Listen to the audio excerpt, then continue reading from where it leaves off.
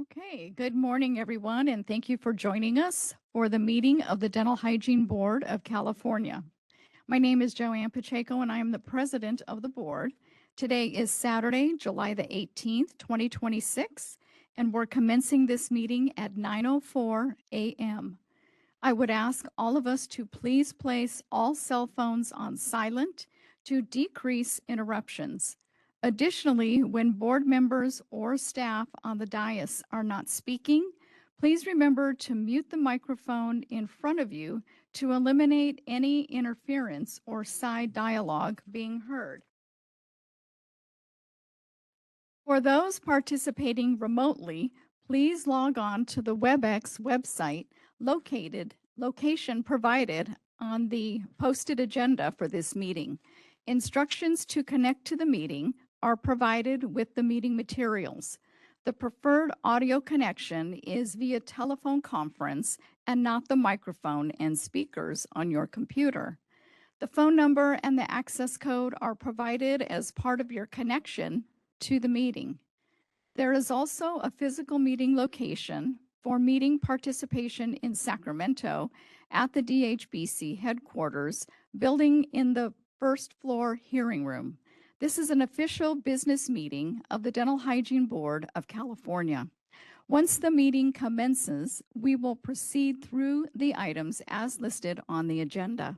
However, the president has discretion to take items out of order if warranted. Also, I'd like to remind all members that the board's focus and resulting discussions and actions should be focused on consumer protection and not the dental hygiene profession issues, since it's part of our mission and mandate. We have worked in scheduled breaks at 10:30 for 15 minutes, 12 to 1 for lunch, which is 1 hour, and at 2, 15 minutes if needed for relief. The board welcomes public comments on any item on the agenda. However, it is the board's intent to ask for public comments prior to the board acting on any agenda item. However, the board asks that the public comments pertain to the current agenda item only as it's being discussed during the meeting. Public comment is not intended to initiate discussion on the topic or topics not related to the agenda item, but an opportunity for the public to express their opinion for the board's consideration. Questions asked during public comment may or may not be answered at the board's discretion, especially if the question pertains to an item not on the agenda where the board may not discuss it.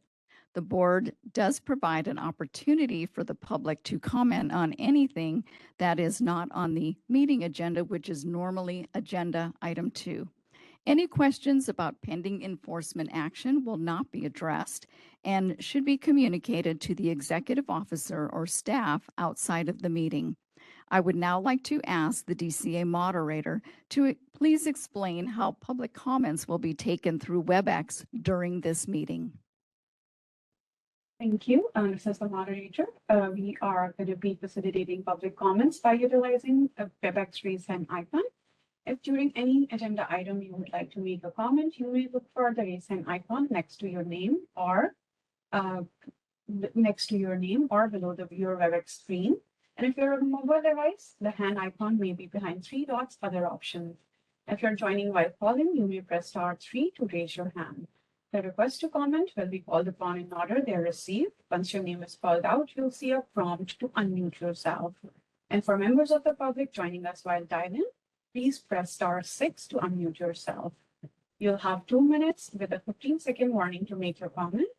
And as soon as the 2 minutes conclude, we will be muting your microphone and moving on to the next public comment we have received.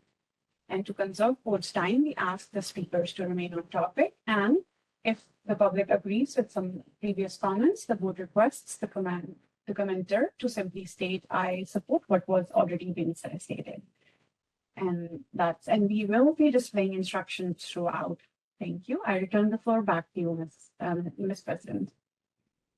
Thank you. Before we begin, I'd like to have Executive Officer Anthony Lum provide direction and logistics for the meeting in the event we need to evacuate the building. Also, Board Member Sherman King has been excused from this meeting. Officer Lum. Good morning, Anthony Lum, Executive Officer. Just the logistics for the building if we need to evacuate.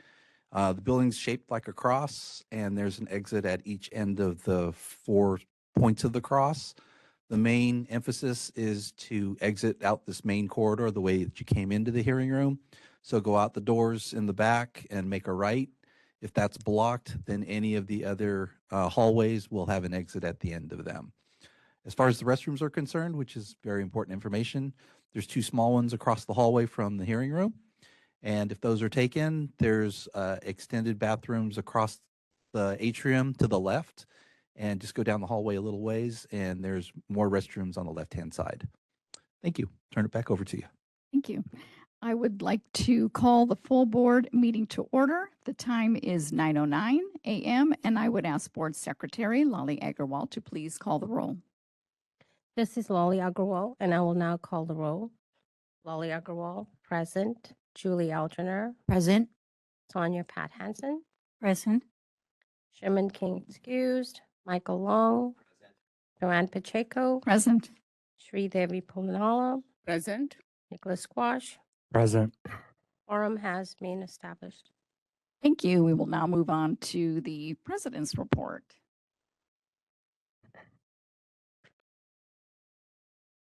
So I have a short report for you today, and here's my latest activities since my last report in March. I continue to participate and co-chair the board's task force to address the creation of a violation rubric for the dental hygiene educational programs who are not compliant to the California Laws and Commission on Dental Accreditation Standards. We met in January and February to progress on the draft rubric. This draft will be presented at the Education Committee meeting for review and approval, where more information and discussion will occur. The board conducted an additional teleconference meeting on May 23, 2026, where board staff updated the members on the status of multiple legislative proposals. Members voted to submit position papers on the following proposed legislation at the meeting. And number 3, Executive Officer Lum and I maintain a frequent and open communication for updates on board issues, so I'm aware of them as they arise or items that need my attention. Also, I'd like to thank board staff for all the onboarding of the new graduates. It's working out so efficiently, so thank you. I know that's a lot of work at this time of the year. And that concludes my report. Are there any questions?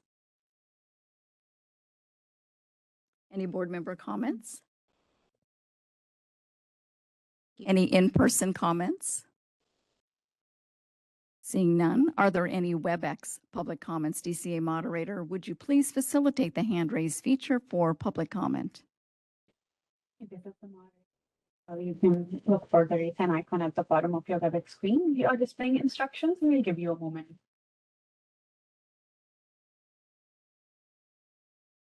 No raised hands. I return the floor back to you, Chair. Thank you. We will now move on to agenda item 9, ADEX presentation on dental hygiene clinical examination. I would like to ask the ADEX Regulatory and Educational Affairs Director, Stephen Prisby, to provide the report.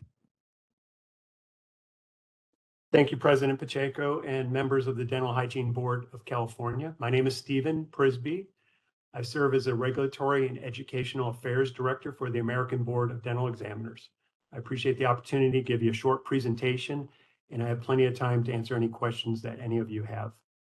Prior to joining ADEX, I worked for the Oregon Board of Dentistry for more than 13 years and served as its Executive Director for over 10 years. I also worked closely with members throughout the country of state boards, as I was a past president of the American Association of Dental Administrators.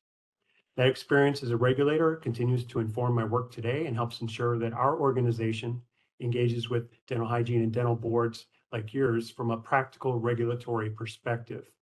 We understand that public protection remains the central mission of every health, dental, and dental hygiene board, and that your work is consequential public service dedicated to public safety, regulatory clarity, and professional accountability. One of our main goals is to serve as a trusted resource and partner in advancing public protection and maintaining confidence in the high-quality exams that we deliver. And if you're ready, I'll shift gears and pull up the presentation for you. Yes, please. Thank you.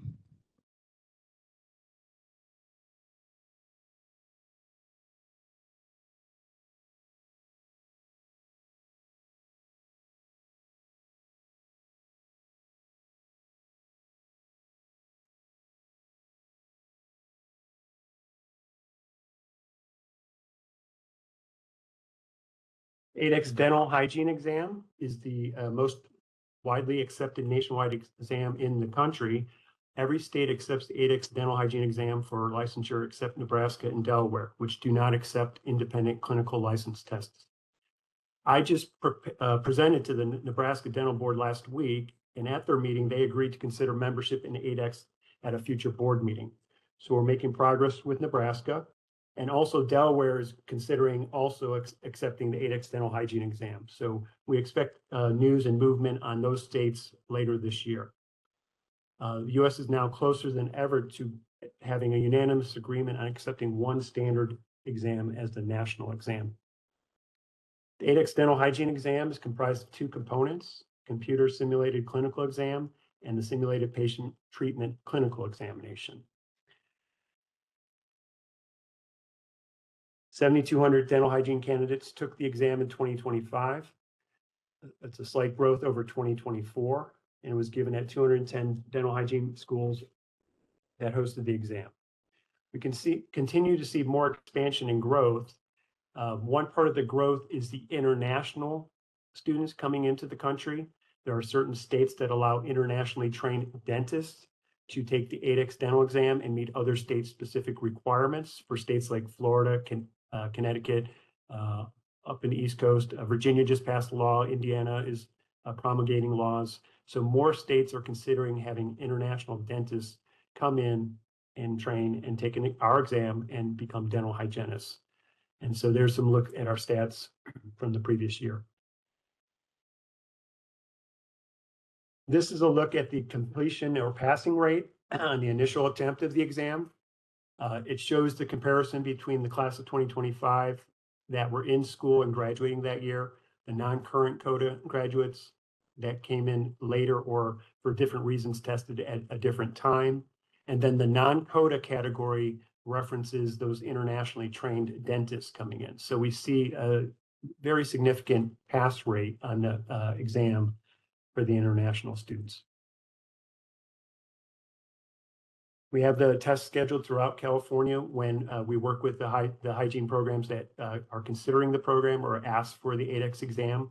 So every location, whether we're doing the exams in California or any point in the country, these locations deliver 8X exams with consistent standards, ensuring that every candidate receives the same testing experience, regardless of their testing site. 8X also has other exams. We have a local anesthesia exam. After restorative nitrous, we administer the Florida jurisprudence exam. And as dental therapy is expanding throughout the country, with 14 states allowing it to some degree, we are also administering a dental therapy licensure exam. I wanted to share some updates about our local anesthesia exam. There's certain states that allow an exam. They also require a didactic computer-based exam.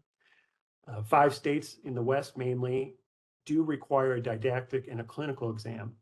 And we've been working with our partners at Accidental to update the clinical local anesthesia exam. So we've created a new product after collaborating with Accidental over the last year that delivers a level of realism and clinical fidelity not previously available. And this is to replace the patient-centered clinical local anesthesia exams. As you can imagine, the different concerns and realities with the students in schools, either procuring patients or practicing on themselves local anesthesia, is not the optimal condition. So the new product that 8X has developed is the Sim at La, the simulated local anesthesia. It reflects it's a proprietary simulation reflecting our continued commitment to patient safety, ethical testing practices, and modern assessment methods. There's many advantages to this, of course: elimination of patient risk in the testing procedures and process, standardization of testing conditions, improved reliability and objectivity, and alignment with contemporary health professions education. The other big news that we're proud to announce is that the ADA and the American Board of Dental Examiners in April announced a new agreement. This incredible agreement is going to allow the ADA's DL-OSCE, their objective structured clinical exam, to be incorporated into the ADEX dental exam. This was after months and months of negotiations and discussions, and ADA and ADEX came around and agreed on this. And there's also discussions in the initial phases about incorporating the ADA's DH OSCE eventually into the ADA's DH, our OSCE or our exam. And so we'll have news on that probably later this year, but it's exciting news. And it further emphasizes the ADA support with ADEX. Last year, the merger between CDCA, REB, and CETA, which was the leading dental administrators of the exams, with ADEX, who was the developer, combined, we're all now one strong organization called the American Board of Dental Examiners. It combines the strengths of both organizations to better serve the professions and regulatory boards across the country. With our strength and our nationwide presence, it allows candidates less travel burdens to find a testing location or site, flexibility for scheduling their exams when they're coming out of school. We provide all the necessary equipment, typodonts, mannequins, computer tablets, paper products, whatever is needed for any exam. We ship it all and set it all up and send our team of examiners to that school or location to conduct the exam. And this supports workforce development and growth so that folks coming out of school can graduate, get licensed as quick as possible, and start practicing in their field. We have a council and examination structure where we allow 2 members from every state participating with ADEX to join the council. I believe the California representatives are Dr. Peralta and President Pacheco for Hygiene. And from all the states, we're starting to stand up the meetings for these committees. So we'll have a dental exam committee and a dental hygiene committee. Currently, 47 states of the 50 are represented on the council on exams. And this is where states have direct input and feedback on the exams that we are conducting. Everything from criteria, scoring, and the components of the exams are discussed by these councils on examinations. ADEX was patterned and developed at the same way that the USMLE was developed. The USMLE is the United States Medical Licensing Exam. It's the one exam that physicians take in the country to become licensed in the United States. ADEX is patterned after that. And this is what most healthcare professions in the country have, whether you're a nurse, a psychiatrist, a veterinarian, a podiatrist, optometrist. Those folks all go through one testing process and one testing agency. ADEX seeks to be that one unified exam. Some highlights and strategic initiatives. We have our Dental Testing and Regulatory Summit coming up in October, and we hope we have participants from the California Dental Hygiene Board there, including Anthony Lum, I hope. And so this will be outside of Washington, D.C., and we include our ADEX annual meeting. The American Association of Dental Boards has their annual meeting, and also the American Association of Dental Administrators, as well as our educator conference, all jam-packed into those 3 or 4 days in Washington, D.C. ADEX was proud to announce that earlier in the year, we offered the first CODA accredited exam out in the Eastern Hemisphere with Saudi Arabia, and that went very well. I know we're in discussions with other schools in the Eastern Hemisphere that offer CODA accredited dental programs. Currently, I believe there's one in Turkey and in Saudi Arabia. Others are striving to be CODA accredited. We're also monitoring the license compacts that are still ongoing with the CSG license compact and the AADB compact, and we're interested in the discussions with those. And then earlier I mentioned the ADA DL-OSCE. We're very excited to partner with the American Dental Association to incorporate their DL-OSCE. Now that DL-OSCE is maintained by the Joint Commission on National Dental Exams, and the JCNDE still retains control of the OSCE, the components. It is licensed to ADEX to use. So that is a really interesting integration of their exam, but with the ADA's JCND still in charge of the OSCE components and everything that goes into the OSCE. ADEX is also finishing up an occupational job task analysis for the ADEX dental hygiene exam. This is conducted about every 4 to 5 years. We did a survey, and the survey results have come back, and now we're taking a look at the survey and using our psychometricians and other of our staff to review the data, to conduct the task analysis. I believe some initial reports about that will be shared at our October meeting coming up at the Testing and Regulatory Summit. And then most of the information I've talked about can be readily found on our ADEX website. It's adextesting.org, adextesting.org. You can look into details on all the exams we offer, locations, candidate manuals, and educator information as well. And that concludes my formal presentation. I'm going to try to shift gears here. Thank you, Mr. Prisby. Are there any board member comments?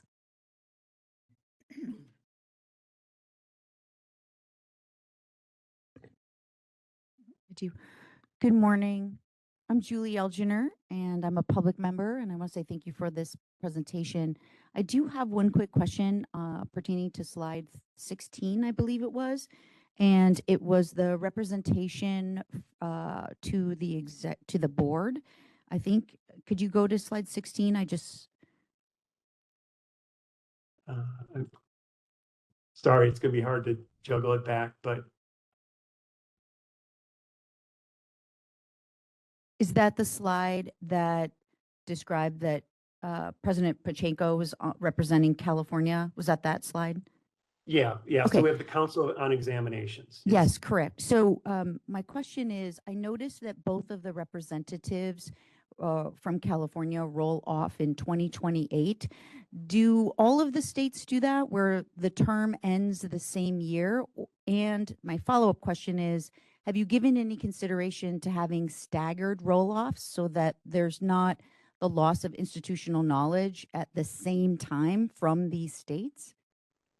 Those are great questions. They are staggered. They vary depending on the state, depending on when the state had a person on the board. So because this is the first year of the Council on Exams, ADEX is taking old steering committees and old formats we had and different representation from the states. They're definitely staggered. And for representation from any state, your board, your specific board determines that. So whether you have someone stay on, it's up to the state boards to tell ADEX who's your representative. And then the term, I believe the terms are staggered. Some of the terms are 2 years or 3 years. Again, because some folks were kind of grandmothered in previously with the other structures that were stood up, it's a new structure, but they're definitely staggered. And everyone's not coming off the Council on Exams at the same year. Okay, thank you so much.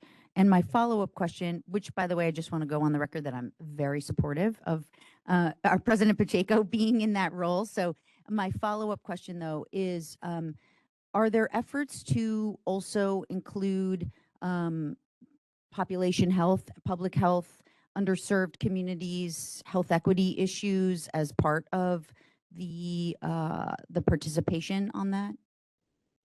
Not specifically on the council. What we're going to have at the meeting, at the ADEX meeting, are caucuses. So we'll be dividing the country into 6 regional caucuses.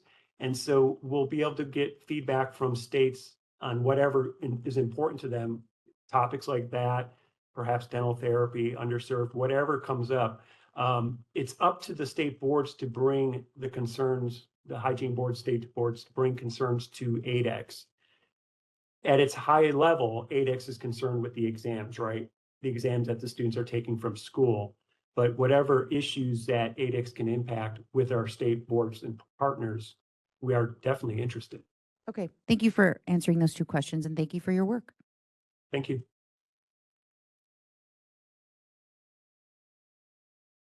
Good morning, Mr. Prisby. This is Anthony Lum, Executive Officer. Thank you so much for your presentation. Really appreciate it. Just have a question for logistical purposes on our end. Do the ADEX meetings have any opportunity for us to participate from distance, or is it all in person? Yes, so for the Council on Exams, they'll be doing virtual meetings, of course, throughout the year. And there's some subcommittees for dental exam. Those would be on webinars or virtual meetings. The annual meeting, it's important, and that's the one time we want everyone in person because there's a lot of actual business to occur. And we feel there's very important with the networking and the participation in person. So yes, during the year, there'll be the virtual meetings. And also if someone's serving as an examiner or doing other parts with ADEX, most of that is virtual.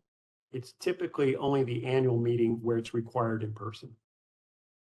Okay, thank you. Obtaining out-of-state travel is a process, so that's why I wanted to see if that's the direction that we want to go. So thank you for that Understood. information. You got it, Anthony. Thank you. This is President Pacheco. Mr. Prisby, I had a question on our meeting material. It's page 776. It's on the SIM LA. So is that something that is ready to go and is being currently used? Thank you, President Pacheco. The SIM LA was, I was actually part of the mock exam that we worked on with students here in Boise, Idaho, at the Boise Carrington College. And so the product was developed over a year ago and then tested with our subject matter experts, our board and staff internally. And then Boise Carrington College let us do a mock exam with them in April this year. And out of that, we've further refined the product and looked at the results from the students and the feedback and the instructors who did a mock grading of their results. And so now, yes, it's being unveiled. It's ready to go. We have the first one scheduled back in Boise in January. And then for the other 5 states in the West that are doing our clinical local anesthesia exam, we're working with those educators in those schools now to schedule it.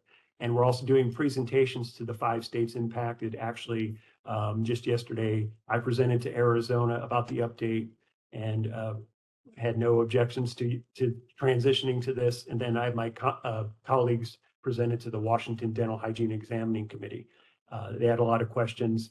And I think if anyone ever wants, we can also allow board members to actually participate in either see the product, test out the product, or we'll find a way to coordinate with you. So it is ready to go. We're working with Accidental and we're already, like I said, scheduled to do it in Boise and Carrington College in January.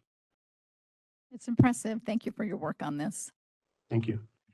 Yeah, it's new to me, not as a practitioner, but I just get kind of laugh when I heard the term stab labs used. I'm like, that's not a good term to hear stab labs. And I'm sure everyone in that room knows what I'm talking about. It's really good to get away from practicing on fellow students.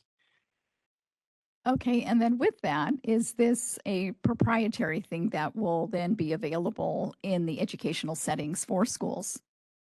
Certain parts will be available. Certain parts are proprietary. I'm sorry, I can't speak to all the specifics about it. But like most of the ADEX tests and exams, we do have certain ways you can practice on certain things, but they aren't the exact part that's going to be in the exam.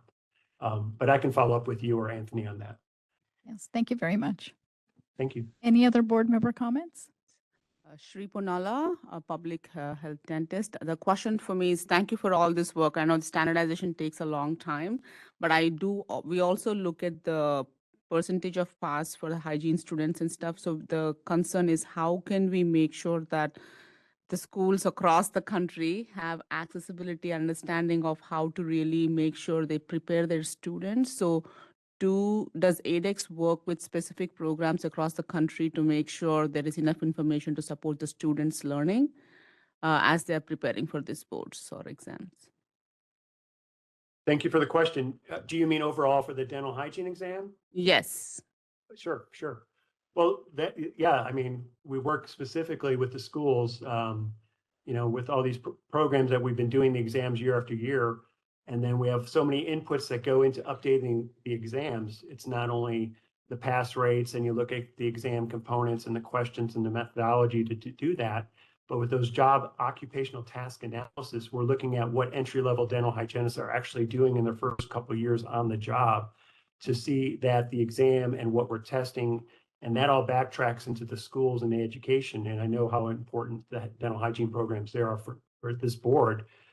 So it's a synergistic, comprehensive approach. We're not just doing an exam on our own. It's taking inputs in from the schools, from the students, from the occupational job task analysis, And, because the dental schools on that side, we administer the 8X dental exam at every single dental school in the country. So, everyone has a vested interest in what's going on, and also to make sure it's examining and testing what is actually should be, right? Additional board members. I have one more quick question, Mr. Prisby. This is again Julie Elginer. May I ask for clarification on the slide that has the class of 2025 CODA non-current and non-CODA passing percentages, initial attempt? If I understood you correctly, the 95.8% are the graduates, the current graduates or graduates from the class of 2025 that initially passed. The non-current CODA, those are students or former students who participated in a CODA accredited program but not in the class of 2025 that passed. And then the non-CODA are individuals who did not receive their training through a CODA accredited institution that attempted this exam, and that included individuals trained outside of the United States. Is that correct? You got it exactly. Yes. Yeah. I'm a faculty, so I like to look at data. So I just wanted to make sure Yeah. I understood that correctly. Yes, exactly. That low pass rate is definitely the international dentists coming into the country, taking the dental hygiene exam, and their pass rate is much lower than the CODA trained Okay. students. Perfect. Thank you so much for that clarification. Sona Hansen. Hi, Mr. Prisby. I just wanted to first of all say that so greatly appreciated to see this coming forward. Huge movement through hygiene. My question is, and I'm not clear of this, does this injection mannequin, is it computerized that reacts to the injections when given? How does it kind of sort of works to know the accuracy on it? It's a typodon, or a Yeah, simulated type of part of the body. Mhm. Sorry, I'm stumbling with my terms. I'm not a Me hygienist. too, sorry.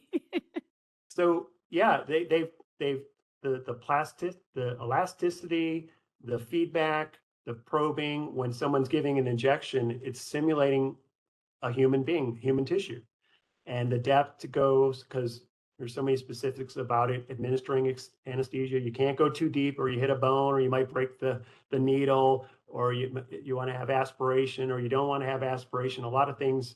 I've learned a lot lately, but it mimics the human cavity. And when giving an IA or a PSA injection, that's what we're testing, and it's mirroring the patient clinical exam, but doing it now on the simulated body part.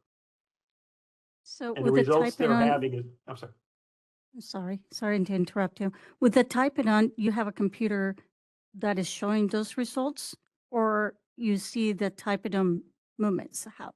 I'm just The- curious. We have the examiners in the room looking over the student and looking at everything they're doing. How they're inserting the needle, what angle they're using, the discharge of the agent into the simulated mouth. Is it aspirating? Is the needle bowing? Is it breaking? All those parameters that are looked at with a live patient are the same parameters they're using with the typodon. So there's no computer. It's just the examiner. There's two examiners literally staring over the student's shoulder and in the room with them. Okay, great. Thank you so much. That's what I needed to know. Thank you. Thank you You're for your welcome. time as well. Thank you. This is the Education, Legislation, and Regulatory Specialist for the board.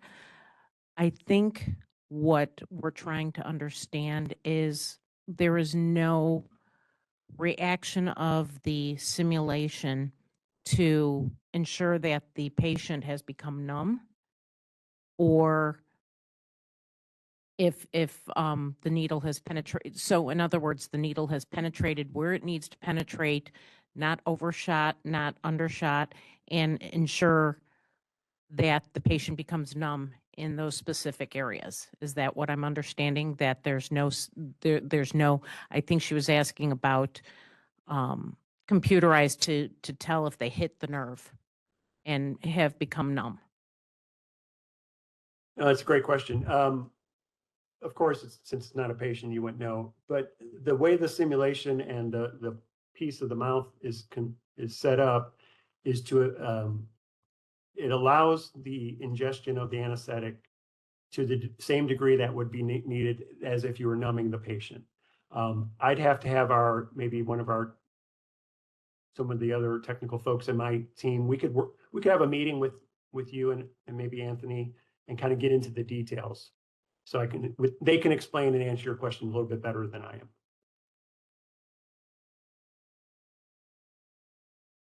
Thank you. Thank you. Any other board member comments?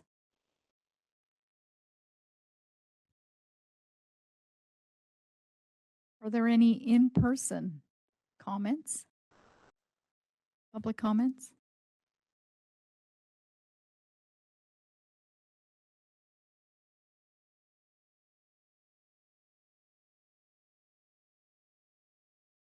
Are there any WebEx public comments? DCA moderator, would you please facilitate the hand raise feature for public comment?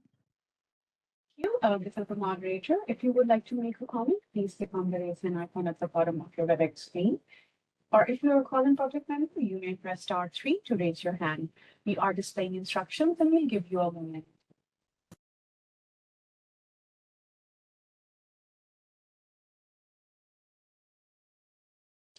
To have a comment, you're going to be seeing an unmute request on your screen. Please click on that to make your comment. And you'll have 2 minutes with a 15-second warning. Thank you.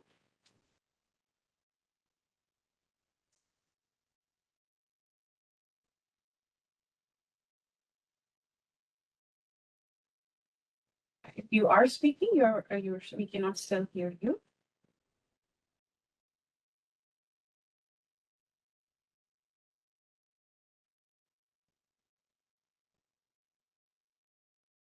If you are speaking, maybe you're muted in the system.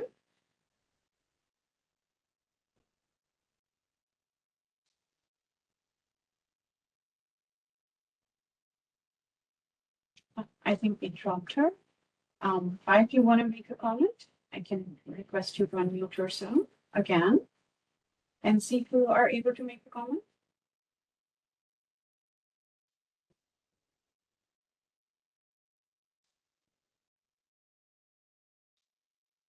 I'm sorry, we cannot hear you on WebEx. If you are speaking, you're still not audible.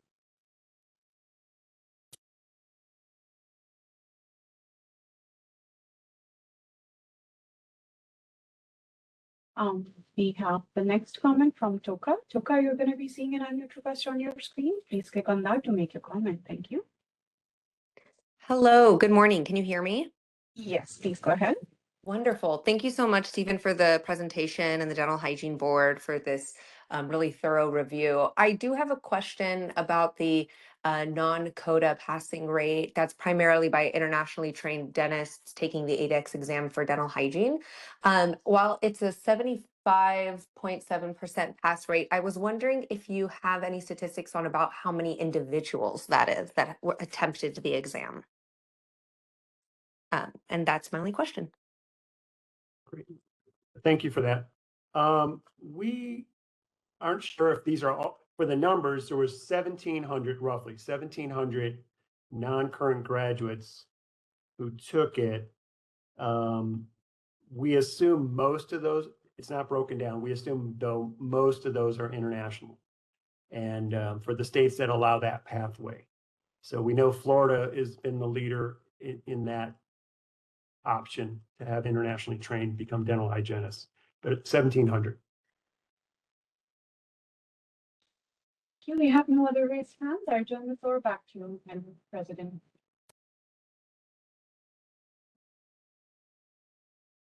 Okay, thank you. Thank you, Mr. Prisby, for your presentation, and we will look forward to seeing you again. Thank you. Great, thank you very much. This is Anthony Lum, Executive Officer. Just wanted to comment for the board that, of course, in a perfect world, we had that presentation yesterday during the examination committee, but unfortunately, we didn't have online means for Stephen to participate in our meeting.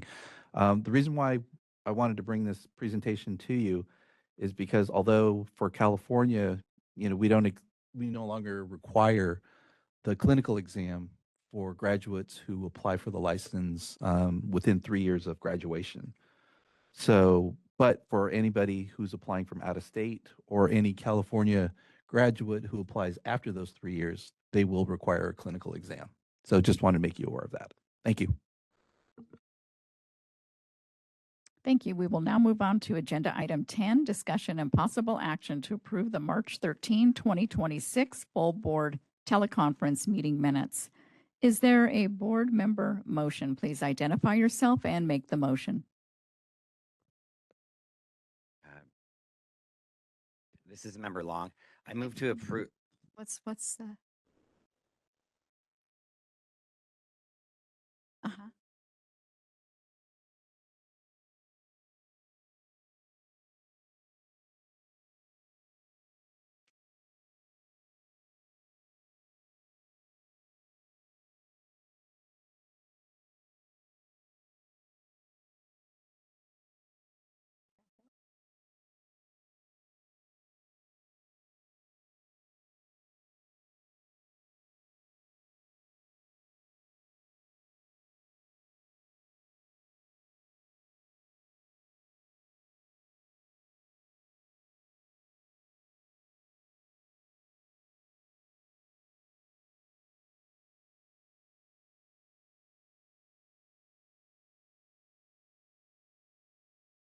I'm not sure if Mr. Prisby is still available, but we can back up and ask the DCA moderator.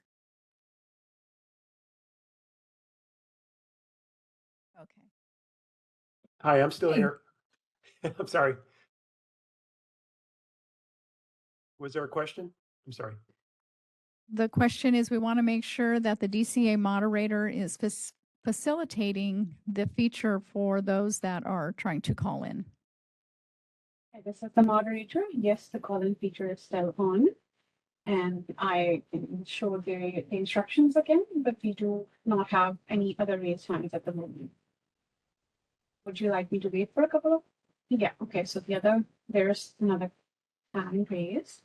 I'm gonna send you an unmute request. Please click on that to make your comment. Thank you.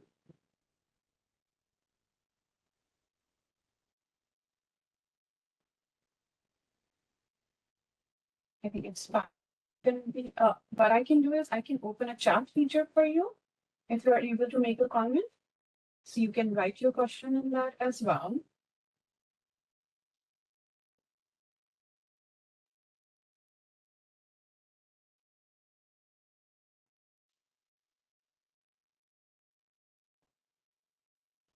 I have opened the chat feature for you, Fire. If you are able to make a comment now, or you can write it in the chat and we'll take the comment. I think the user is trying to is having some issues with the WebEx. I have sent him the request again, and I see the mic is muted. I think it's something to do with their system. They're trying to make a comment, and the system they're joining in might be muted.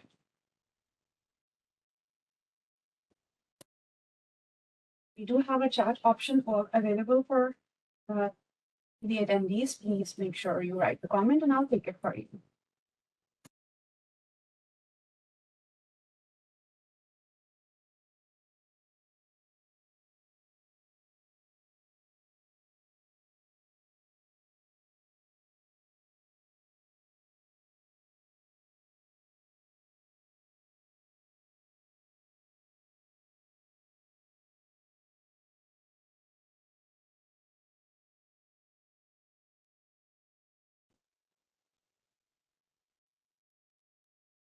I can see your message. Please write it in the chat and I'll take the question on your behalf.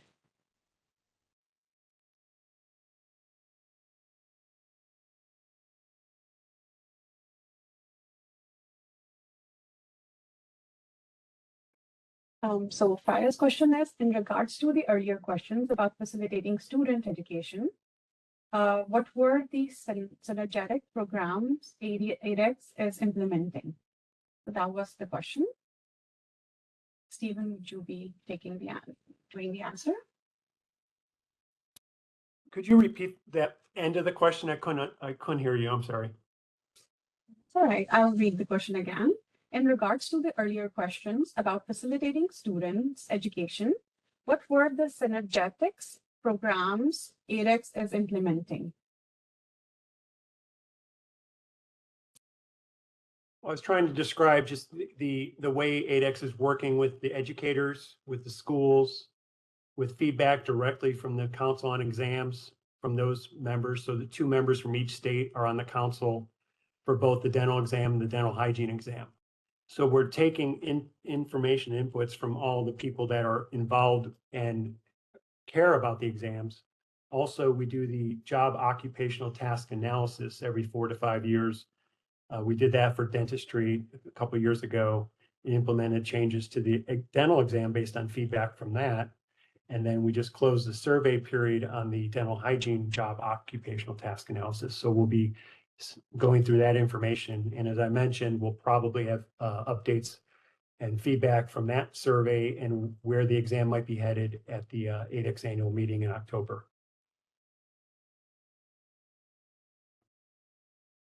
That's the question. I see no other follow-up questions. All right, and there is another question I think I received from Taya. That's the comment. Was ADHA consulted on the examination alignments?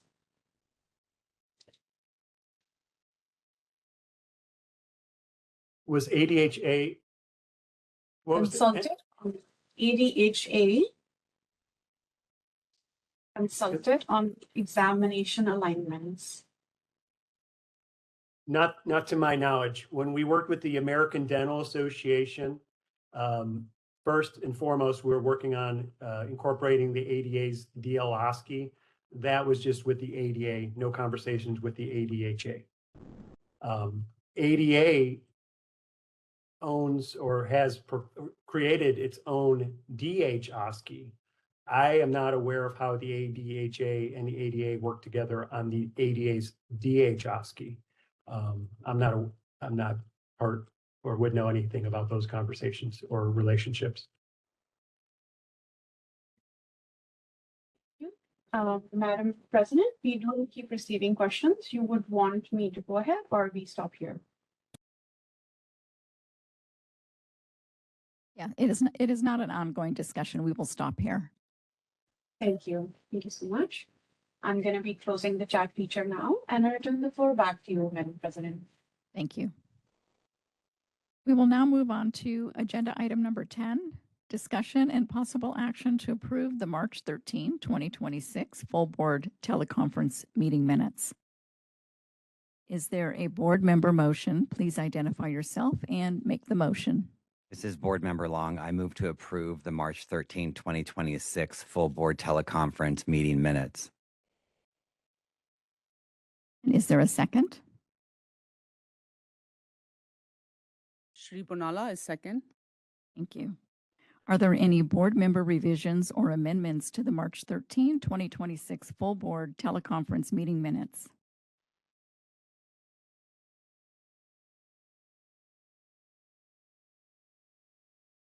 Seeing none, are there any in-person public comments?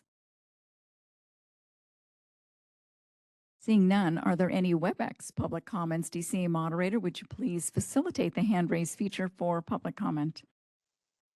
Lucy, this is the moderator. If you would like to make a comment on this agenda item, you may look for the raise hand icon at the bottom of your WebEx screen. If you're a call-in public member, you may press *3 to raise your hand. We are displaying instructions and we'll give you a moment.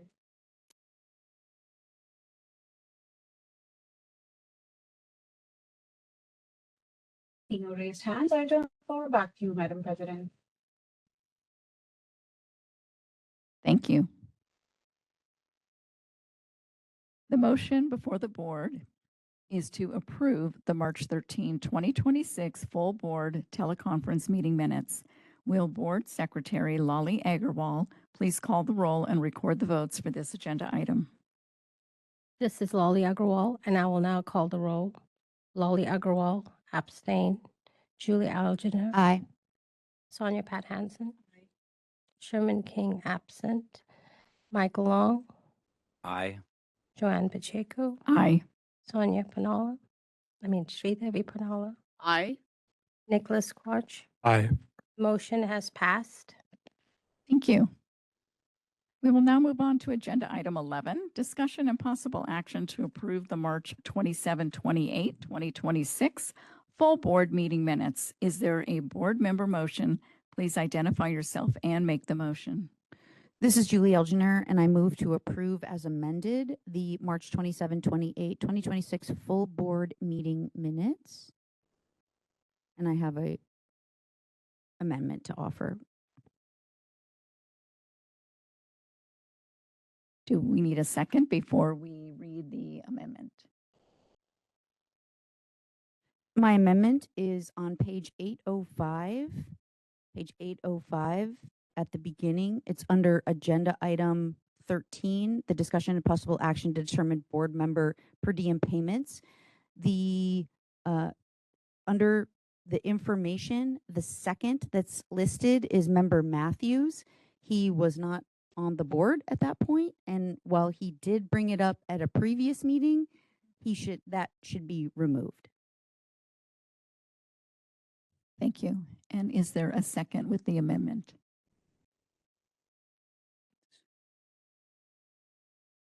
This is Michael Long, I second. Thank you. Are there any board member discussion? Are there any in-person public comments? Are there any WebEx public comments? DCA moderator, would you please facilitate the hand raise feature for public comment? This is the moderator. If you want to make a comment, please click on the raise hand icon at the bottom of your WebEx screen or next to your name. We are displaying instructions and we'll give you a moment.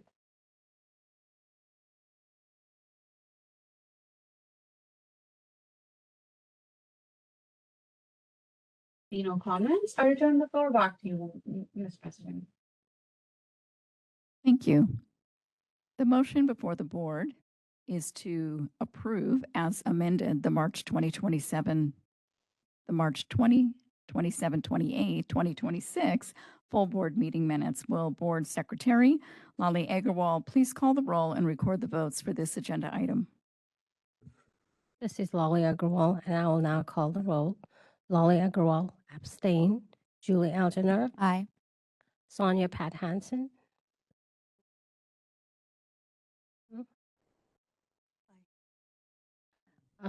Sherman King, absent. Michael Long. Joanne Pacheco. Aye. Sridevi Pinala.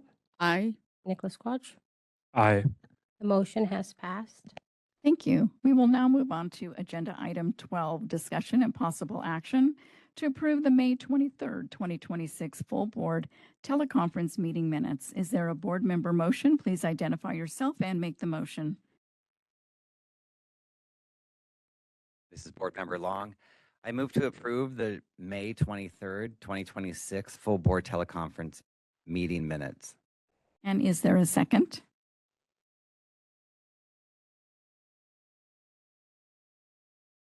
Pacheco, second. Are there any board member revisions or amendments to the May 23rd, 2026 full board teleconference meeting minutes?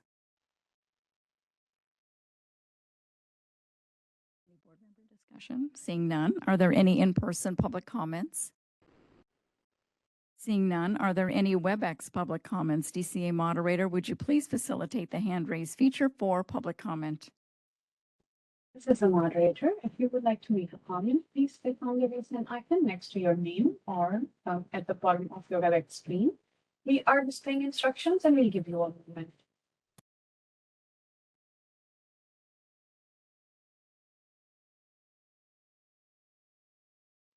No raised hands or comments. I return the floor back to you, Madam President.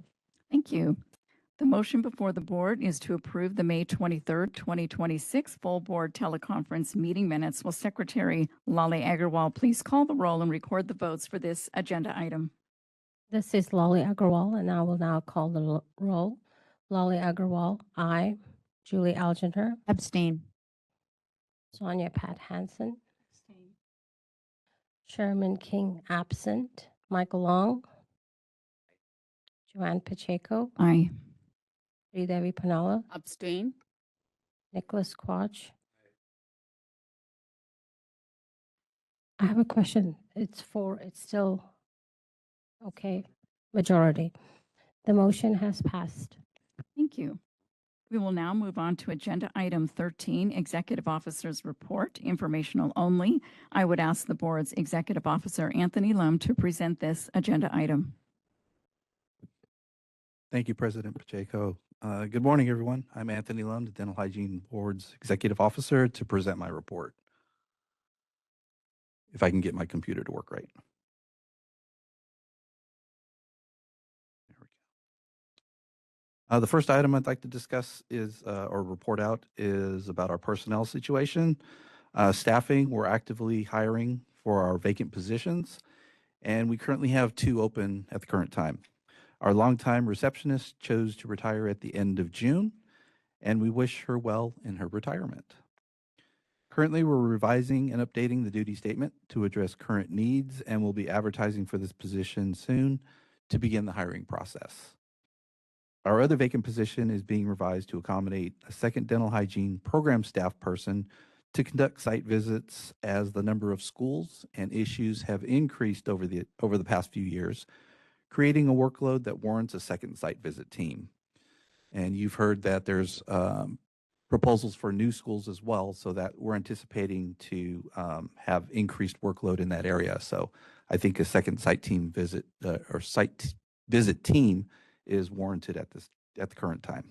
It'll take a little bit to get that established. So by that time that the hiring is done and SMEs are brought on board, it'll be just a little bit of time for that.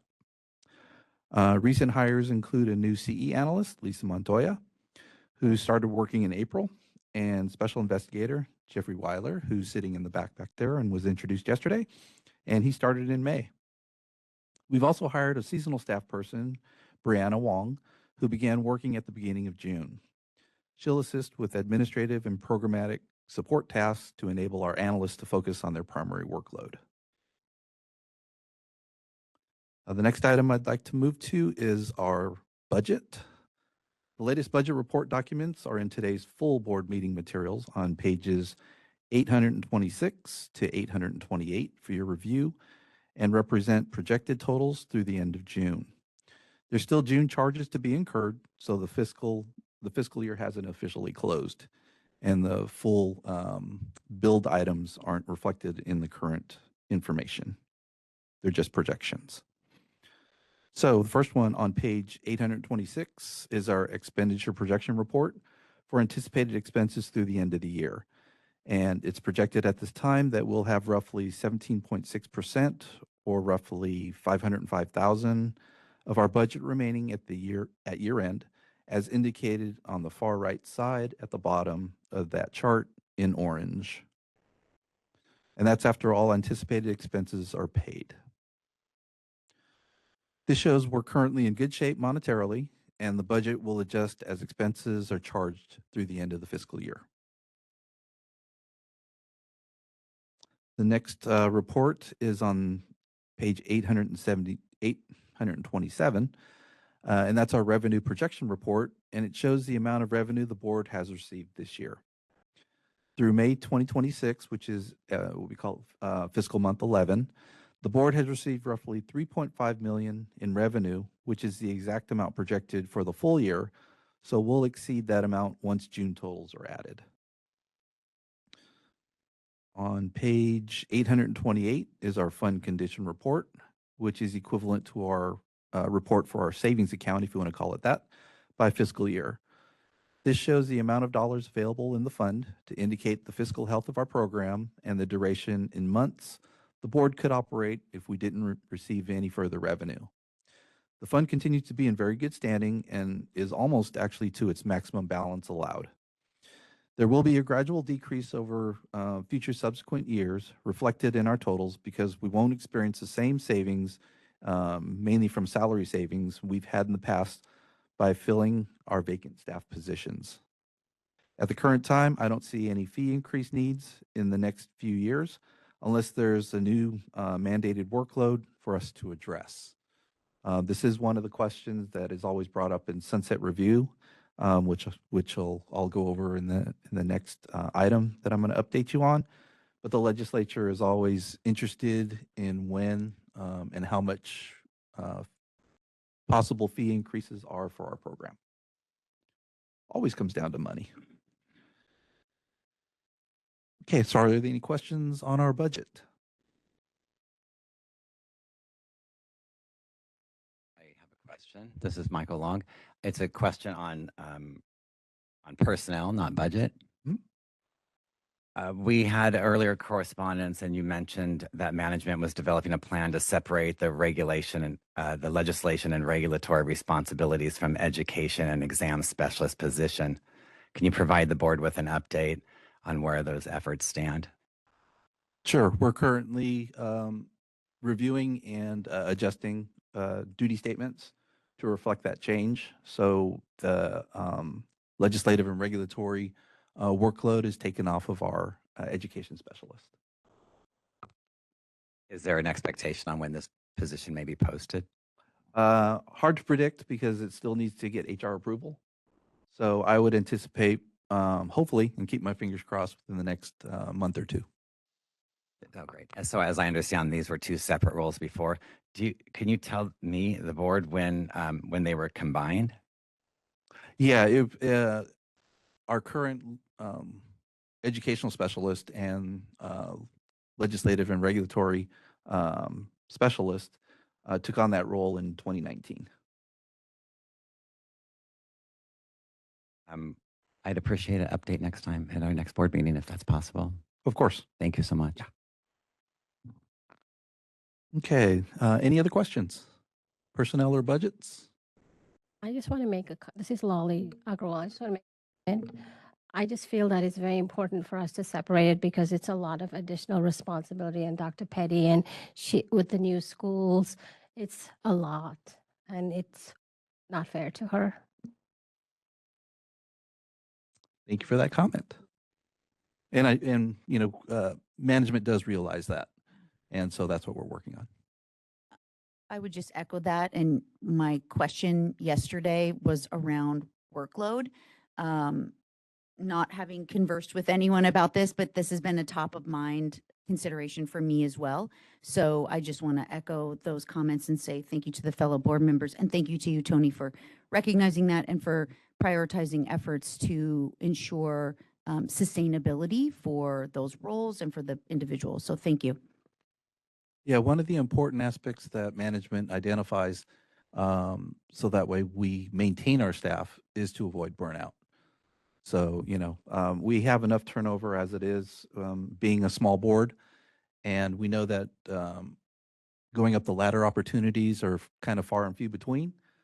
So we try to maintain our staff as much as possible, and we definitely focus in on those things to identify too much of a workload. And so we're working to resolve those issues. President Pacheco, I just had a comment. Would it make sense to get the regulations specialist going before considering hiring another educational site visit specialist? We're actually working on those concurrently. But that would be my point. Would it make sense to separate that off of Adina, Dr. Petty, and then work on the second site visit person if needed? Sure. One at a time instead of, certainly duty statements concurrently, but to make sure that the workload is balanced appropriately. Thank you for that comment. I will make note of that. I have a comment, is it I know legislature is something broad, and I think we're all juggling in our places with workload and how we can really optimize resources. Is there a way that at least the legislature could be taken and supported by other board legislature folks if they're not overwhelmed, or is there a way to get that support system across the DCA to support the dental hygiene board? You mean to have, Have a support from other legislative resources who are actually overseeing? Can they support us temporarily until we hire our own? unfortunately, I could check into that, but I don't believe we've never seen support coming from different programs or the department. We are categorized as an autonomous board, Mm. and we have our own resources. So that's something that we would address in-house. Yeah.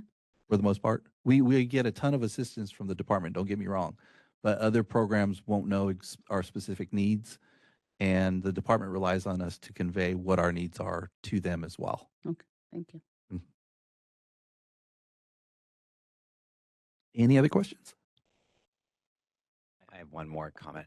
In our previous conversations, you were able to share the job responsibilities of both of those positions with me. I'm wondering if we could make that available to the other board members as well, maybe in meeting materials in a future meeting, so they could also see and help differentiate between these two positions. Yeah, that's something that I can actually do outside of board meetings. I can email those specifics to Thank all you. the board members. Thank you. Sure.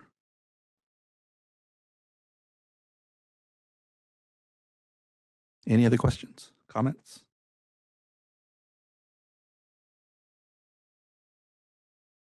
Okay, moving on to my next item, our lovely sunset review. I just want to remind the board that it's our turn for sunset review preparation this year, and staff will be working on a draft report for the board's approval.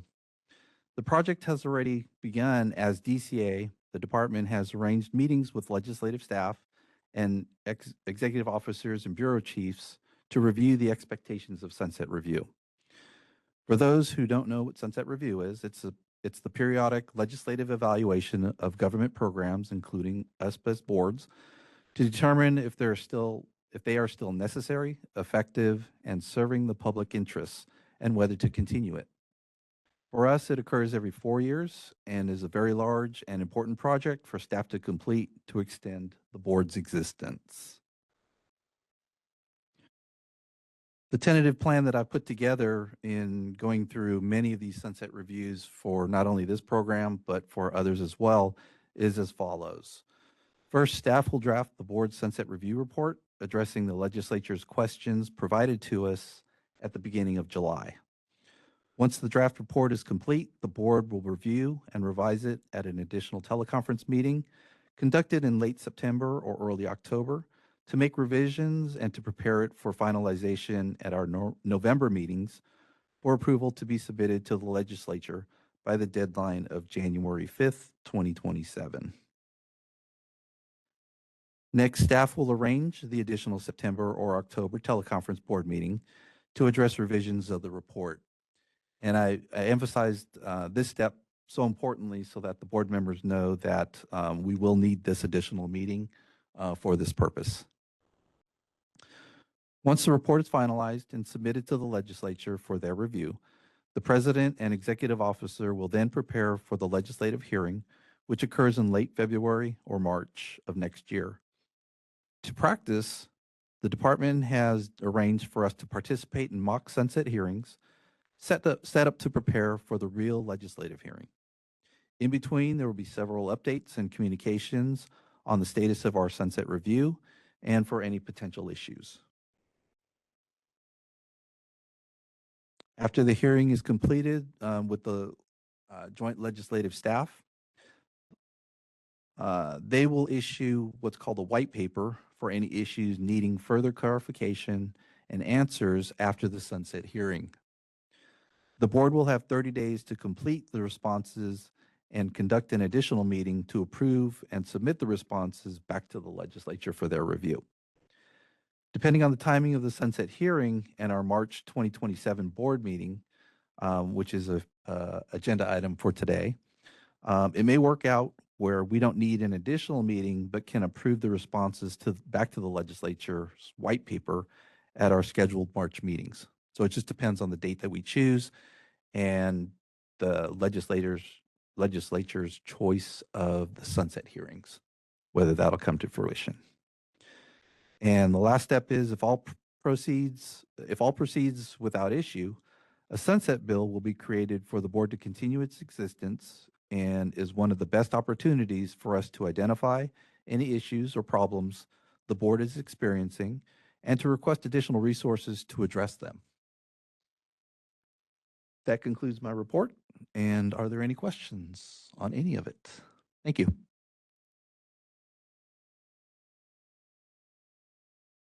This is Julie Elginer, public member. I just had a quick comment. First of all, thank you so much for the thorough update, Tony. And I wanted to just piggyback on what you were mentioning about timing and workload. For every member of the board, regardless of whether you hold an executive officer role or not, I want to make sure that it's clear that for adjusting workload expectation purposes, everyone needs to be providing comment and feedback on that sunset review document, participating in teleconference, thoroughly reviewing the materials.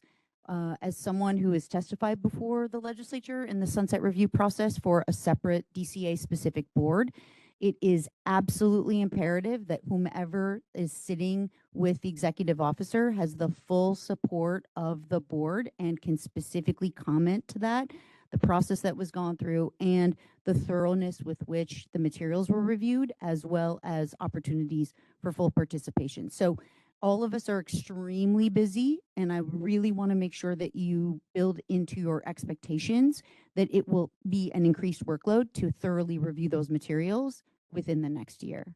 Thank you. This is Anthony Lum, Executive Officer again. I forgot to mention that for those interested in seeing who is up for Sunset Review, I did include a chart in the meeting materials on page 829. This is Board Member Long.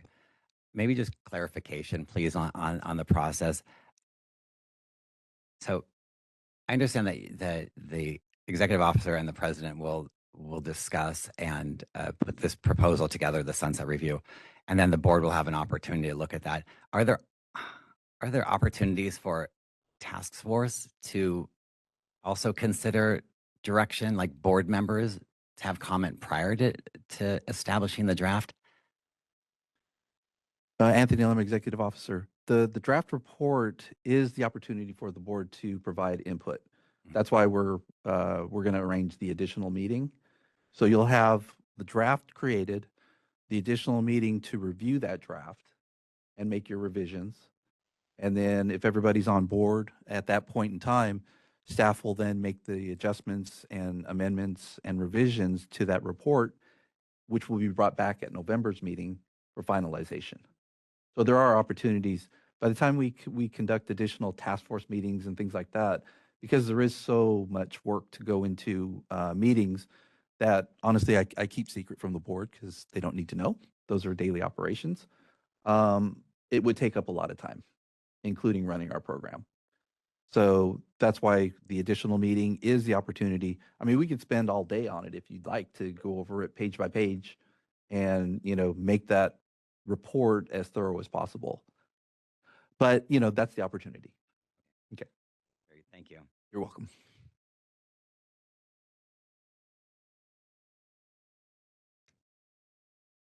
Any other comments, questions on sunset or anything? That concludes my report. Thank you. One more comment? Nope. Okay. All right. Thank you, Mr. Lum, for that in-depth report. We look forward to putting the dates on our calendar for sure. Are there any in-person public comments? Seeing none, are there any WebEx public comments? DCA moderator, would you please facilitate the hand raise feature for public comment? Absolutely. There's one comment. Janet, you're going to be seeing an unmute request on your screen. Please click on that to make your comment. Thank you. Janet, Good morning.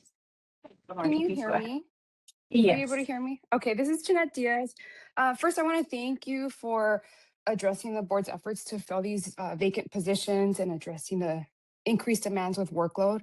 I think it's really important that our board has sufficient staff to make sure that our board can, move forward and fulfill its responsibilities. So I think I just want to say thank you. And I have one question. I don't know if you'll be able to answer, but I'm curious to know where the revenue from disciplinary actions or like citation fines are included in the board's financial review projection report. I'm wondering if this is a specific line item or if it's incorporated perhaps in um, I'm looking at like the delinquent fees. I'm just curious where our revenue is from those fines. Thank you. As Anthony Lum, Executive Officer, just to answer that question really quick. Those are under unscheduled reimbursements. It's the bottom tier on bottom chart, page 827. Thank you. This is the moderator. We do not see any other raised hands or comments. I turn the floor back to you, Madam President. Thank you. And now would be the appropriate time for all of us to take a 10-minute break. Looking at the time, it is 10:20. We will reconvene at 10:30. Thank you.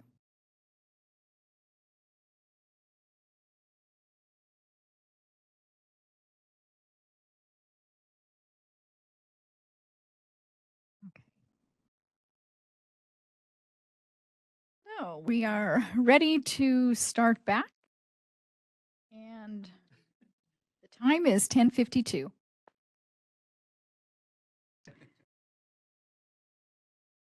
We will now move on to agenda item 14, discussion and possible action to determine the 2027 meeting dates. I would like to ask Executive Officer Anthony Lum to present this agenda item. Thank you, President Pacheco. It's Anthony Lum, Executive Officer.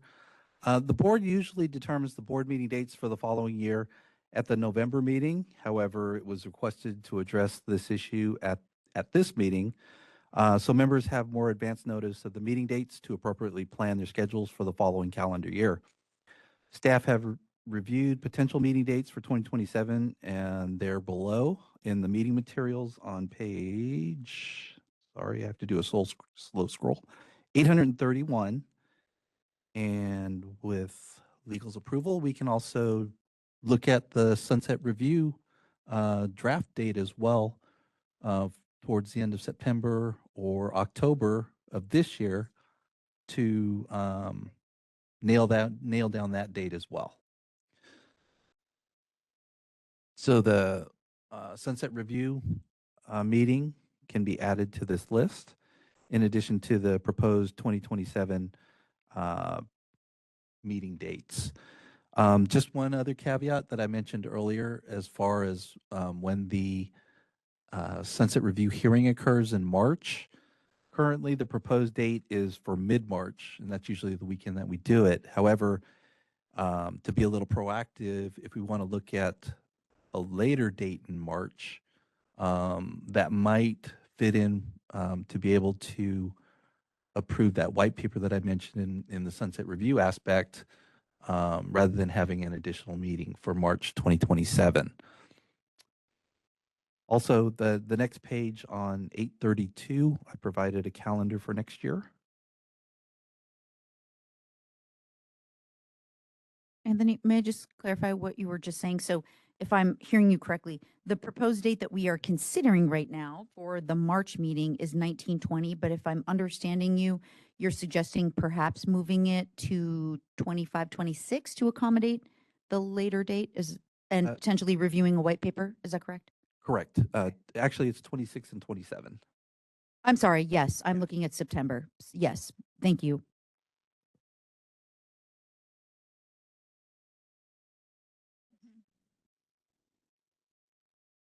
Sorry, my calendar doesn't show holidays. The 26th. Yep. Mm-hmm. Mm-hmm.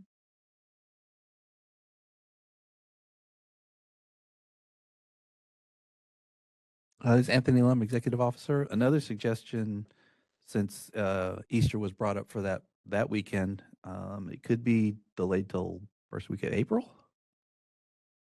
That could be a possibility. April 2nd and 3rd. Isn't that Easter weekend? No, the weekend prior. The week prior. Okay. Thank you.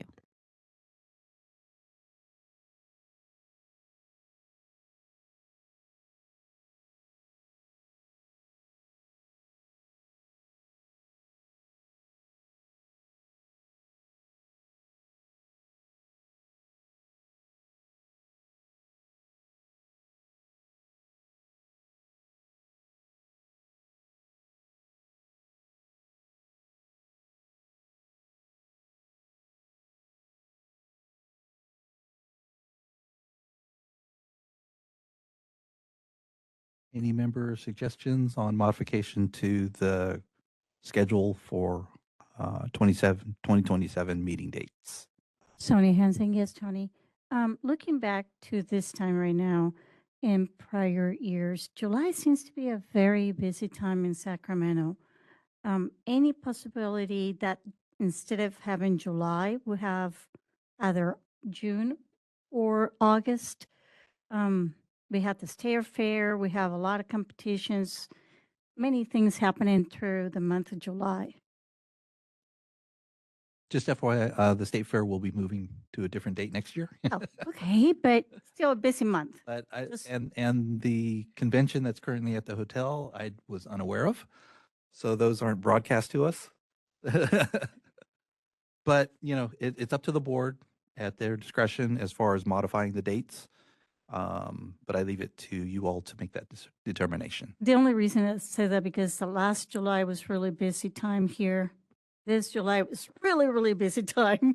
So just recommendations. I'm not saying that is what I want. Just stating that there is different things going on in the month of July.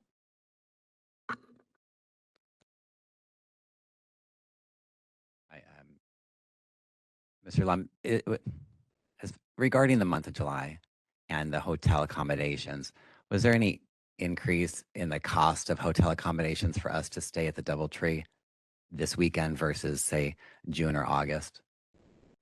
None of that I noticed. Through the state system, the cost was relatively the same at the DoubleTree. The normal hotel that we do use that you stay at actually doubled in price, or probably for the July season. So that is actually the reason why I moved everybody to the DoubleTree. I'm okay with July, the month of July for the meeting. Pacheco, same here. I would like to ask regarding the November meeting, if we would consider moving it up a week to get it off the weekend before Thanksgiving. I would propose the 13th and 14th. 12 and 13. Correct.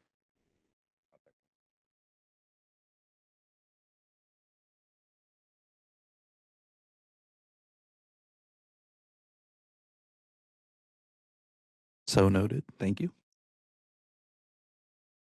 Did we have more discussion regarding April 2nd and 3rd dates versus the month of March?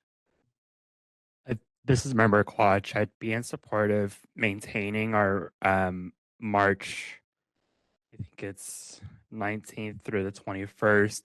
I'd recommend a teleconference for the Sunset Review. The only reason I say that is I realize that currently we have a vacancy for the public member, and we don't know when that may be appointed, and so they may not know their schedules. I also realize that we don't always have 100% attendance for our in-person meetings, and obviously this is a very, very important meeting that I think all members should be at, and a teleconference would allow us to all be there and make sure that we're present for that. Just so I'm clear, you're requesting for the March 19th and 20th to be teleconference meeting?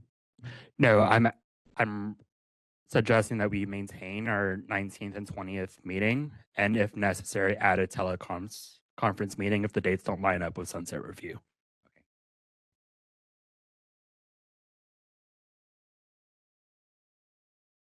Yeah, this is Julie Elginer, and based on my academic calendar, I would be in support of that also. I do recognize that it's going to be difficult to predict what is going to be coming out of sunset review and the length of the white paper that will be issued, our responses. So I would also support the potential for a teleconference in early April if necessary. Again, it's so hard. We're doing our best and trying to be proactive, but we have 30 days from the date of the white paper being issued. So we're not even sure how long after sunset review, after the hearing, that the white paper would be issued. This is Anthony Lum, Executive Officer. Just as a scenario, I could honestly see if the sunset hearing occurs in March, give it a week or two for the white paper to be issued after that. The teleconference, in realistic terms, may not occur until April, sometime in mid to late April. So just to give you a timeline on that.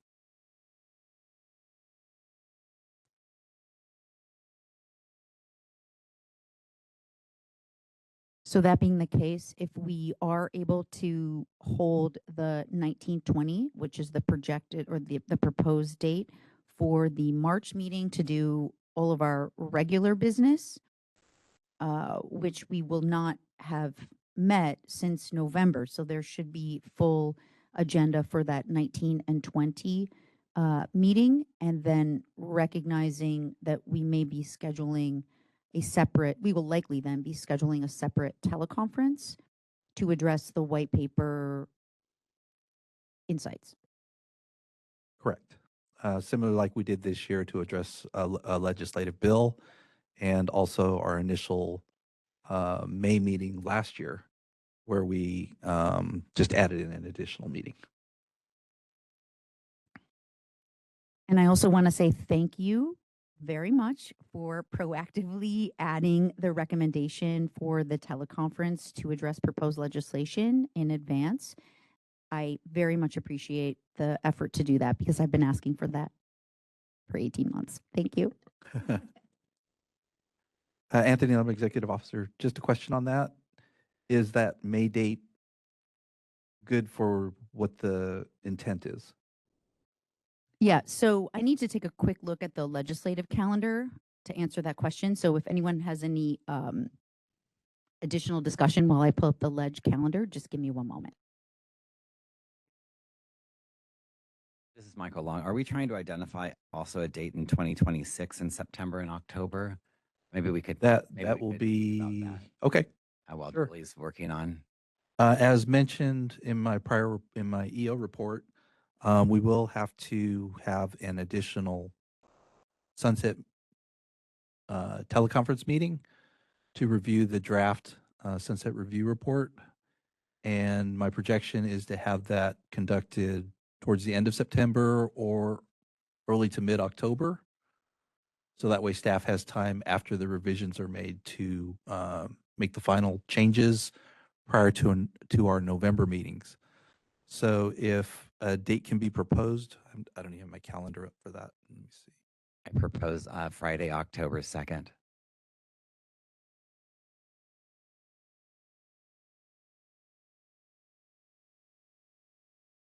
Does Friday, October 2nd work?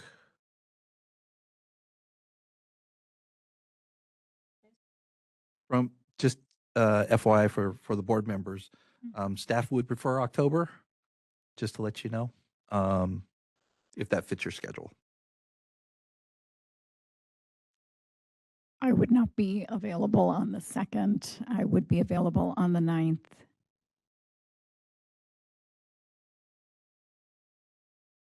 I would not be available either. Second. Second. The Would you? 16th too late in the month? Let's see. That is the ADEX. Dr. Petty, I don't. I can make the 9th work. October 9th is fine with me. The 9th would be wonderful from staff's opinion.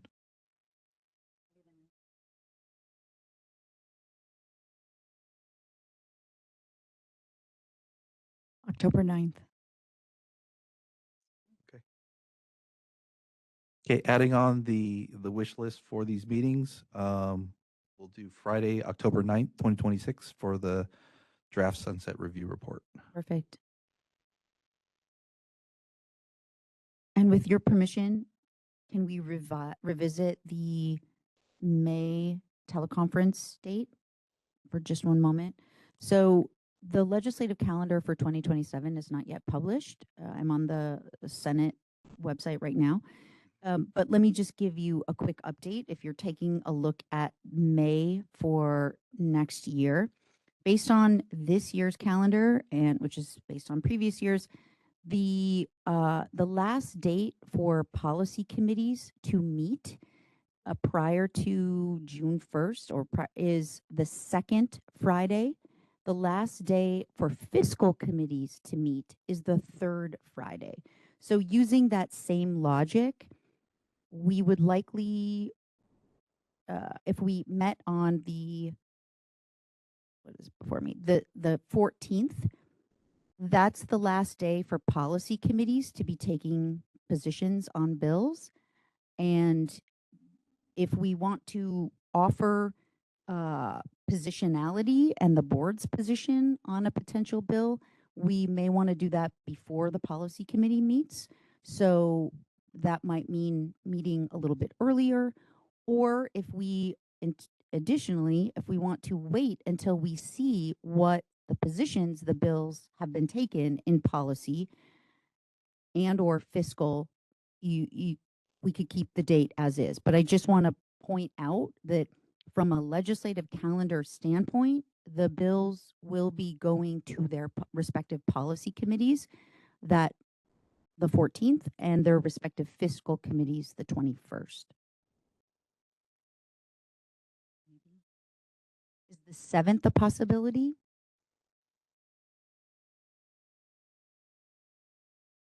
For a teleconference specifically? Yeah, that will work for me. Will or won't? It will. Okay, there seems to be consensus that May 7th would. Yes. Okay, thank you, everyone. Can I make a motion? Please. All right, thank you. I'd like to move for the board to accept Friday, October 9, 2026, March 19th and 20th, 2027, May 7th, 2027, July 16 and 17, 2027, and November 12th and 13th for meeting dates.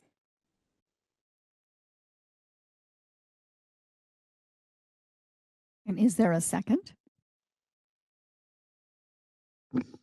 I second Shri Punala. And are there any board member discussion?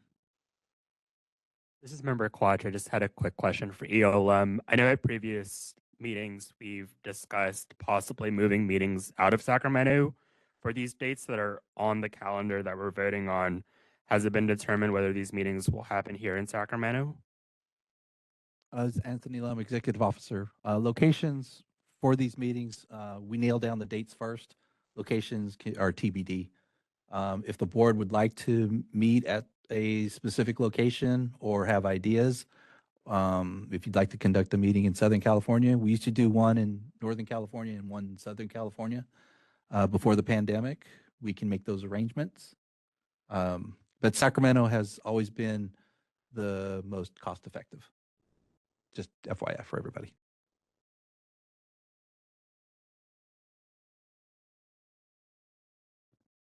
Any other board member discussion? Was there a discussion about the white paper in April? Did you want to establish a date? As Anthony Lum, Executive Officer, that would be difficult to do because we don't know the specific dates of when we're going to be issued that. So, it's advance notice for this board that probably the month of April, try to keep that flexible for a potential teleconference meeting. Can I just have a follow-up question to Member Quach's question about moving the meeting? Is it possible for the board staff to inform us at our next meeting the cost differential between a Sacramento meeting and an LA meeting? I can give you old numbers. New numbers would probably be increased. Yeah. But a Southern California meeting we had at a hotel, San Diego, was roughly 15,000. Mhm. LA was 12,000. San Francisco was close to 10,000. Now there was some additional, let's just say, perks that were given through the hotel at that time. If we booked so many accommodation rooms, they were willing to give us the meeting room at low cost.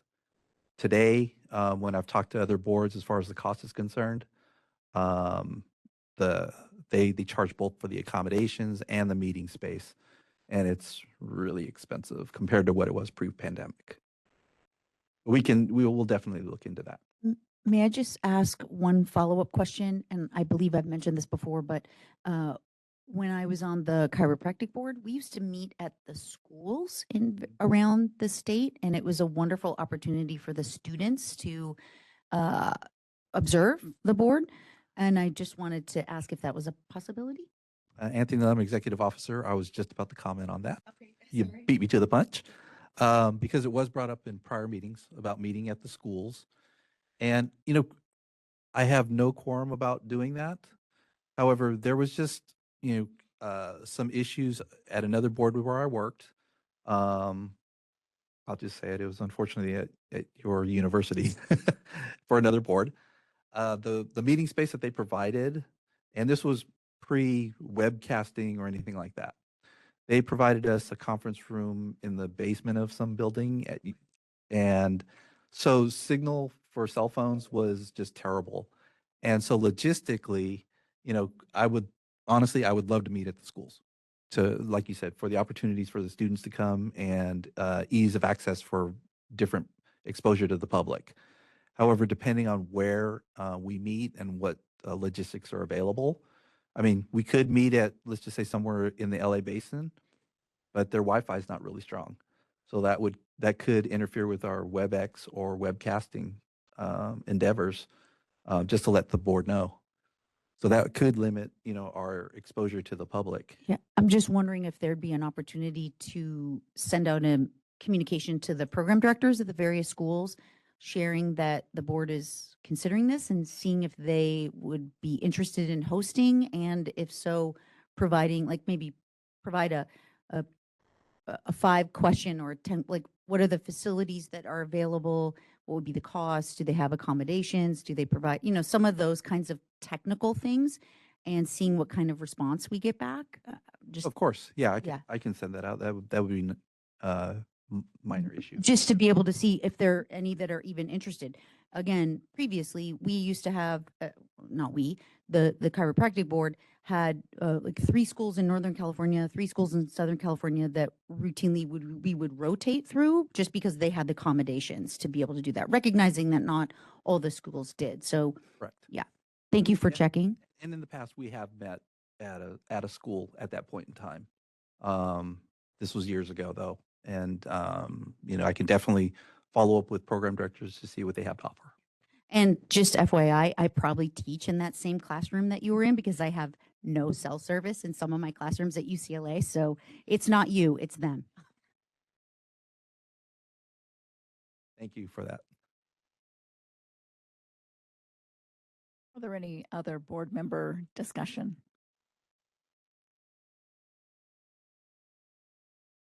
So just for staff's clarification, as far as what we're going to be voting upon for the Sunset Review Report, we have Friday, October 9th, 2026.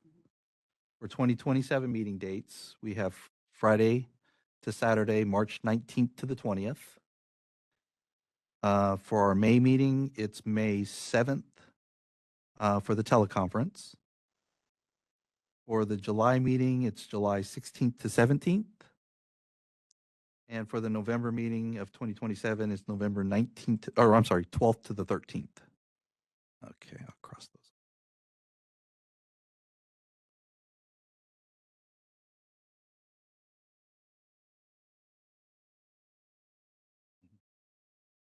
Thank you for the clarification, allowing me.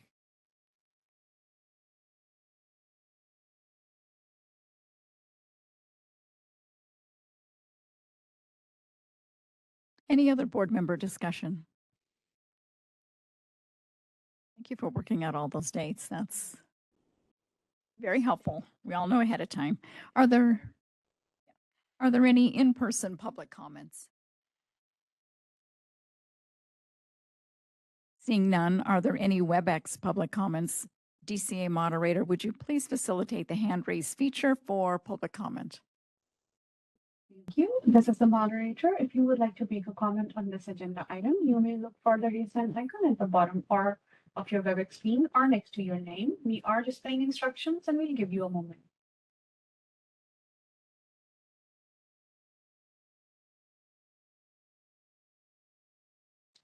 Seeing no raised hands or comments, I return the floor back to Madam President. Thank you. The motion before the board is to accept the following dates. Let's start with October 9th, March 1920, May 7th, July 16-17, November 12 and 13. Will Board Secretary Lali Agarwal please call the roll and record the votes for this agenda item? This is Lali Agarwal, and I will now call the roll. Lali Agarwal, aye. Julie Algener, Aye. Sonia Hanson, Aye. Sherman King, absent. Michael Long, Joanne Pacheco, Aye. Sridevi Panala, Aye. Nicholas Quach. Aye. The motion has passed. Thank you.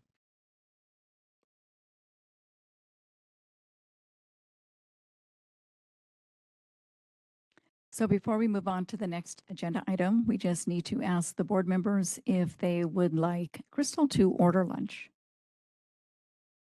Probably the most important agenda item of today, right?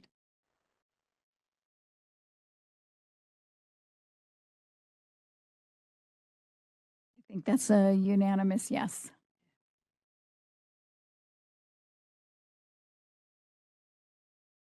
And we will take a 5-minute break.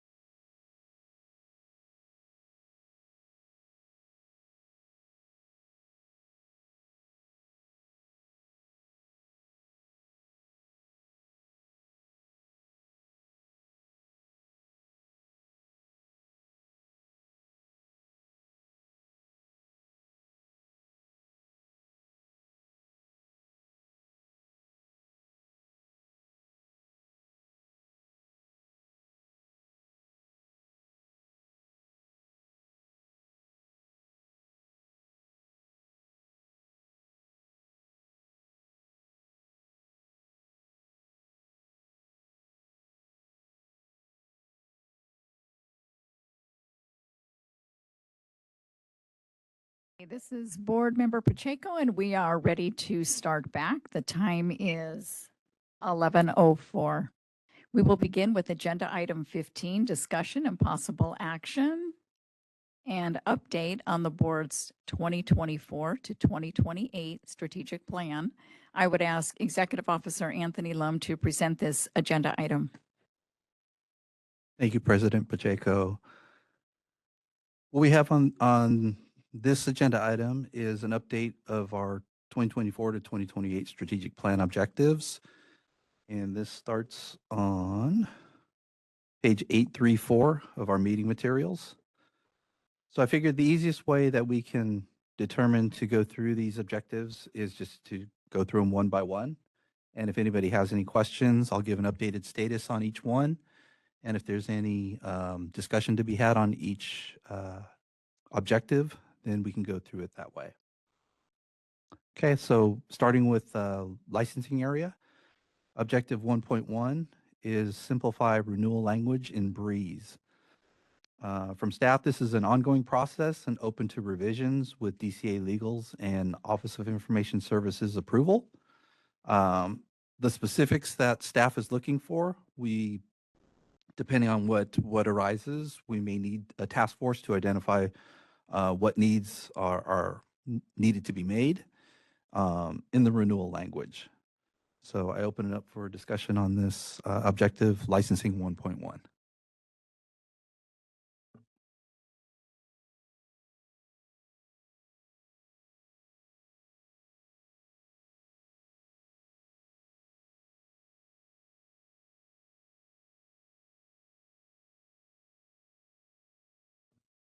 Just one more comment on the report itself. Anything that's highlighted are the outstanding issues.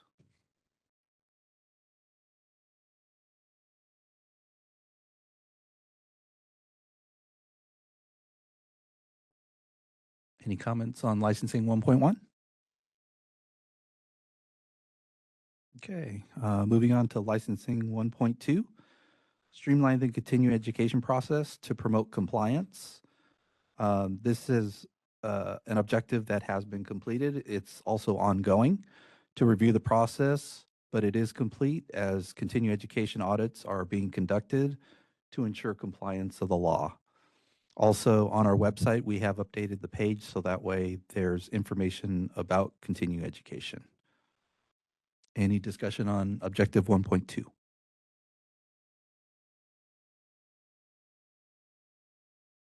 Okay, moving on.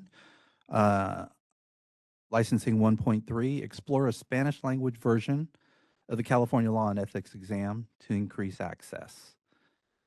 So staff did research this area of possibly creating a Spanish version of the Law and Ethics examination in conjunction with the Department of Consumer Affairs Office of Professional Examination Services. And the information that we've obtained is that doing so is very costly and prohibitive and labor intensive on an ongoing basis to create a Spanish version of the exam. Alternatives that we have accepted is and suggested by OPS is to a Spanish exam are to allow translators into the examination or provide an English to Spanish translation book for the student to use during the examination. One thing to remember is that students are actually required to be proficient in English to enroll in the dental hygiene educational programs. So they should already be familiar with the English language. And a second issue is that general translation books may not accurately define medical or dental hygiene terms. Medical terminology is a whole language in itself, and other languages may not translate appropriately to what the questions are asked on the examination. Any questions or discussion on 1.3? Yes, Sonny Hansen. Tony, thank you for bringing that up because that was one of my questions.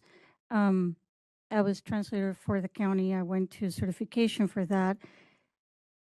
And I was wondering, now hospitals and other government agencies use telephone translators to aid people like patient care. Would that be an option? Because even though it's time consuming. Well, the specifics are that I believe they're prohibited from bringing in a cell phone into the exam. This actually was based not a person's personal cell phone or phone, but it was a phone that it was to the site to help them translate. So they will dial a number and there will be a person on the other side in different languages to translate either medical or questions they had due to their care. It was just a suggestion. It's not something that I'm I mean, saying. it's something, it is something we can ask PSI, but it's Mhm. ultimately up to them. They're the exam administrators. We don't have those specific parameters as far as what's allowed into the examination. And we also have to keep in mind that exam integrity is very important.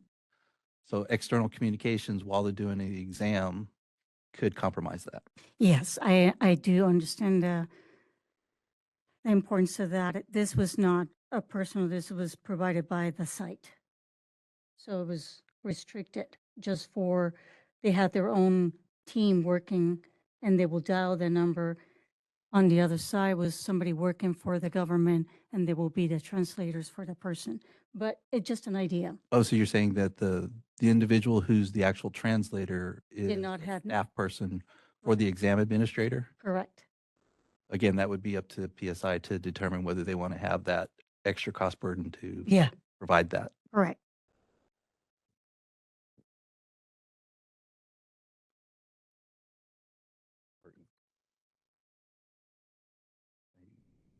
This is Board Member Long. Can you provide detail regarding what cost prohibitive means? Are we talking about an estimated one-time development cost, ongoing maintenance cost, or making sure that both versions measure the same knowledge and skills, or all of the above? Your last one, all the above. Thank you. Just a comment too, I'm just going to go through these by section. So licensing's first, and then I'll ask for comments, public comment.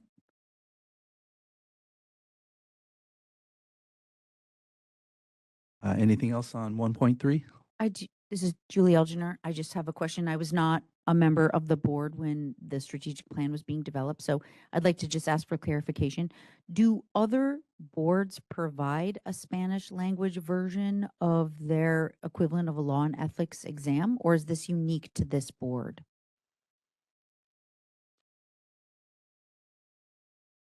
Do I they just- have them? Do they have them? I'm sorry, I'm referring to staff right now, but come up and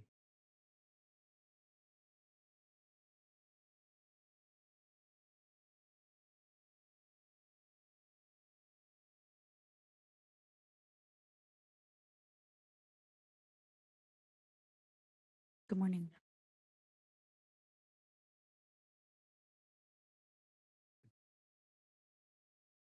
a law and ethics exams for other boards. For other boards. Mhm. So if we do not provide this, are we out of step with other healing arts boards if we opt not to pursue a Spanish language version? I don't think so, because it's a cost factor, and it's up to the board if they want to actually administer the exams in different languages. Because I know that they do have it in PSI in Spanish, but I don't know how many boards actually are administering it. Okay, and thank you for this information. In anticipation of going for sunset review, I want to just make sure that we are, if we are pressed on this issue, that we're able to answer, that we are consistent, inconsistent, that the issue is cost prohibitive, whatever it might be. And I'm just concerned if we are an outlier compared to other healing arts boards, that we have sufficient justification for why we would not be offering that. So thank you so much for that clarification. Again, I was not part of the board when this was created, so I wasn't part of that discussion. I just wanted to ask. Thank you. And Tracy, this is Pacheco. Just a follow-up question to that. Is it limited to Spanish or is it other languages as well? I'm not quite sure, but Spanish has been the main subject. Some programs have it. You know what? I take that back. I think there's another board that has in other languages, but Spanish is the main one for ours. Yes. Thank you. This is Anthony Lim, Executive Officer. The programs that we are aware of that have Spanish examinations also have bigger budgets too, just FYI. This is Member Quach. Like Member Elginer, this strategic plan obviously predates me. I'm a little bit confused and hoping EOLUM can elaborate on why board members from 23 or 24 thought it was a priority to add this to the strategic plan if folks who are already going to be taking the law and ethics examination already have to be proficient in English. The thought process at that time, Anthony Lam, Executive Officer, the thought process at that time was to try and reach out to as many individuals in our educational programs as possible, and I guess you can call it, make it a little more convenient or understanding to this particular examination for their language. But again, the main focus here is within our laws that, you know, they need to be proficient in English to enroll into the dental hygiene educational programs. So with that caveat in existing law, you know, trying to accommodate a separate language, I understand the intent of that, but in reality, for the most part, most percentage of dental hygienists are going to be using English with their patients. You know, of course, there are going to be those percentages that don't, but that's part of the curriculum as far as what they're supposed to be competent in. This is Michael Long. Can I follow up with that? I've had a couple hygienists come to me that have failed the law and ethics exam, either for the RDHAP or for the RDH exam. And that's after going through school myself. I passed it at 75%, which is just passing. And that was after I took my 2-year program. The burden of oral health disease on the Spanish population in the state is huge. And to allow better access to the providers that could be treating that population, I thought this was an important agenda item for our goals with our strategic plan.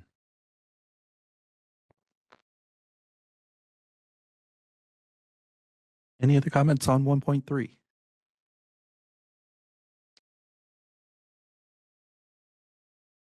Thanks, Tracy. Okay, moving on to licensing 1.4, improve information provided to schools to better prepare students for the California Law and Ethics examination. Love this one. Completed in communications with program directors directly. Multiple schools have reported they provide a law and ethics presentation or course to their graduating students. The board has frequently offered licensing presentations to schools for their graduating students, and many have accepted our offer to review licensure requirements. I believe this year we're up to somewhere around 17 outreach presentations, and more schools are contacting us for that, for their graduating students. I usually send out an annual email to all the program directors to inform them that this option is available. And to be honest, you know, as the program directors know, they provide a course for their graduating students, and you know, it's up to the students to prepare for it. But I think I've given the story in the past where I was at a CDHA event and a ton of students were there, and some of them had a discussion where they didn't take the law and ethics exam seriously. One actually asked, "Do I actually need to study for this?" when I was at the table. And I said, if you want your license, you better study for it. That was my clean and simple answer. But it's up to the students. And, you know, as you'll see in the statistics that we have for the examination, you know, whether they're listening or not, the deviation from prior years, it hasn't changed that much. So I'm hoping the students will get the message, not only from us, but from their program directors, to let them know, you know, you need to study for this examination if you want that license. Any comments on 1.4? I have a comment. Thank you. This is Michael Long. You had stated 17 outreaches this year or in the past year to programs, and when I did the math to see how many cohorts we graduate between the RDHAP and the RDH programs, there seems to be roughly 40 cohorts per year. And so 17 visits or 17 presentations. Is it possible to, I don't think law and ethics changes that much, and we could potentially update a video or a presentation. How come we don't have something online that everybody could access at their leisure with this information? Yeah, that could be something that we can work on. But to be honest with you, the need for the requests for outreach has basically tripled over the last 3 years. Before we would get maybe 4 a year, and most of those were the RDHAP programs. And so we're just thankful for the interaction that we can have with the students currently. So the problem with the recording, we can do the basics and have all that information in some type of recording. However, a lot of the students like to inquire with staff and interact with our staff, and they answer a lot of questions that way.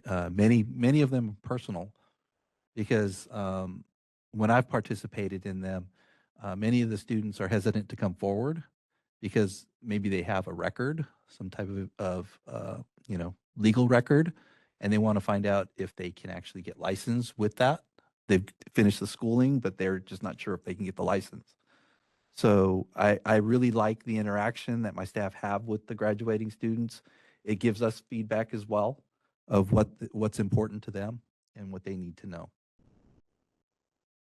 I have a comment. I think with the generation of the students that we will be working with, most of them are tech driven, and I think it's good to have a recording, though we do like in-person sessions, because it gives them at least like a flavor of what we are discussing, and then they always can compound on the learning.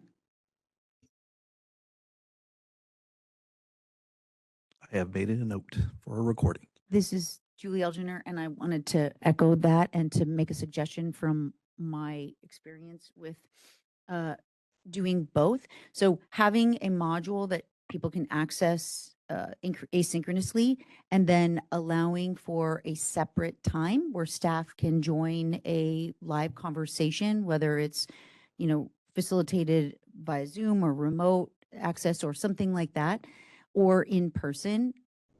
I completely concur that allowing for asynchronous access, but also offering, Tony, to your point, and I think it's extremely important that they do have access to our staff to be able to answer those questions. So I really want to also echo Dr. Pinala's point that if we could do both, that would be great. It does ultimately reduce staff time a bit because they don't have to keep giving the same presentation, but they're still available for that in-person questioning. And just to let the board know, that is in my long-term plans. The effort to obtain, I'm just going to call him an outreach person, to do a lot of this, not only to the graduating students, but to participate in association events, job fairs, and things like that. Yeah, we want to get somebody who's able to do all of that, and communications via social media as well.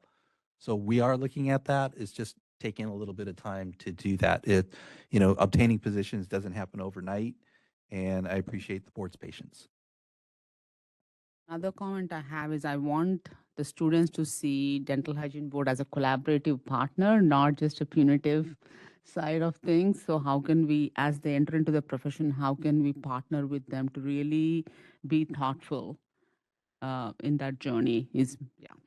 Thank you. I have one follow-up comment. This is Michael Long. Some of the interaction that you had mentioned between the students and the board could also go in, like frequently asked questions idea when it comes to if they have illegal activity in their background or a conviction. Some of these questions, if we noted these questions throughout each of the presentations over time, then we might be able to have a collective frequently asked questions. FAQ? As well. Yeah. Yeah, we can put that together. However, like just specifically, as far as having some type of legal issue in their background, the standard response that we have to give is it's a case-by-case basis. Yeah, because we, in reviewing applications, if it is indicated that they do have some type of issue in their background, we as the licensing board have to do our proper vetting. And so we will ask for additional documentation And depending on the issue, again, it's a case by case that determines the direction that we go as far as issuing a license, potentially issuing a probationary license, or, you know, um, unfortunately refusing the license. But that's all part of our vetting. Sonia Hansen, Tony, I do have a question. On this, can a board member participate on the outreach and go to with a staff member and do an outreach at like at the fairs and things like that? Or are we prohibited from participation on that? Oh, no, most definitely. Yeah, Okay. board members are allowed. I mean, to make it convenient, say if we did a Southern California outreach, then we would send out the, the invite to both members who are in Southern California. If we did something in the Bay Area, we would definitely reach out that invitation for those board members. Because we're geographically very diverse in our group. Mhm. So we have east, west, and south, or different parts of it. So some of us can participate in one part, otherwise, those who wishes to participate in the part. Yeah. But also, can we do a collaboration with the CDHA and all the other partners? That's all the plans. Yeah. Oh, We great. want to communicate with the association because I know they have multiple events. We usually have a table at the spring scientific session. Mhm. We haven't the last couple of years just because the timing hasn't been good for having staff there. But we also used to have a table at the CDA convention as well. Yeah. So, once those things, once the pandemic hit, those went away. But now it's time to, once we have adequate staffing, to be able to participate in those events. Thank you so much. This is such a great advancement, and I really appreciate all the work. Mhm. So thank you. Sorry, I left out the Central Valley too. I was going to chime in, but yes, we are alive and well in the Central Valley. May I make one more comment before we move on? Of course. Thank you. When we establish the strategic goals and something like to improve information provided to schools, when I read the response, I read it as these are things that we've done in the past, and it's more of like status quo. And this is sort of a theme throughout. The strategic plan is, yes, we're doing that. Yes, we're doing that. But our vision with the strategic plan was to actually not just have status quo, is to move these forward in another, in a way that is not just doing the work that we're doing, but actually what are we thinking? How are we proactively thinking to improve this information versus now we've reached out to 17 programs versus 5 programs versus 40 programs. But what are we doing on this plan to actually increase this? Not just that's what we're doing. So you don't have to answer this specifically. No. I would like to answer this. Yeah, okay. Because I see your point. Maybe my wording in the responses from staff doesn't reflect it. Mhm. But like I said, even just the student outreach, we've tripled how many outreach sessions we had before this strategic plan went into place. It's not, from staff's viewpoint, it's not something that we're just continuing. It's something that we've actually accomplished. We're reaching out to the program directors. We're communicating openly with the program directors. Also, there's been a high program director turnover. So the long-standing relationships that I used to have with many of them, that's gone now. So I'm trying to reestablish those relationships as well with frequent communication. And so, trying to say that these are just ongoing things, that's great for me because then I can say that we're doing our job. But at the same time, we are being proactive on even the completed ones by seeing how we can look forward to enhancing it, and giving us ideas through the board, like a recording of the outreach sessions. That's great. But I think it's a tool that we can use in augmentation to what we're already doing. And that will help advance it. Maybe it would also help to review this annually at board meetings. Sure. It does say, it does talk about an annual review of the strategic plan, but I believe this is the first time since we implemented 2024 strategic plan that we've actually looked at it closely. Okay. That would help me. Yeah. Got it notated. We'll do an annual review and put that on a standard agenda item. Yeah. Okay. Thank you. Okay. I just have a question. Because many students attend CDHA, is there a way to have a table there or do a presentation for the students about the ethics exam? We could. CDHA, whenever we've participated, has normally just given us exposure by having a table there. Normally, the scientific sessions that I've participated in, they're normally booked up with other speaker topics. But if a presentation is requested, yeah, we'd be glad to try and arrange that. Mhm. Hi, this is Member Quach. I had a follow-up question. I know DHBC offers licensee presentations and also presentations on this law and ethics examination. I know there's a low pass rate, and so I am interested in learning who is providing these presentations and whether there's an opportunity to get maybe recent graduates or recent licensees who have passed our law and ethics examinations, or maybe those who took it multiple times. I realize that as a student who is probably in a sorry, who is probably in a very similar age range to many of our students in these dental hygiene programs.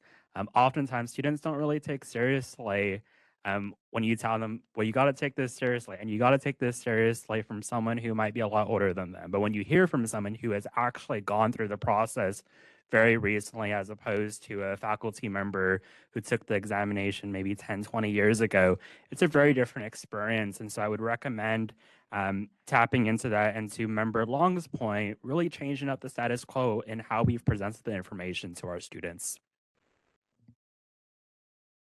It's Anthony Lum, Executive Officer. It's funny that you mentioned that, because part 2 of my story at CDHA was that in hearing the students asking whether they need to study for the exam, there happened to be a large group of students right in front of my table, and a person standing right next to him was a recent graduate.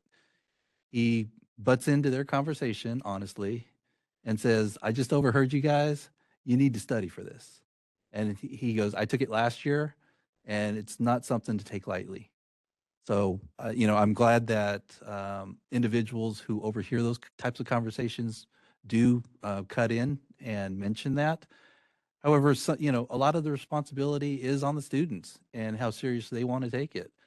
Program directors can only go so far, their faculty can only go so far, and the information that I've received back from the schools say that they forward that information to them.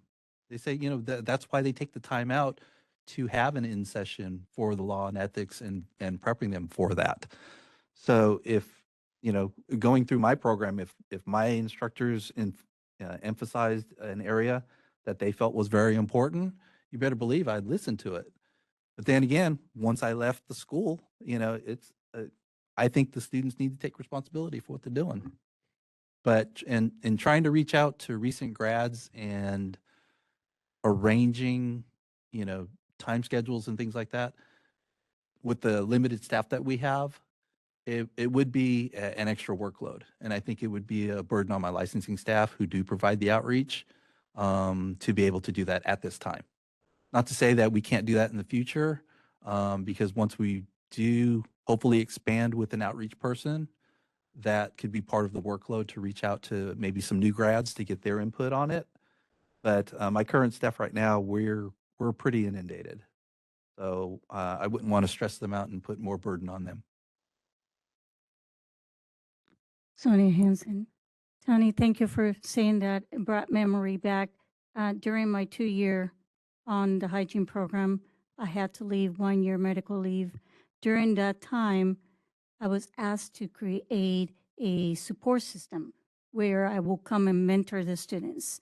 And after I graduated, I still came in mentoring. One of the things I emphasized to them, it was studying for this ethic and law.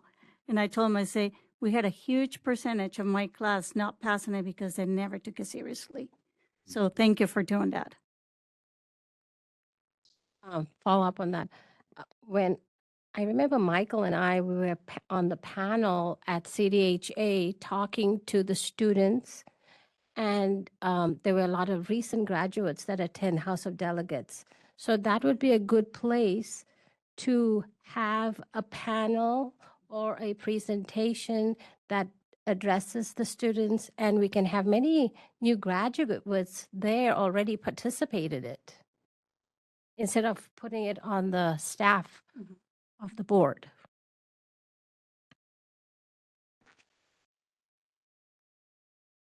Any other comments? Yes.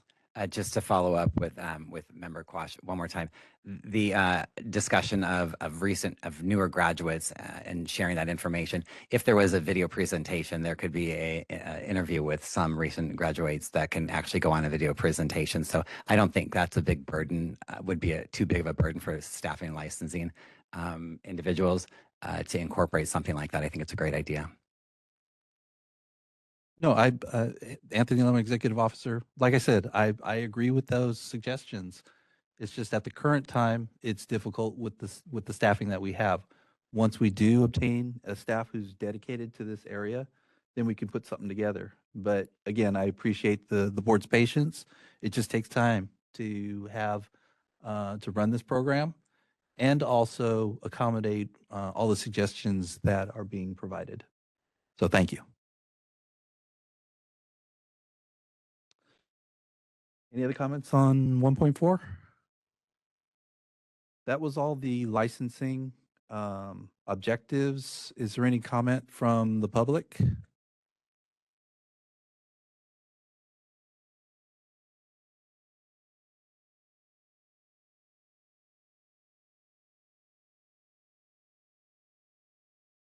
Juan Galeano. That's on. I just have a question procedurally. So I want to understand I understand this whole discussion, but how is this going to shape this strategic plan? Is this going to now, all these new ideas and these ways to potentially meet these objectives, is that going to be adopted into a new, the objectives current status? Are you going to have specific a document that's going to show, okay, for this particular, like for 1.4, suggestion to have an outreach? I mean, where's all this information going and how's it going to be incorporated into this objective, the objectives, the actual things that we're now doing? We're saying that things that we've done them, which is great, and staff has done them, but now this board is giving you a whole bunch of input on what we think could be done to better serve it at this point. How's that going to be communicated or recorded and communicated to the board so they can look at what's going to be happening from here on? We've done this so far, great. I think that's great, and everyone needs to hear that because I think it's a great job that the staff is doing and you're doing. But to me, this whole discussion, I'm not understanding if this is just a discussion and these ideas are just coming in, or is this discussion an effort to take the objectives and put new objectives in there, new ways to meet that specific strategic plan goal? So it's a question that I have, how that's going to be formatted out, or how it's going to be, all this great information is going to be communicated to the public and also immortalized, if I could better word, is going to be adopted for this board to move forward. Yeah, and I can answer that real quick. Anthony Lemon, Executive Officer. The ideas that we're incorporating here, or I shouldn't say incorporating yet, that are suggested. Some will be incorporated, others we may not be able to do. So I'm just going to give you an honest opinion, and with the limited timeline that we have for this, we're not going to get everything done because we still have many objectives that are still pending, and we're focusing on those to hit everything that we can within the current existing strategic plan. I appreciate all the ideas that are given, and it could be something that if once we complete all of our objectives and work through all of these that are still pending to get this current strategic plan complete, could be something ready for the next strategic plan. I don't know. There could be leftover items that carry over, but we will try to incorporate as many as we can as far as these suggestions are concerned. This is President Pacheco. I just have a comment. Could there be a column to the right, which then would be an outcome assessment? So we have the objective, we have the current status, and then if it's reviewed on an annual basis, could that third column then be the reported out assessment or outcome of the objectives? Anthony Lum, so noted. We'll add that on the report so that way it can be, the next time it's reported out, we will include that. Thank you. That's the academic background here.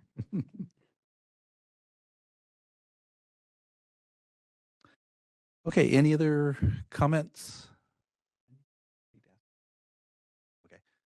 WebEx moderator, can you open the portal for public comment through WebEx? The moderator, we do have two raised hands. Janet, you're up first. You're going to be seeing an unmute request on your screen. Please click on that to make your comment. Thank you. Hi, this is Jeanette Diaz. Can you hear me? Yes, you can. Please go ahead. Okay. So I just want to offer, I guess, my input as a dental hygiene educator who's been teaching the law and ethics course for the last 3 years. I just found out that we could have DHBC present to our students this past year, and we did have someone come in and through web, or actually through Zoom, and did I would say probably a 20-minute presentation. I sent questions ahead of time to the questions that kind of we weren't able to answer as a class, to help prepare the presenter, maybe areas that perhaps they could highlight. And I think the presentation was helpful, but I also want to say that afterwards, some were a little more confused. I still had to kind of go through step by step. I created some checklists, some additional resources to kind of help them how to do things. There were some things that were inconsistent with what was on the website. And I have offered, I sent an email, I think, to EO Anthony Lum about this. I think considering our workload issues that we keep talking about, it would be wonderful if we could have an on-demand presentation or maybe work with CDHA. I would be happy to support the efforts to help improve outreach.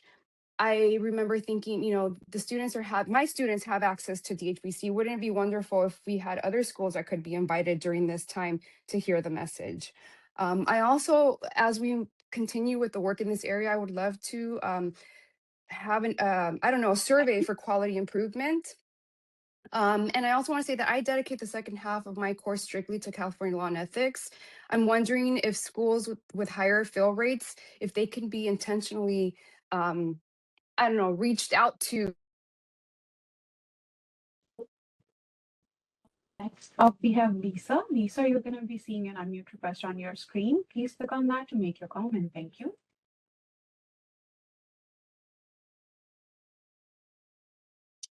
Hi, can you hear me? Yes, we can. Please go ahead. You have 2 minutes for the 15-second warning. Thank you. Thank you. Good morning. I'm Lisa Wetron. I'm a registered dental hygienist, and I serve as the Student Relations Council Chair for CDHA. And on behalf of CDHA and the Student Relations Council, I'd like to extend an invitation to the board to join us for our Fall Student Spa Symposium on Saturday, October 10th in San Jose. Our theme this year is Harvest of Knowledge. We'll have dental hygiene students from programs across the state. For many of them, licensure is obviously the biggest unknown ahead, and hearing directly from you, as has been discussed during this meeting, would be very important. We'd like to offer you a few minutes to speak to the students right after lunch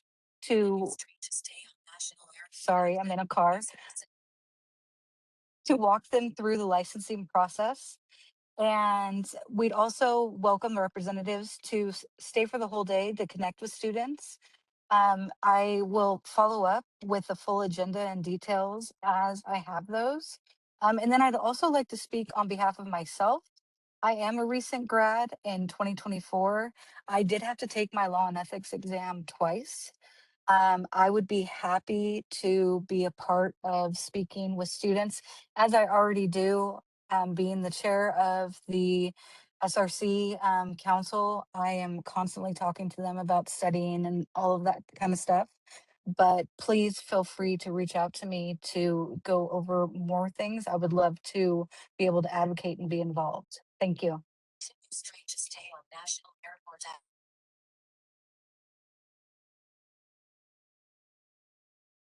you. Jenna, if you want to see an unmute request on your screen, please click on that to make a comment. Thank you. Hi, this is Jeanette Diaz. I want to ask if there was an opportunity to provide a comment on 1.3. I wasn't able to raise my hand for the online participants, and so I'm wondering if we could go back to that, or if there's going to be another opportunity to be able to comment on 1.3. This is Anthony Lum. Yes, please do. You have about a minute and a half. Okay. I want to say that I fully support maintaining the California's English proficiency requirements. However, legal and regulatory language can be very challenging, even for native English speakers. And research shows that when patients with limited English have providers who speak the same language, they experience better communication, better satisfaction, improved access to care. So providing the law and ethics exam in additional languages, I think should be considered as a strategy to promote better equity in this state, considering how diverse our needs are of our Californian population. And I understand that it all comes down to dollars, but this is a great time, I think, for us to maybe do some research on how much, what that would look like in order to support this area. Thank you.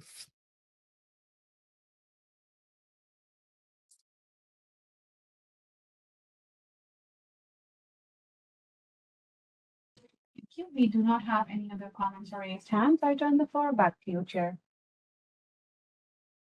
Thank you. Okay, if there's no more comments on licensing, we'll move to enforcement. This is President Pacheco. I just had a thought as the WebEx people were chiming in. Reaching out to the schools near graduation is a very busy time for faculty as well as students. I am wondering if it would be best if the board offered a couple of sessions, and Tracy could probably say when the highest percentage of applicants are applying for licensure, to then have 2 or 3 open sessions where applicants could then be in touch with the board when they're already graduated and have all of that behind them, where their mind might be a little more open to understanding what's going to be expected of them for the law and ethics exam. Just a thought. Yeah. This is Anthony Lum, Executive Officer. Our high time for applications are anywhere from May to September. So just inquiring with the president, since she's an educator, what is a good, let's just say a good month, because I know different schools graduate at different times, and I can reach out to those other program directors, but what would you look at as a good time frame to provide an open session? Looking at the statistics for my students, they become licensed anywhere the second week of June to the middle of July seems to be the high time for community college students. So if there could be something third week of May as they're beginning the licensure process, and then maybe, middle of July, and then maybe the middle of August to catch those that are applying later. But it seems a lot of work for the board to do 17 different presentations to schools when students are trying to accomplish all their competencies and graduate from the program, to then wrap their head around an exam that isn't going to happen until after they make application for licensure and work through all of that process, which for students can be an arduous process because they've never done it before. Even though they're techie and savvy, I'm sure you get lots of phone calls about, I can't move forward on this screen because, and then they come to me and it's like, oh, there's a little box there. You need to check that little box. And then it'll allow you to go to the next screen. So I'm just trying to think like, from a current graduate's point of view of how it might be a little more efficient for them. Just a thought. Anthony Lam, Executive Officer, really appreciate all the input that we can gather on this issue. Just to let the board know as well, my staff arranges these outreach sessions according to the program schedules. You know, we don't say that we're available on this specific date, and that's the only time when we can have an outreach session. We do work around the school schedules and we accommodate them as best as we can. So just wanted to let you know that. Okay, any other? I think Tracy wanted to make a comment.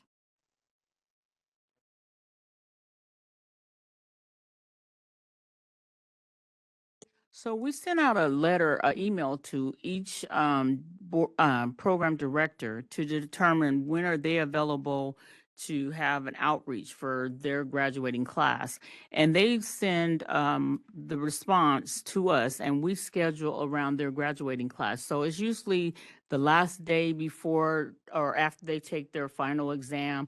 We show them how to do walk them through the application process. We don't necessarily talk about law and ethics per se because we do let them know that it's a multiple choice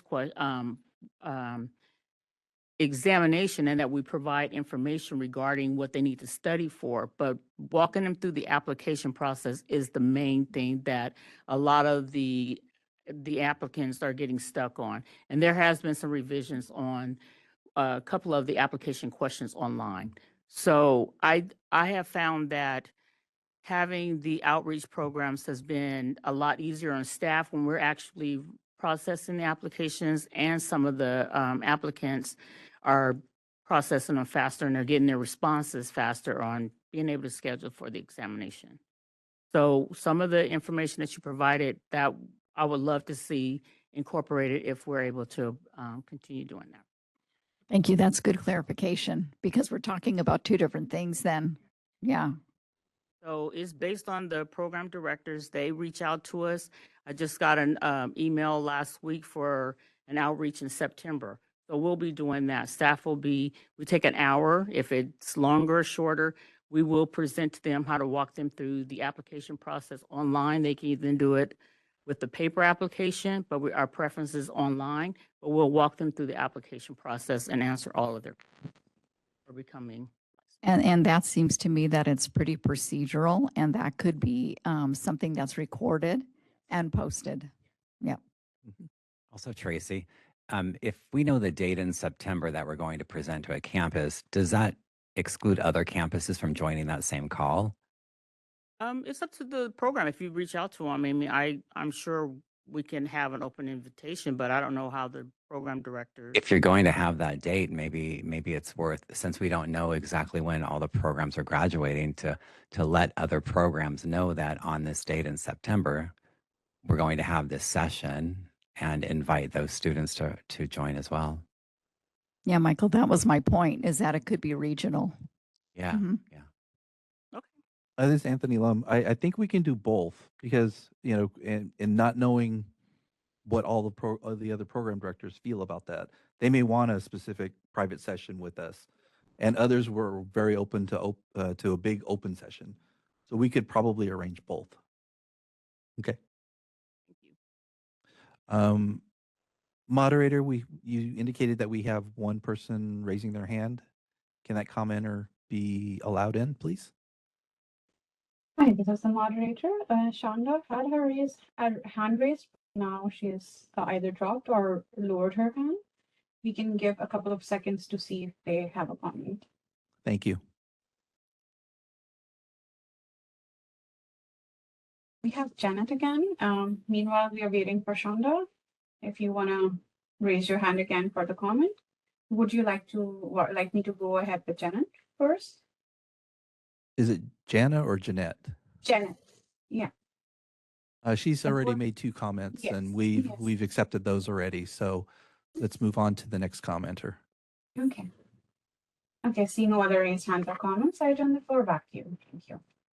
Thank you very much. Any other board comments? Okay, moving on. Let's move on to enforcement.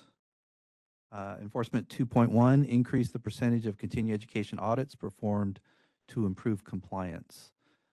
This is always an ongoing issue with staff. And I deemed it complete because we are continually working on this.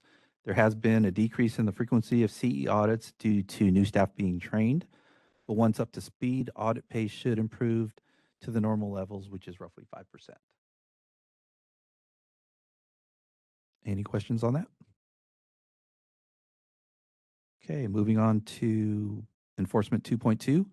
Identify efficiencies in the enforcement process to reduce processing times.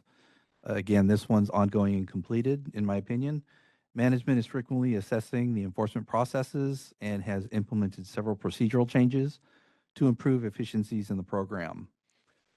Many of the cases depend on submissions from third-party entities, which may delay or pend a case until the documents or reports are received to move cases forward. Internal procedures are constantly reviewed by management and modified for improved efficiencies. And with Tiffany on board, she's a lovely enforcement expert, and she is constantly implementing new procedures at the current time. So I'm glad to have her aboard. Thank you. Any comments on 2.2? Okay, moving on to enforcement 2.3. Develop a stronger onboarding and cross-training process to support transition of new staff. Again, I categorize this as complete and ongoing because since we started hiring about 3 or 4 years ago for all programs, all new staff are cross-trained in other areas once they've become acclimated to their primary program goals. So that way we do have coverage in case of vacations or extended absences, and program workload is just not sitting idle. Any questions on that one? Okay. Moving on to enforcement 2.4. Educate board members on their role in the enforcement process to communicate expectations. This is not completed yet. It's an ongoing process. I do have some materials to probably present to you at the next board meeting in regards to enforcement education for the board members. So again, that one is pending.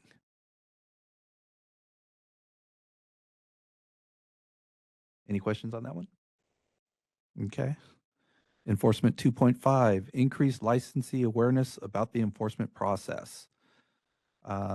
This one is another pending that staff is working on. It's ongoing in drafts of enforcement information to post on our website or under review. When enforcement documents are sent to licensees, explanations and legal reference sections of the board's authority are included for clarification. Please keep in mind that most licensees are law-abiding, and the specific enforcement processes to make licensees aware is still ongoing and to be determined on a completion date. Any questions on that one? Okay, moving on to 2.6. Develop accessible resources that assist consumers in filing complaints. This is ongoing and complete, as a consumer complaint information is on our website under the Consumers tab. When you click on there, there's the consumer complaint form and instructions on how to complete it. Anything else that they have questions about, they can always contact the general email inbox, and our enforcement staff will address the emails. Any questions on that? I do have a question. This is Michael Long. Okay. I noticed that in the response, this goal is completed because complaint information is available online. At the same time, our enforcement report shows 90 complaints were closed because they were outside the board's jurisdiction. I'm wondering whether whether that suggests that there is still an opportunity to better educate consumers about the type of complaints the board can investigate, and when appropriate, direct them to correct agencies. Was the board's original intent for this goal broader than simply posting the complaint form online? Well, we don't post the complaint online. Those are confidential. However, the form online. Oh, you mean the complaint form? Yes. However, we do find that if a complaint is non-jurisdictional and we have the knowledge of where to forward them to, we do that in the notification that we send to them. There's only so much that we can do, but a lot of the complaints that we receive are non-jurisdictional for our purposes. to pursue. If that information was available online for the public to see. Well, the thing is, we don't know what we're going to receive complaints about. We can list a whole bunch of things, but whether that's pertaining to the specific complaint, They're going to know what their complaint is about if we can give them some direction on where to forward that complaint to if it's not dental hygiene related. well, I can tell you many of our complaints that we do receive are about billing issues. So, you know, we reference them back to their insurance or whoever their entity is that covers their billing costs. Could that be stated online? We can, but it's you know, it's not going to prohibit anybody from filing a complaint. And we don't want to educate the public a little better. I understand your intent. However, I don't want to discourage the public from filing a complaint. I would rather have the complaint come in, let us do our due processes to evaluate, see if there is any merit to it before we have the public just look on our website and say, oh, they won't cover this, so why bother filing a complaint? When it could be something that's, in their eyes, you know, maybe not an instrumental thing that they identify as part of their complaint, but when my staff see it, they go, oh, that's something that we can definitely pursue. So we don't want to discourage that. I just hear a lot about workload and too much workload and unnecessary workload. Seems like we could Workload as far as staff is concerned? No, that's part of our normal business processes. I wouldn't, you know, for the board, let me just caution a little bit.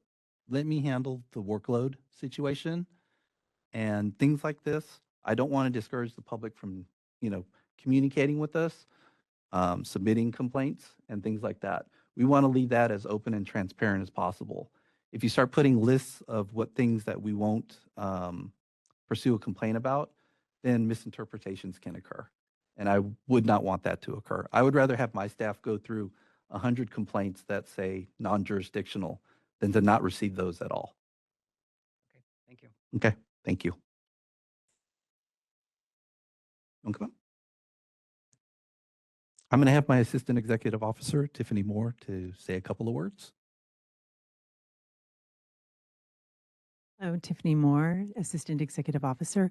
I just wanted to also let you know, sometimes when the consumer makes a complaint with us, they also make an additional complaint with other boards as well. So they, even if it's non-jurisdictional, and we do let them know, you know, this is non-jurisdictional, we have referred it over to, if it's related to another board that we, you know, maybe it's the dental board, we've referred this to the dental board, but sometimes they kind of, you know, double, you know, they send it to everybody that they think who might have jurisdiction over their issue. I just wanted to share that a little. Thanks, Tiffany. Okay, any questions on the enforcement section? Oh, I'm sorry, there's one more to. Yes, exactly. Okay, thank you. I was just looking at that and I was like, oh, scrolled. Problem with my computer. Okay, any other questions on 2.6? Okay, 2.7 is the review and amend disciplinary guidelines to ensure clarity and understanding. This is an ongoing one and we still need to address it. So it's a pending objective. We're going to address this later in the meeting for future agenda items, but I plan to introduce this as a future agenda item, specifically number one, re-engaging the enforcement committee, and number two, my understanding is that the most recent disciplinary guidelines that we are moving or that we're referencing is from 2012. So I want to elevate this as a priority item to ensure that this is something that is begun in 2026 and most definitely before we go in front of the sunset review process. I really want to encourage active engagement on this specific line item. It's Anthony Lum. Just be aware that we may not get it completed prior to, but it will be, you know, our intent is to complete as many of these objectives as possible. And we know that this is a large workload that needs to be addressed. And so we'll begin working on that soon. Okay, that concludes the enforcement section. Any Any other questions or comments on enforcement before I open it up to public? Okay, are there any public comments on the enforcement section of the strategic plan update? Okay, seeing none. DCA moderator, can you open the portal for WebEx comments for our Hi, this is enforcement section? Absolutely, thank you. And this is the moderator. We do have a raised hand. Melissa, you're going to be seeing an unmute request on your screen. Please click on that to make your comment. Thank you. Hi, yes, Melissa Massetti. I was just looking for clarification. As a public commenter, are you only limited to 2 public comments per meeting? Because I did see Jeanette's comment got dismissed. So I just want clarification. Do we need to prioritize our comments to just the 2 most important for the meeting, or are we still allowed to comment on every agenda item? Thank you. This is Anthony Lum, Executive Officer. We provide 2 minutes for public comment. The number, normally it's a couple of comments per commenter, and that's pretty much what we normally accept per agenda item. Thank you. I see no other raised hands or comments. I turn the floor back to you.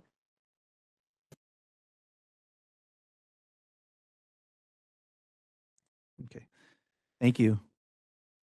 Moving on to the legislation and regulation strategic plan objectives. Number 3.1, and again, this is on page 836. 3.1 is review current anesthesia supervision requirements and make recommendations for possible amendments to increase access to patient care. There was a handout that I gave all the board members, and there's copies on the table to the side wall over there in regards to these public comments.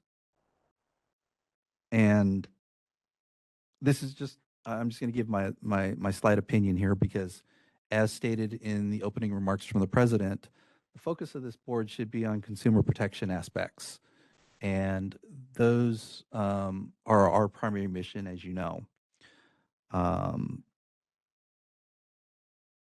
The comments that we received, specifically, these are from Jeanette, indicate that the board should act more on 2 items, which is one is the anesthesia supervision issue, where dental hygienists must work under the supervision of a licensed dentist. And the second one, I believe, is access to care. So that's not to say that this board can't support both items. We would definitely support them, but they should not, in my opinion, originate from this board because relating those to consumer protection, I believe both of those issues are more of scope expansion. And what I've indicated in my results on these is the first one, again, the current anesthesia supervision requirements. My comment on that is, although access to care is an important issue, and the board would definitely support that, this is an expansion of scope practice issues and should not be initiated by the board as its primary mission is consumer protection. I also recommended to defer this issue to the California Dental Hygienists Association. Board members have any comment on that? This is Julie Elginer. I'm a public member, and I'm also the chair of the Legislation and Regulatory Committee. I want to say that I concur with that approach. This is not the responsibility of this board to be promulgating regulations or legislation that advances scope of practice, regardless of what it is. And I also want to say that that's consistent with other boards, DCA specific boards that I served on for 5 years previously. So that is absolutely indicative of the role of the professional associations, regardless of what the issue is, but that is not the responsibility of this board. And again, that is consistent across DCA specific boards. Thank you.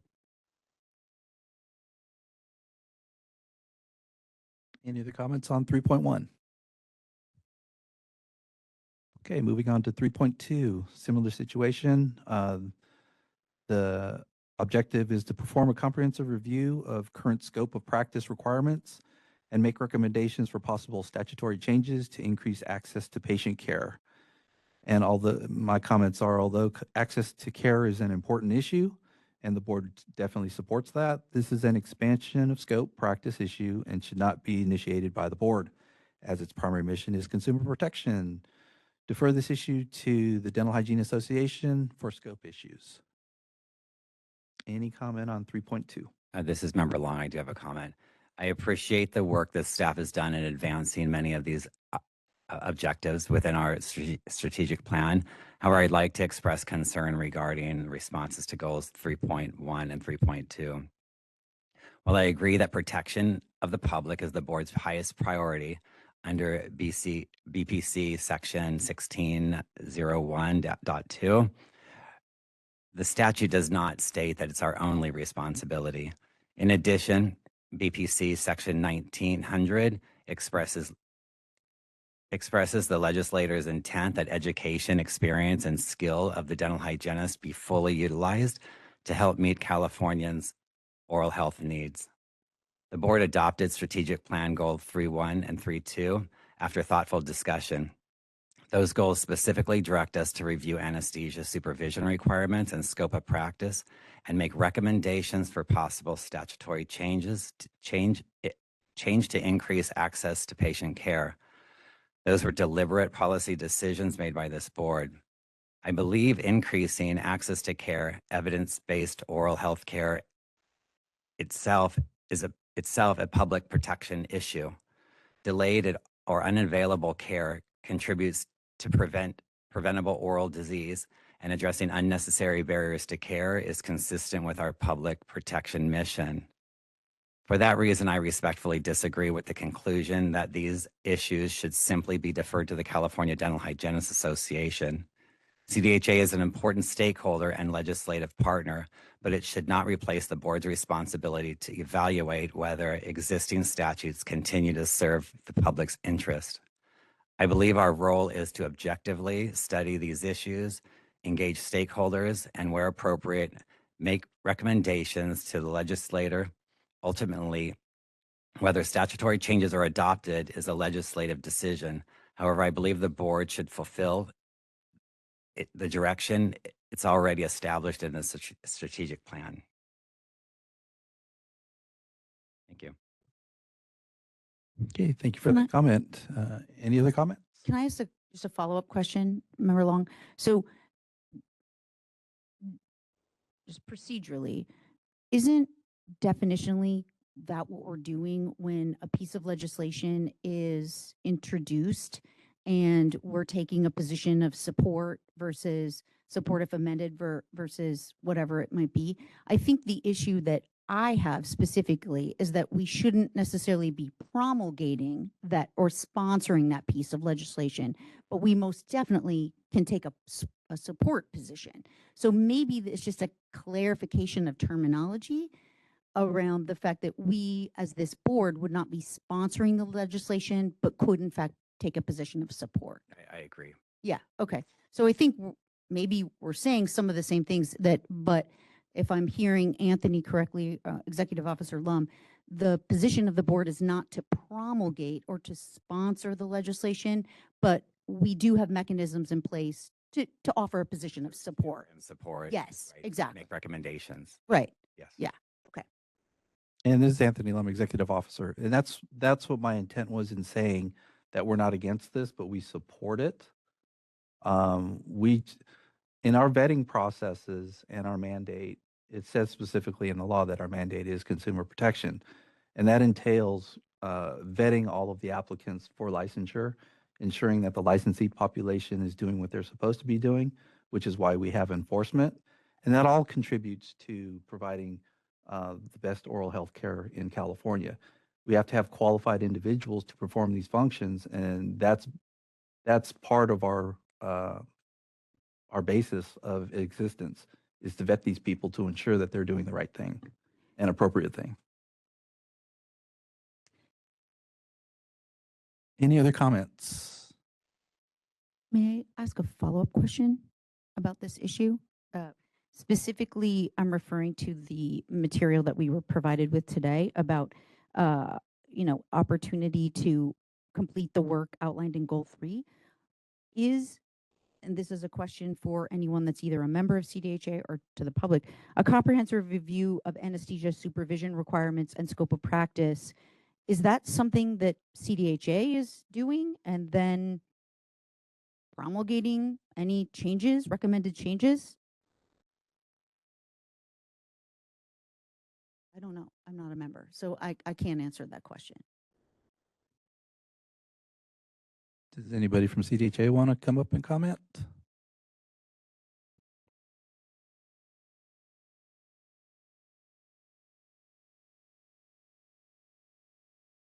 Yes, Susan McLaren from CDHA. Yes, we have reviewed these items and we have asked not that this board promulgate any legislation. We would certainly be doing that.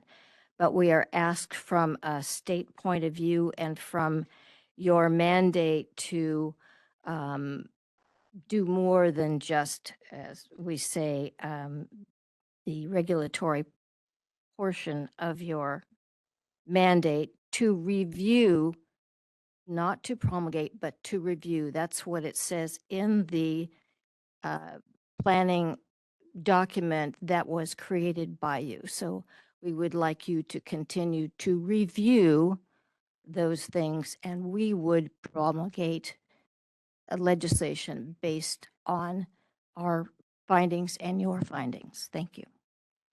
Susan, just a follow-up question on your comment.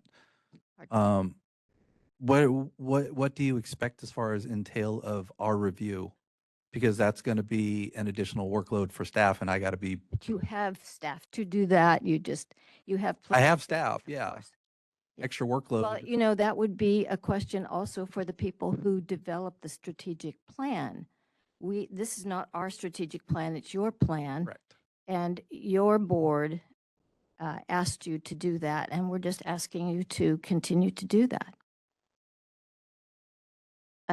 You would, of course, be responsible for developing the staff to do that. Thank you. Okay, thank you.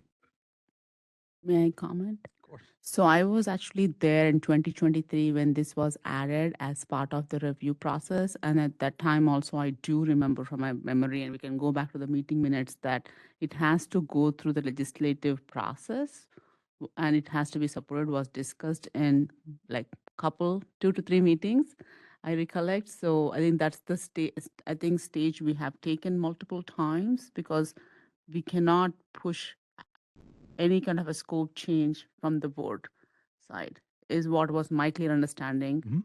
And and that's what I understood from my previous meetings. So we can review, but we can't really push forward with anything, because this is not the body which does that. I was also going to add quickly, again, this predated me, but part of my role as a public member is to bring that legislative and regulatory expertise. That is my area of emphasis and my area of focus. And I believe that I am applying that, through this board. As a result, we have made considerable strides in the legislative and regulatory expertise, the type of bills that we are evaluating, the number of bills, the rigor that we are investigating in that. So I would argue that we are doing that, but short of promulgating any pieces of legislation, we certainly are in a position to review anything that comes before us very thoroughly. So my response would be that this is in fact ongoing, and we are elevating our area of expertise and our thoroughness with which we are considering pieces of legislation and or the regulatory environment. This is Member Quach. I agree with Eola and Member Elginer that, if the strategic plan was developed today, I wouldn't support 3.1 and 3.2 as written. But I also acknowledge, to Member Long's point, and I think the point that others have brought up, is that the strategic plan was developed in 2024 or in 2023. And so the board then had directed staff to go ahead and do what has been outlined in 3.1 and 3.2. And so I'm concerned that the strategic plan is not being followed through by staff. Even if I would not have supported it today, it was still the direction that the board took in 2023 or in 2024. And so I am a little bit concerned by that. This is Anthony Lum, just responding to that. It's not that staff have not done the due diligence in looking into this. It's just that it's been determined, through discussions that it's not part of our purview. So at that point, that's where that particular objective ceased to be active. And so now I'm reporting that aspect to you and referring where the topic should be deferred to. So it has been worked. Thank you. Public comment? May I, I'm sorry, John, may I make a comment? I guess my understanding of the responsibility of the board when it comes to consumer protection, I tie it into our mission statement, which is also meeting the oral health needs of all Californians.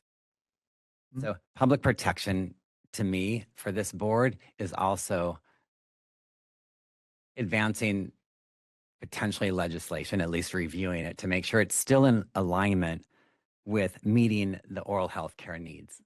The oral burden, the disease burden for our state is huge, and we're in a position to actually review the statutes that are in place to see if they're still appropriate and they're still connected to the dental hygienist education. And we've talked about this before, and not everybody on the board or the staff sees it the same way. But that's my interpretation of this when I read our mission statement and connect it to consumer protection. I do understand there's other consumer protection interests that we have, but for me, oral health burden is a huge one.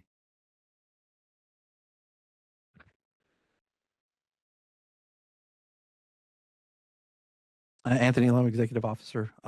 Just to that last comment, I understand our mission statement. However, again, we are contributing to the oral health care needs of California by vetting individuals coming into the profession as being competent, and enforcing those who are caught doing devious behaviors within the profession.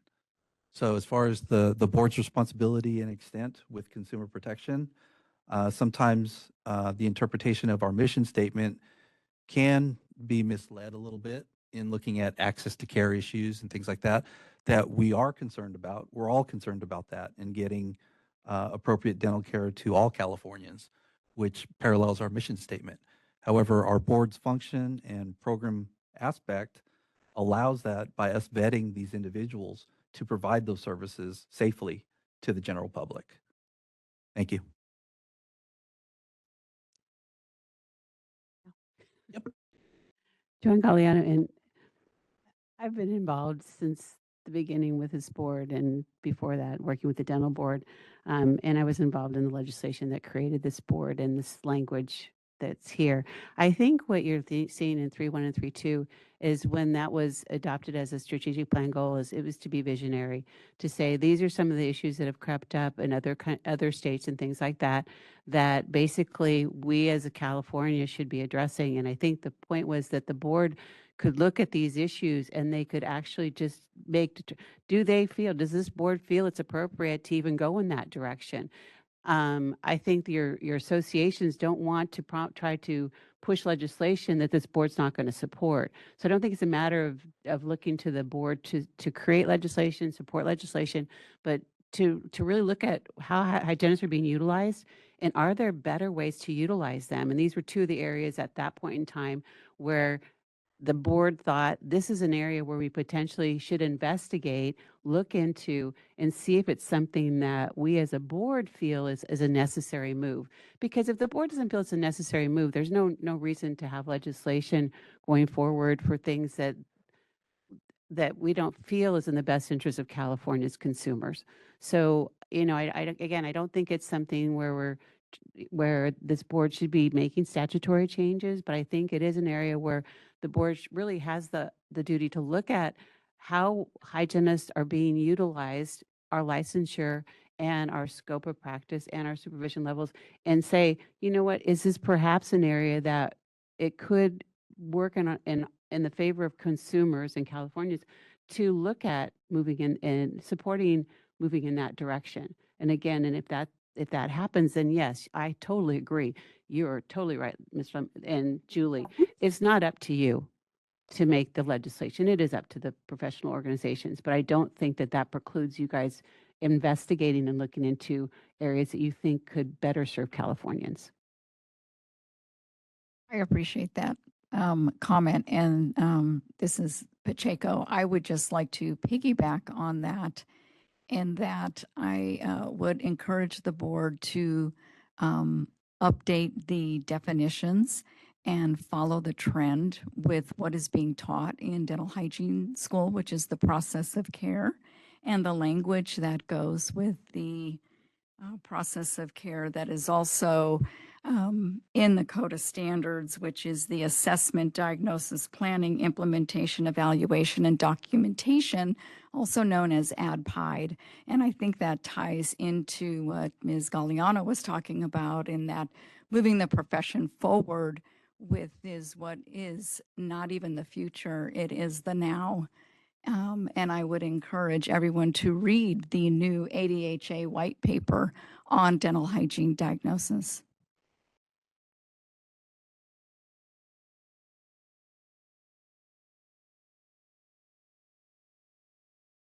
Okay, and any other board comments? Okay, moving on to enforcement 3.3, pursue regulations to transfer California Code of Regulations, Title 16, authority applicable to dental hygiene, which is Division 11, from existing dental board regulations, Division 10. This is, as Dr. Petty reported earlier to the legislative committee. This is ongoing and it's mostly complete, but it's not done yet. So that's why it's highlighted in yellow. Okay. Any questions on that?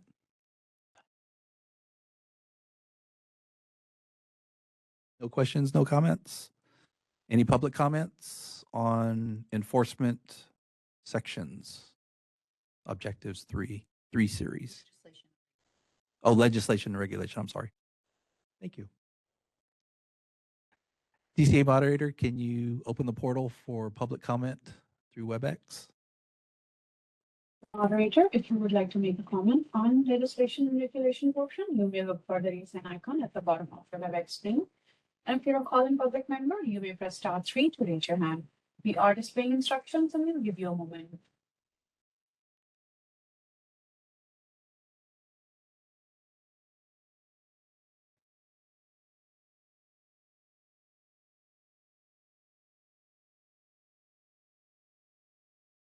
Janet, you're going to be seeing an unmute request on your screen. Please click on that to make your comment. Please remember you have 2 minutes with a 15-second warning. Thank you. Hello, good afternoon. It's Jeanette Diaz-Oliveira again. I did submit a letter regarding 3.1 and 3.2, and I just want to, for the record, I want us to move the objectives, the works for these objectives, not so that DHBC is proposing legislation, but as others have stated, to conduct a review. When I read the strategic plan, and I know we're not there yet, but goal 4 identified areas that, like action that the board can take even when implementation rests on the legislative or educational program. So I don't see why the same approach cannot be applied to 3.1 and 3.2. With that being said, we continue to hear about oral health workforce challenges in our state. There's even evolving models of care that we're looking at, other practitioners. And I just, when I look at the BMP section 1900, again, fully utilizing hygienists and alternative practice that is part of ensuring that people receive the oral care that they need. And you know, EO Lum, you have said that most hygienists are law abiding. This has come up in other meetings. And so I would love to see us be able to review, again, review is our dental hygiene practice still working for our public? Thank you.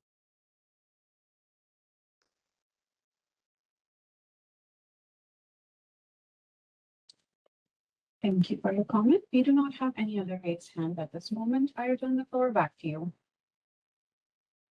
Thank you very much. I think we're going to break for lunch, and I'm going to defer it back to the president. Yes, and so lunch is here. We will be adjourning for lunch for 1 hour. It is 12:30, and I will hit the gavel. We'll be back at 1:30. Thank you.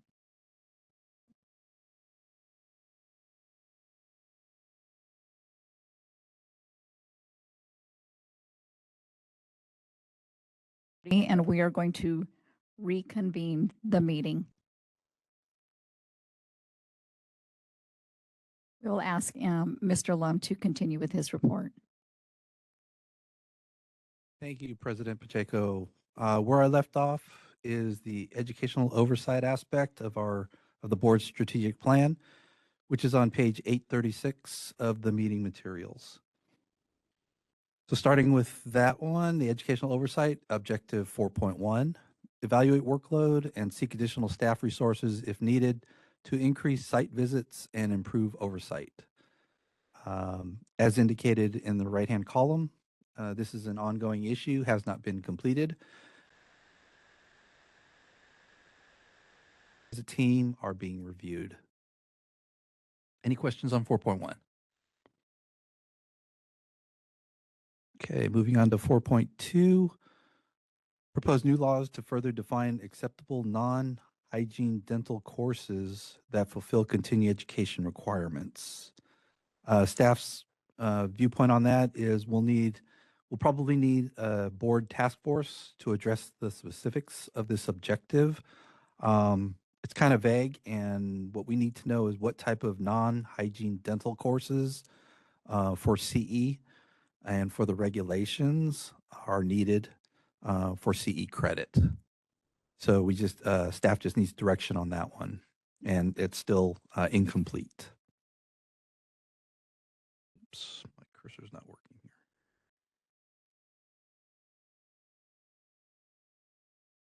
Moving on to educational 4.3 objective, update regulations to allow credit for initial coursework from accredited programs. This one is complete. It's already in regulation. The California Code of Regulations, section 1017, subsection S, already provides licensees with CE credit if they are enrolled in full-time in educational programs of dentistry, dental hygiene, or an RDA program. Upon renewal, transcripts are required to provide the CE credit. And if I'm not mistaken, I believe they get 20% credit or full credit for being enrolled in a dental program or something? 20%? Okay. So any questions on 4.3?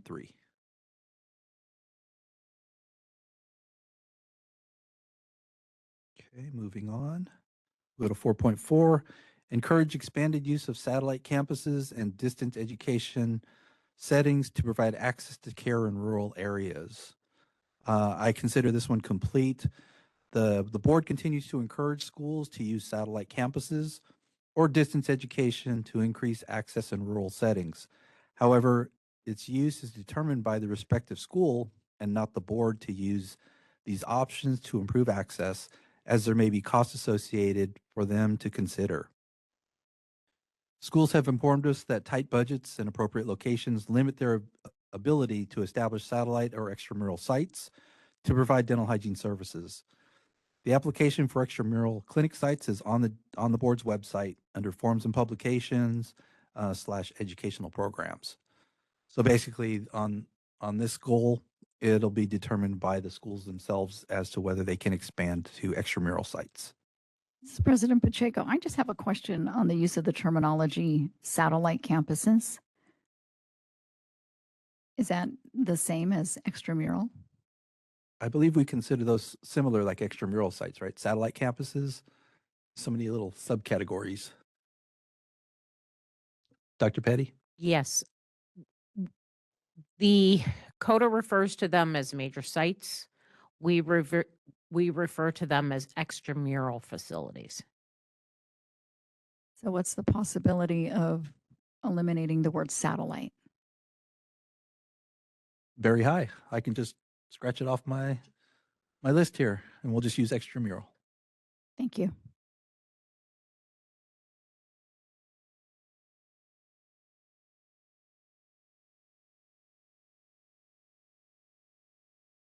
Any other questions on 4.4? Okay, seeing none, we'll move on to 4.5. Encourage schools to include student work in healthcare environments as curriculum-related community service hours to increase access to public health care. I consider this one complete. The board always encourages schools to include student work for community service to increase access to care. However, it's determined by the respective schools and not the board to use these options to improve access, as there may be costs to the school to implement this provision. A lot of times, since the students are unlicensed, faculty would probably need to be with them, and arranging sites would be independent of the board and up to the individual school. Any questions on 4.5? I would like to ask a question. This is Michael Long. So as I read this and the response, the goal and the response, it seems like we're doing now what we've always been doing, encouraging schools to include community outreach. So I guess I'm struggling with the philosophy of like ongoing stuff versus this goal is to encourage, I read it to encourage more student outreach in healthcare environments. But then it's complete. Did we do anything other than what we already do? I don't understand why this is on here if all we're doing is what we've always done. What was the goal for the board to put this on the strategic plan if the response is it's complete and we're doing what we've always done? I guess that's, again, I brought this up earlier, is that's where I just have a, like, is it the philosophy of the board, the staff, to just repeat what we're doing? Or are there actually goals here to encourage additional community health outreach? This is Anthony Lum, Executive Officer. It's kind of an ongoing issue. Again, the board can't mandate these schools to do these functions. All we can do is mention them, encourage them, but it's up to the individual schools to determine whether they want to pursue that.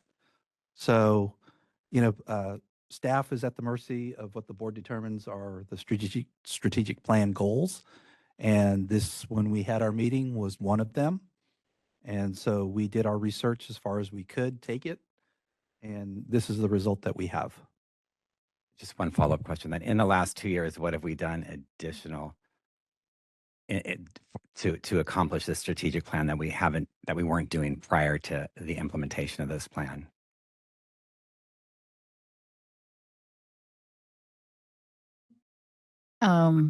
We were unsure whether the language that is written allowed dental hygiene students to go out and perform community service, but after investigating our own language, it was determined that it already covered dental hygiene students to go out, of course, utilizing the same 1-to-5 ratio for faculty supervision. So that's what was accomplished.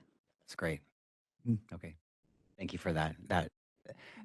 And if I'm not mistaken, I believe it's in regulation. Yeah. For them to, right. And that's Yep. what we determined. Mhm. It's not necessarily how this reads, the comment reads. Yep. Okay. So, fair enough. Any other comments on the educational sections of the goals, objectives? Seeing none, is there any public comment?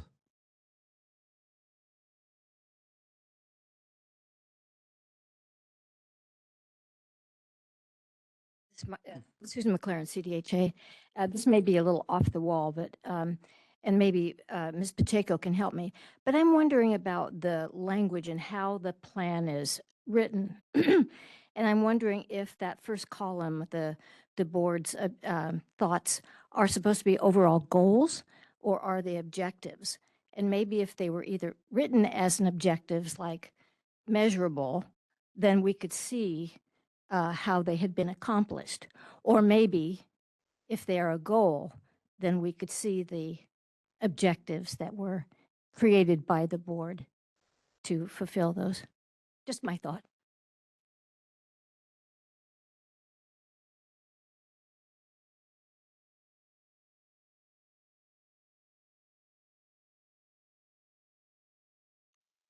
Thank you for that comment. Any other public comment? Seeing none, DCA moderator, can you open the web portal to allow WebEx public comment? This is the moderator. If you would like to make a comment on this agenda item, you may look for the raise hand icon at the bottom of your web screen. And if you're a call-in public member, you may press *3 to raise your hand. We are displaying instructions. We do have a comment. Jeanette, you are going to be seeing an unmute request. Please click on that to make your comment. Thank you. Hi, this is Jeanette Diaz Oliveira. I also want to ask how we're tracking these objectives. I know we have the overall goal, but I'm wondering if when we're conducting the school visits, like, are we tracking the number of schools that actually serve the public? Is there any data that you ask of, like, number of participants served? I'm just wondering, again, we're trying to battle this access to care issue. There are many people that go without care. And I'm wondering how our schools are, if this is a goal and these are objectives, like, how are we measuring this? And coming from an educator we have no campus dental clinic, which I know you guys know what school I'm at. All of our work is done outside in outside facilities. But again, I'm wondering, like, what are other schools doing? Why are we measuring this? I know that we want to encourage this. This is important. And there's evidence that shows if students are working in public health settings, if they're introduced to that early enough, then it translates really well later in their career. So again, just asking how we're tracking. Thank you.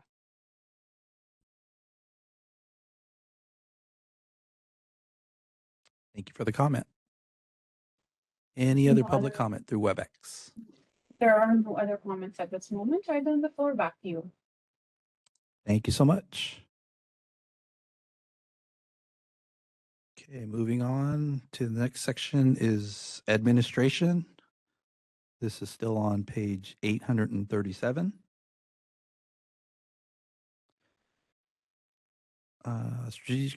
Strategic Plan Goal 5.1, evaluate workload, reorganize, and/or seek additional management level staff resources to improve oversight and increase effectiveness. I deem this complete. The board obtained additional management level staff to address oversight and increase program effectiveness. Like I mentioned earlier, I have a new AEO. I have both my managers here in the office, in the conference room actually, because Tracy's our licensing manager. So yes, we do have management staff to address that issue. Any questions on that?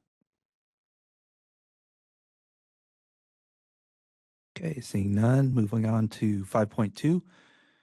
Improve methods of organizing and distributing meeting materials to board members. I do consider this complete. Staff improve board members' access to meeting materials or other important information using the Dropbox shared folder for access. And this technique works wonderfully, especially for our larger packets, because even this one that was smaller than our prior meeting could not have been emailed to you all. I got kickbacks when I did try to email it to a couple of individuals that the amount of the materials, I think it was probably due to the pictures that were included in the packet, made it too large. So the Dropbox creation and usage has made that more streamlined. Any comments on that? Yes, I would just like to thank you for that. And I would also like to thank Crystal for her timely work of making sure that we get the meeting materials. I'll concur. This is Julie Elginer, and I want to also appreciate it, give voice to my appreciation for archiving previous meeting materials within that, so separately, so that we can go back as we're preparing for these meetings, go back and review. So the archival process that's also available through Box is particularly helpful. And I want to acknowledge and say thank you for doing that, because I certainly utilize those in between meetings also. This is Member Quach. I appreciate the work that board staff has done. My only comments and suggestion is if it could be possible, I know on the first 1 to 2 pages, we have all the agenda items. If it'd be possible to hyperlink it so when we tap on the agenda item, it can go down to the specific board materials. That would be very helpful, especially when we have 3,000 pages. We don't have to scroll through 3,000 pages to see where the board material starts.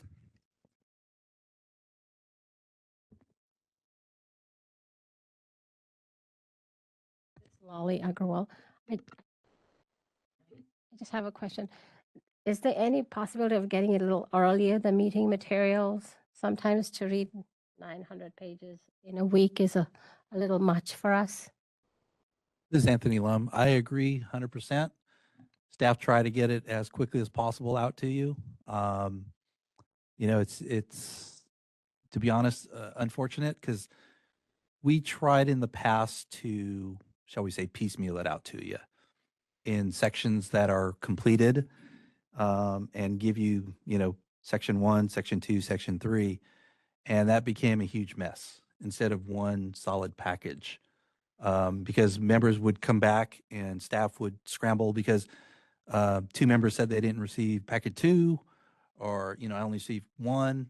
How many are there? I received only 3. And so it just got to be a big jumbled mess. So we try to encapsulate everything all in one inclusive package. My goal, and staff can attest to this, my goal is to get it to you with at least 2 weeks. Unfortunately, like for this meeting, to capture the latest information and data for you that you'll be seeing later in the meeting, we tried to give everything through the end of June that we can possibly give you for the latest information. Vetting all of that, making sure that it's accurate and legible and all that kind of good stuff for you takes time, and then incorporating that into the meeting materials and rolling it all up is a big task. But like I said, we try to get to you with at least 2 weeks as quickly as possible. Thank you for the comments, though. Just to follow up on Member Agarwal, the meeting material this time wasn't posted online for stakeholders to review until late Tuesday afternoon, giving them 2 business days to review 900 pages before they were to arrive. And most boards rely on stakeholders' input.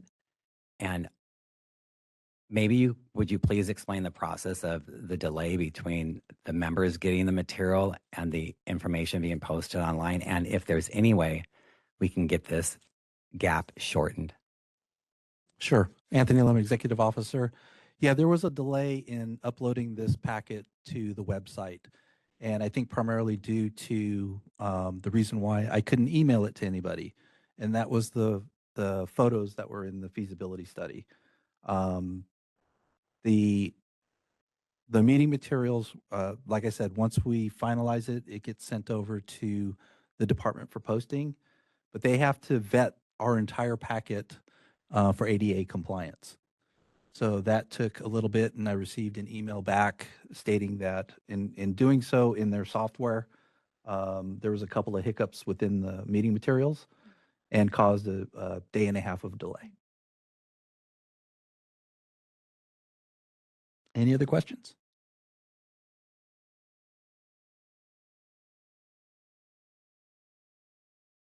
Okay, moving on to number 5.3. This is on page 838 at the top. Update the board member procedural manual to ensure board members are well informed. This is an ongoing task. We have a task force arranged, and we've met twice now to review the draft language. And this is actually a separate agenda item to look at two aspects of the procedural manual that's being updated. So the task force is addressing revisions to the manual, and drafts should be presented to the board for approval and completed hopefully by the November meeting. Any questions on 5.3? Okay, moving forward to 5.4. Collaborate with DCA to update the board's website to improve ease of use and accessibility.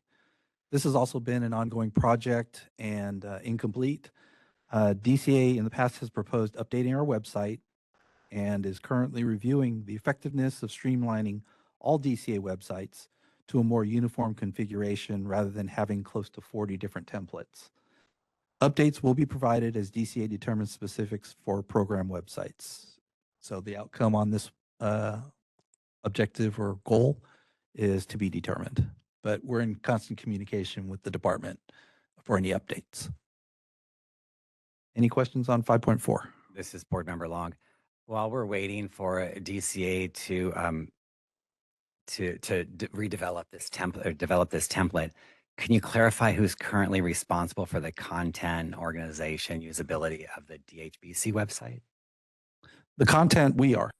So staff can update with new information, and we try to do that with the alert section on our website. And any new forms that come into play, those go under forms and publications. All the different aspects that need to be posted on our website are under each specific tab. As far as updating it, the request goes over to the department's IT unit, and they usually post whatever we need requested quickly.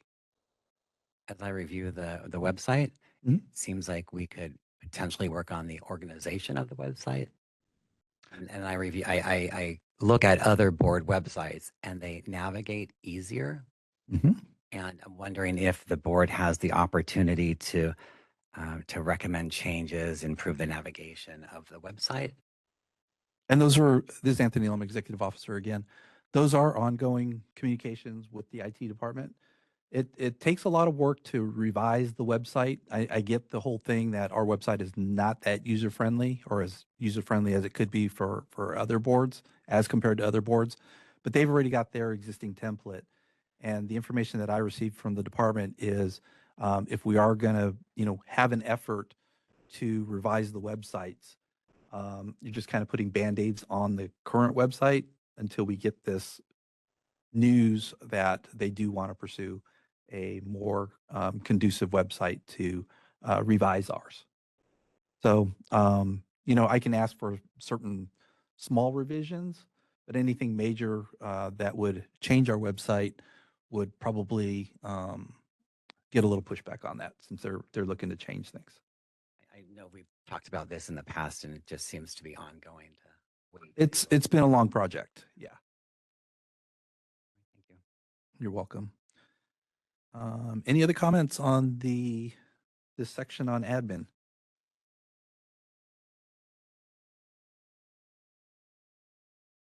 Seeing none, is there any public comments?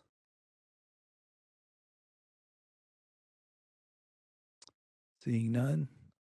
DCA moderator, can you open the WebEx portal for WebEx public comments? Moderator, if you would like to make a comment on the administration aspect, you may look for the raise hand icon next to your name or bottom of your WebEx screen. We are displaying instructions and we'll give you a moment. Meanwhile, we do have a comment. Melissa, you're going to be seeing an unmute request on your screen. Please click on that to make your comment. Thank you. Hi, yes, Melissa Massetti. As we talk about forms that are publicly available on the website currently, the application for RDHAP lists the application fee as $250. And I personally was charged $300 for my initial licensure, and a friend of mine or a colleague was charged $350. So I would just like some clarification or some improvement on the transparency of the form and the charges. Thank you.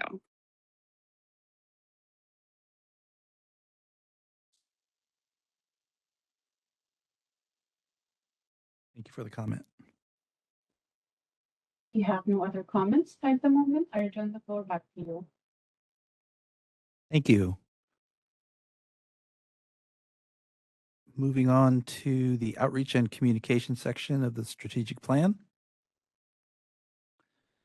Item 6.1, provide more information to students about the licensing process. Staff has deemed this complete but ongoing. Staff increased their outreach efforts to graduating students. They've conducted, at that time, 16 outreach sessions, now it's 17, both RDH and RDHAP programs over the past year.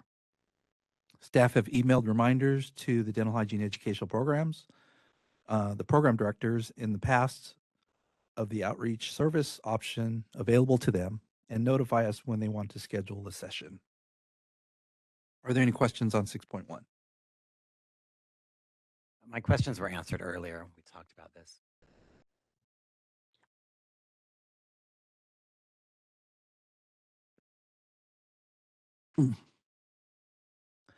Okay, seeing none, moving on to 6.2. Increase outreach to consumers, applicants, and licensees through social media, newsletter, and website. Staff respond quickly to communications from stakeholders and post updated information on the DHB on the board's website as quickly as possible. Plans for additional staff are in the works to increase outreach on social media platforms and in-person or virtual events and program support. We may request additional positions from the Sunset Review Bill, as I mentioned earlier, for requesting resources. They have been identified in the Sunset Review report. They will be, I should say, since it's a little premature to say that the report's in process. Any questions on 6.2?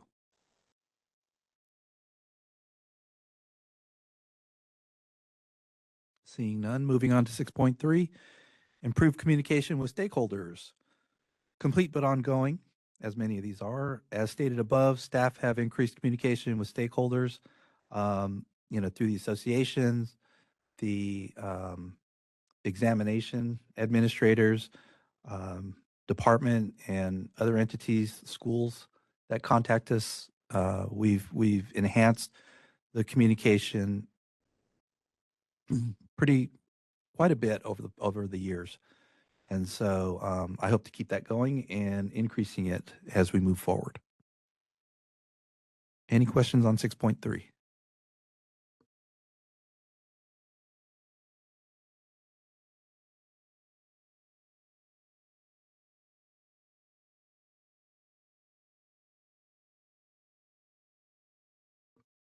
Okay, seeing none, we'll move on to 6.4. Evaluate workload and seek additional staff resources if needed to perform more diverse outreach. Always an ongoing to assess whether staff resources are needed for any program. Outreach staff has been more difficult to obtain due to the administration's specific categories and restrictions on approving new staff. When my idea for an outreach person is probably 2 to 3 years old now. But each time when the opportunity comes up to request additional staff, there's certain parameters that I want to inform the board of that the administration puts in place, where if they don't fit those specific categories, positions more than likely won't be approved. So currently and through the last few years, an outreach position has not been readily approved. And so we'll continue to keep working on it, but just know that that is in our plan.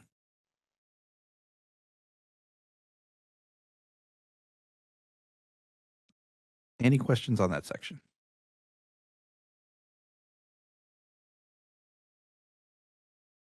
Okay, is there any public comment? This is on outreach and communication.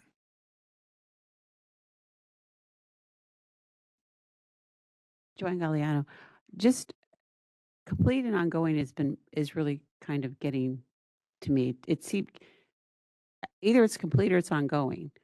So I think that in my mind, ongoing would probably be a better term to use. And then in the ongoing, You say ongoing and then state what you've done to this point. It just seems like it doesn't make sense. If it's complete, it shouldn't be ongoing. It should be complete, or it should be ongoing. I'm just confused how. It's not a finite issue. That's why. Well, I think ongoing, I think I understand what you're saying. You're saying that you've done things to complete that goal, but it's still ongoing. So to me, it would make more sense to say it's ongoing, and then in your rationale, like you put there, it shows that what you've done to address that issue, but you really haven't completed it. If it's complete, it's done. You really haven't completed it. If it's ongoing. It's just a confusion on my part as a public member to see complete and ongoing. It's either complete or it's ongoing. And in your ongoing, you can say what you've done, to show that there has been work on it. But to say the two together just doesn't make sense to me.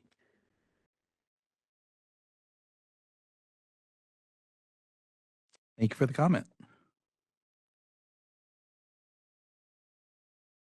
Are there any other public comments?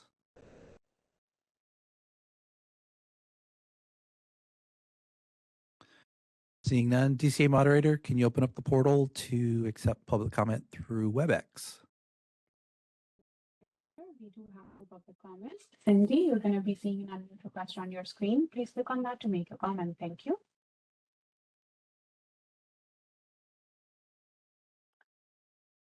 Hello, this is Cindy. Can you guys hear me? Yes, you can. Please go ahead. Hi, Cindy Saley, CDHA member, speaking on behalf of myself.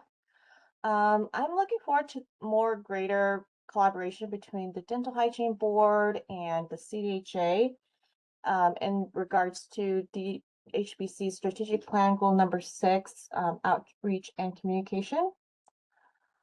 Is there anyone at this time who would be the appropriate DHBC contact for CDHA's public relations team to connect with regularly regarding regulatory updates, invitation to event participation, or circulation of information that would benefit widespread distribution to dental hygiene professionals? Thank you. Just to answer that question, it's Anthony Lum, Executive Officer.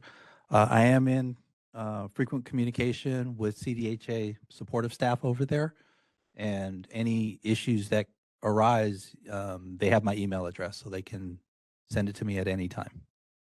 Thank you. This is the moderator. Next up is Jeanette. Jeanette, you're going to be seeing an unmute request on your screen. Please click on that to make your comment. Thank you. Hi, it's Jeanette Diaz-Oliveira again. I want to comment on 6.2. There's mention to increase, outreach, one specifically newsletter. I want to say the last newsletter that from what I could find is from the summer fall of 2024. It was a super, very educational information that's in there is, I think, really great for our licentiates. And I'm wondering if there's a plan to have, I don't know, an update of when the next newsletter is going to be. I understand that some of this information can be recycled. It's good information. It doesn't change. But I think the newsletter was really good, and I would like to see more of these. I'm wondering if we've got an estimate. I know we're pressed because of staff issues, but a lot of the information that's in there, I think, can be reused. And again, you're fulfilling this outreach. And also comment on, again, quantifying if we have completed items in for some of these objectives. It'd be nice to kind of quantify how many, what we did. I think this would be very helpful in demonstrating that you have fulfilled or completed these objectives. Thank you. This is Anthony Lum, Executive Officer. Both those ideas are being initiated. The plan has been all along to resume the newsletter, and the strategic plan modifications will be enacted as suggested by board members. Thank you. This is the moderator. We do not have any other comments or raised hand at this moment. I turn the floor back to you. Thank you very much. I turn the floor back over to the president. Thank you, Executive Officer, for your work on the strategic plan. At this point, is there a board member motion? Please identify yourself and make the motion. This is Julie Elginer, public member. I don't know that I necessarily have a motion, but I do want to just identify. First of all, I want to thank Executive Officer Lum for this really thorough review of this. This is the first time since I've been appointed that we've had an opportunity to do this, and I want to echo Member Long's comments that I think it was Member Long that we do this at least annually. So I want to say thank you. Based on this really thorough discussion, it seems to me that there's a need for 3 specific areas that need to be addressed. Licensing 1.1, which is the task force for the clarification of the breeze language. That was the first one. Number 2 was in enforcement 2.7, the revision of the enforcement disciplinary guidelines. And number 3 is in the education committee 4.2, the task force for the non-hygiene CE courses.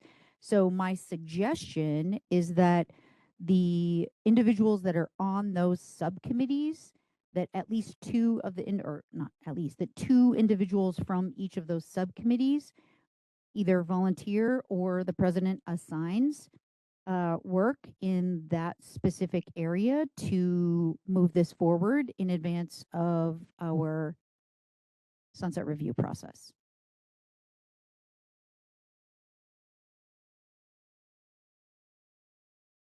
Anthony Lum, Executive Officer.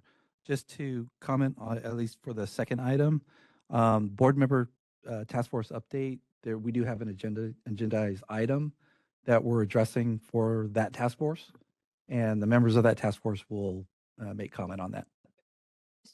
Again, just to clarify, based on what I was hearing going through, those are the 3 areas of work, prioritized work that will require board members to take an additional step forward to help resolve these issues. So thank you.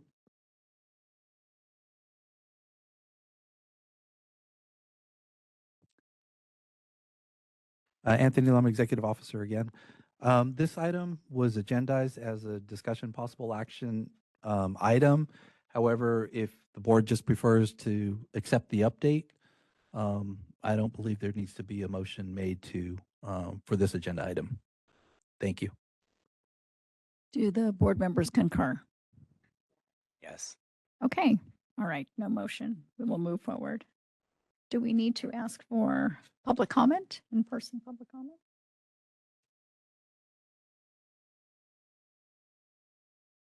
Okay. Let's go ahead and ask for any in-person public comment on the overall strategic plan.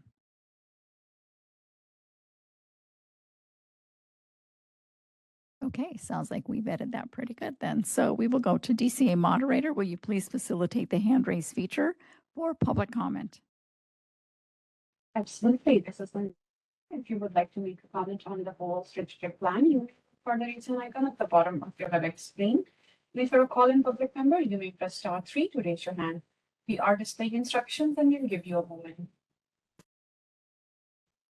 We do have one comment, and if you're going to be seeing an unmute request on your screen, please click on that to make your comment. Thank you.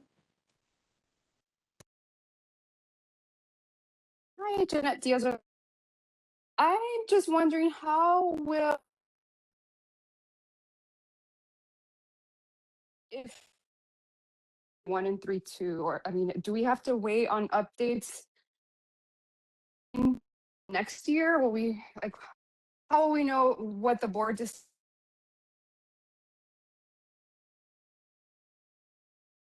This is Anthony Lum, Executive Officer. Can you repeat your comment? You're cutting out on your end. Thank you. I'd like to know how we will know if there's going to be continued work on 3.1, 3.2. I'm wondering if really on any of these areas that we discussed, will we have to wait until a year from now when you revisit this, or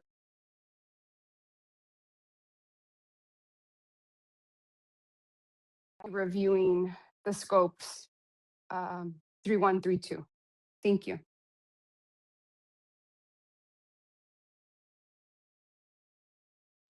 Thank you for the comment.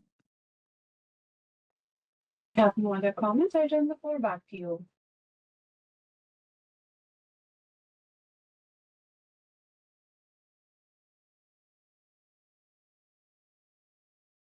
Thank you. We are now going to move on to agenda item 16, discussion and possible action on the board member procedural manual draft language. Adopt Rosenberg Rules of Order and review and update draft language. I would ask Executive Officer Anthony Lum to present this agenda item. Thank you, President Pacheco. The board updates its board member procedural manual every few years or when important changes are needed. The last update to this manual was completed in 2022, and the current board requested to address reviewing and updating its procedural manual. At the November 2025 meeting, the board assigned an ad hoc committee to address the update of the manual. The committee has met twice, once on February 13th of 2026 and June 18th, 2026, and has made substantial progress, but has a couple of issues to discuss with the full board for clarity and for action. Please keep in mind that the draft manual that's in the materials is very raw. We still have a lot of work to do and to get this completed. But the first issue that the ad hoc committee requested to be addressed is to vote to incorporate the use of Rosenberg Rules of Order when conducting public meetings. And the definitions of what it is included in the meeting materials. And the second one is, I think I got this right, to obtain full board member input on draft language pertaining to an individual member's opposing viewpoints away from official board actions while working in their professional or other capacity in non-board related activities. Specifically in the draft materials of this manual, it's pages 3 and 16, which are highlighted for review. And I am going to call on each ad hoc committee member to fully address what their issue was, so that way it's clear. So for number 1, to vote to incorporate the use of Rosenberg Rules of Order when conducting public meetings, I would like to defer to ad hoc committee member Michael Long to address this first one. Thank you. Thank you. My intent with proposing to the adoption of Rosenberg's Rules for Order is not to criticize how our meetings are currently being conducted. I believe our meetings are generally run well. Rather, the purpose is to establish a clear and consistent set of procedures that all board members can understand and reference. Any such adoption would still be subject to consistent with the Bagley-Keene Open Meeting Act. Adding Rosenberg's rules would provide guidance on common parliamentarian procedures that board members may not be familiar with. For example, while the president and executive officers may have strong understanding of the role of the chair and meeting procedures, the board members may not always be comfortable with questions such as how to amend a motion, when a motion may be reconsidered, and what procedural options are available during discussion and deliberation. I recognize that DCA Legal plays an important role in advising the board on procedural matters.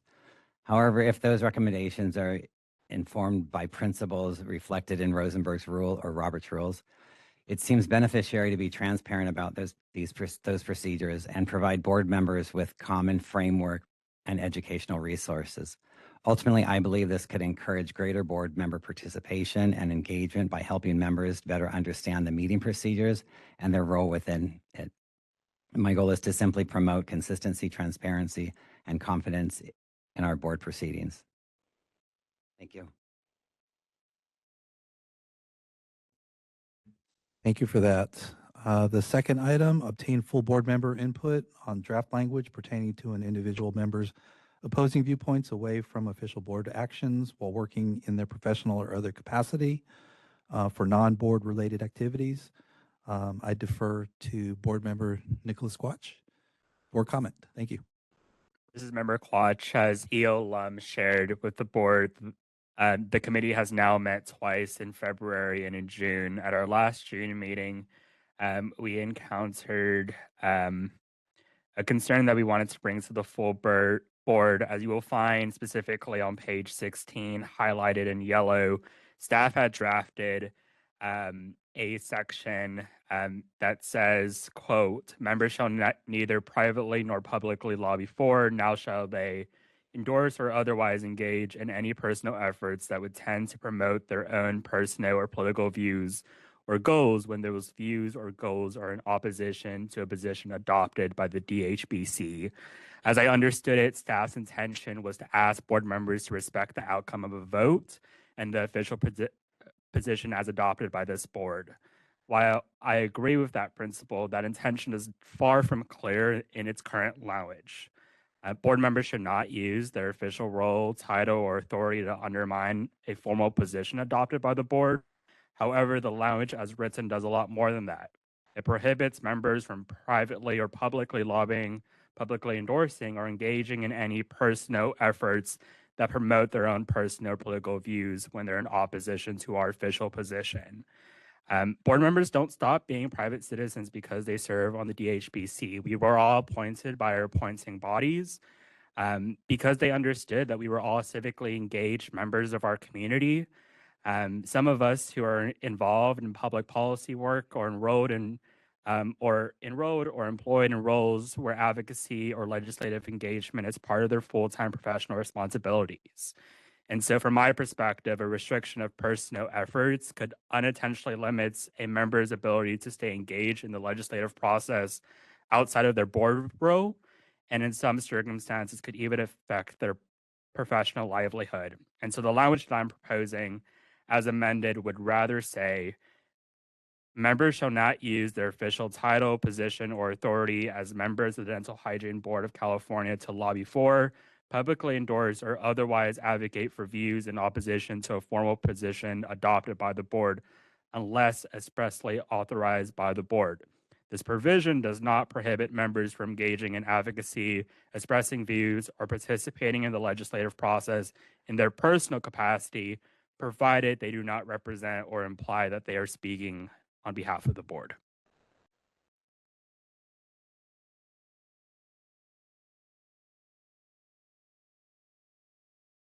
May I just comment on that? This is Dr. Algener. I'm going to give you a specific example from my previous appointment where this exact same thing happened. All right. And the board decided to take a position on a piece of legislation that pertained to vaccinations. All right. And we took a watch position on mandatory vaccinations. My personal and professional position was separate from that. And so I have been in that situation where my official capacity as a board member was to watch a piece of legislation, and the board was considering an opposition position, when professionally and personally, I was very supportive of vaccinations. So I want to say this is real, and I have been in that situation, and I would be hesitant to agree to doing that again because it was extremely awkward in that situation. So I appreciate the thought and the concern that the two of you and the team is for ensuring that the language is representative so that people aren't in that situation again. So I want to say thank you.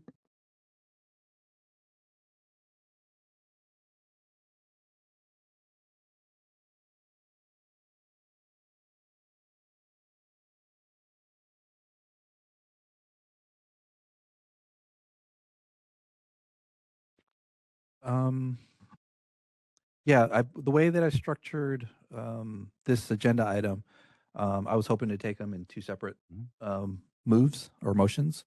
So yeah, we can do a motion right now for the first. Motion for issue 1. Yes. Identify yourself and make the motion. This is Member Long. I move for the board to enact the use of Rosenberg's Rules of Order when the DHBC is conducting its public meetings. And do we have a second?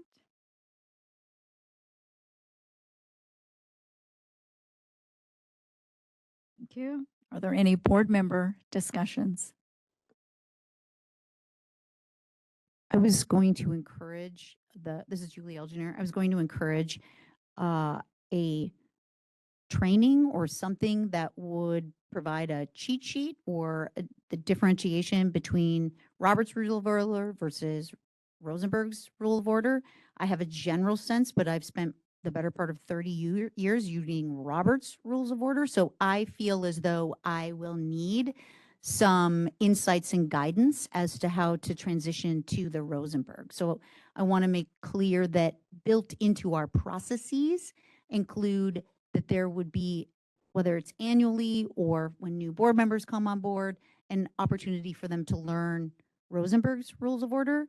And that's my area of concern. This is Member Long.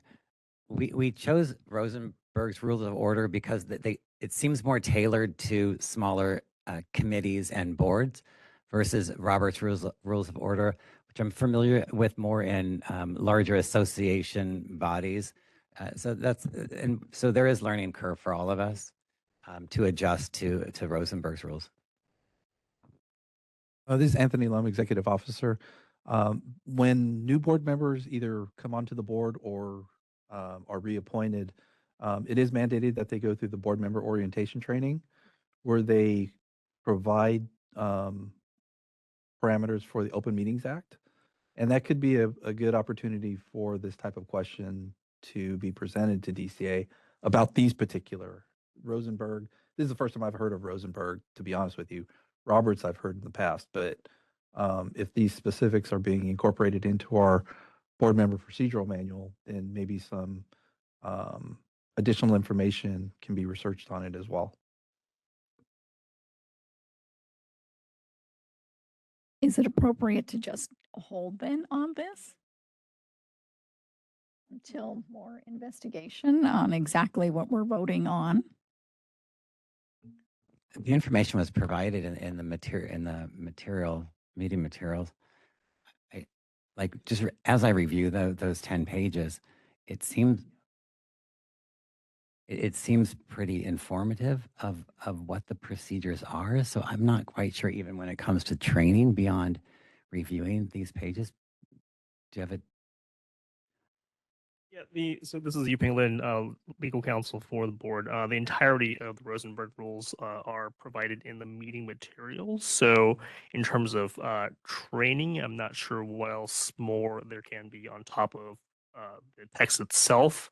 I think Yola made a good point that perhaps if more boards are adopting Rosenberg, that could be something that could be addressed at the BMOT training, but in terms of like a separate thing, I'm not sure if it's so much warranted. If the point of Rosenberg's rules is it's a simplification and kind of more tailored more towards kind of state and local public bodies that such as this board. So if the members have had an opportunity to review the 7 pages of the Rosenberg rules, I think at this point it is appropriate to take a position on the motion. Any other board member discussion? This is Anthony Lum, Executive Officer. I just wanted to reiterate that the Rosenberg rules, simply from what I read, just focuses on smaller groups, but it also parallels, what the Open Meeting Acts and the procedures that we have been following. So, and I got a second on this end. Yay! Thank you.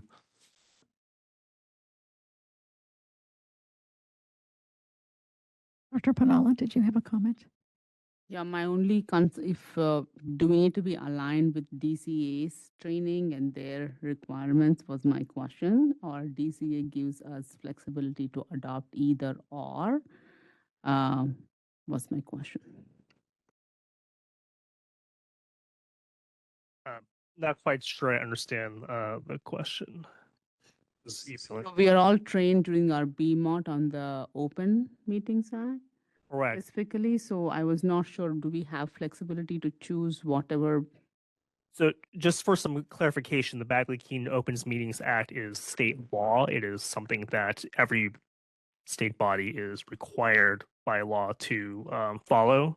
Whether it's Robert's rules or Rosenberg rules, those are kind of complementary procedures that If there's any conflict, which I'm not aware that there is, this state law, Open Meetings Act would supersede whatever contradictory thing might be in Rosenberg's rules. So Open Meetings Act not optional, and that's what you're, I think, trained on during BMOT. I don't know if there's any training on Robert's rules or Rosenberg rules at BMOT, but again, right as long as the board must follow the Open Meetings Act, it's kind of in this board's and every other board's discretion whether or not they want to adopt these procedures such as Robert's rules or Rosenberg's rules. Hope that clears things up. So my question is, at this point, since we've been using Robert's rules, what is the purpose of changing to the Rosenberg rules? It's my understanding we're not using Robert's rules. There's no formal rules that the board's following. So it's my understanding when we inquired about this with DCA Council that this was the recommendation to use Rosenberg's rules because of the simplicity of it. But we're not obligated to follow any rules at this point, meeting rules other than Bagley King. And yesterday during our meeting, Member Elginer used a reference to call the question. And this is something that she knows from experience over years, but rules like this to educate our board on what is she talking about? Like I think most of us just missed that when she called the question. So this will establish an opportunity for board members to understand the meeting procedures better and maybe engage even more in the meeting. So that again, if there isn't training, so then how will board members then know to engage more? Yeah. This is Julie Elginer. I have a training that I have developed in parliamentary procedure, and I gave it to the chiropractic board. I'm happy to do that and update it for the Rosenberg's rules. So it's things like call the question, point of privilege. Like it's just how do you move things along, procedurally, and there are certain terminology and there's certain ways to organize the meeting within the Bagley-Keene or the Brown Act or whatever is required. So I do have a training that I have developed and given. I would just need to update it, not under Robert's Rules of Order, but under Rosenberg's Rule of Order. And I'm happy to share that if that's something that's of interest. But it's parliamentary procedurally based. I also see that it's a 7-page document. And I think that's the training, is reading over it and then participating in the board meeting. I just don't know how much more involved a training would be. Earlier, we suggested that a lot of the responsibility for student licensing falls on the student. If this is in our procedural manual that we follow these rules, then it also should be on the board member to research what these rules are. The board member has to take some responsibility as well for understanding what they've gotten themselves into. So my comment on that is when there's over 900 pages to be read 1 week prior to a meeting, maybe a little more time. Yeah.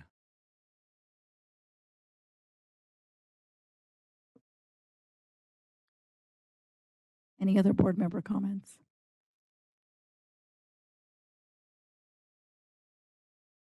I do. One more. I think the reason why we brought this forward right now is because we're continuing to work on finalizing the board manual. And until the board makes a determination on this, we can't finalize it and send it forward. So may I just ask a clarification? So right now in our existing board member manual, there's no reference to using Robert's Rules of Order, correct? So this is a revision to the procedural manual that just says this board will be using Rosenberg's Rules of Order as part of the procedural way in which we do business, correct? Okay, so that being the case, whether it's this 7-page document or some other way to train new board members that come on board, this would be the knowledge required to have the parliamentary procedure would be on us whether it's a board member or staff, whomever it is, to train new members that are coming in beyond what's required of DCA, that if they are unfamiliar with Rosenberg's rules of order, we're going to have to train them to do that. Is that fair? Yeah? Okay. This is Anthony Lum, Executive Officer, and just hearing the comments and questioning the training that is offered through the department at the board member orientation training, which is basically the Bagley-Keene Open Meetings Act. What specifically in trying to adopt Rosenberg's rules of order supersedes, or even, just from what I read, it just parallels what's in the Open Meetings Act. So what is the specific issue that's presented here that there's a need to adopt this? I'm just curious. Thank you.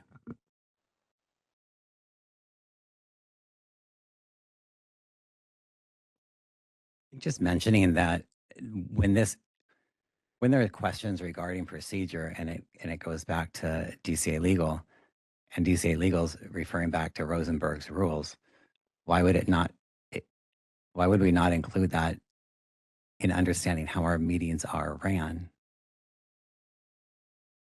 from the beginning?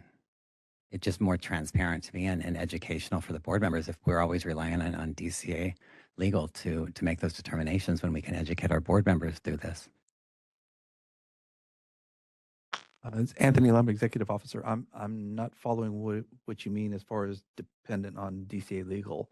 If there's a question on procedure, then we stop and we ask them. Sure, but is it something that is overlapped between Rosenberg's rules and Bagley-Keene? Because Bagley-Keene identifies the proper procedures as well.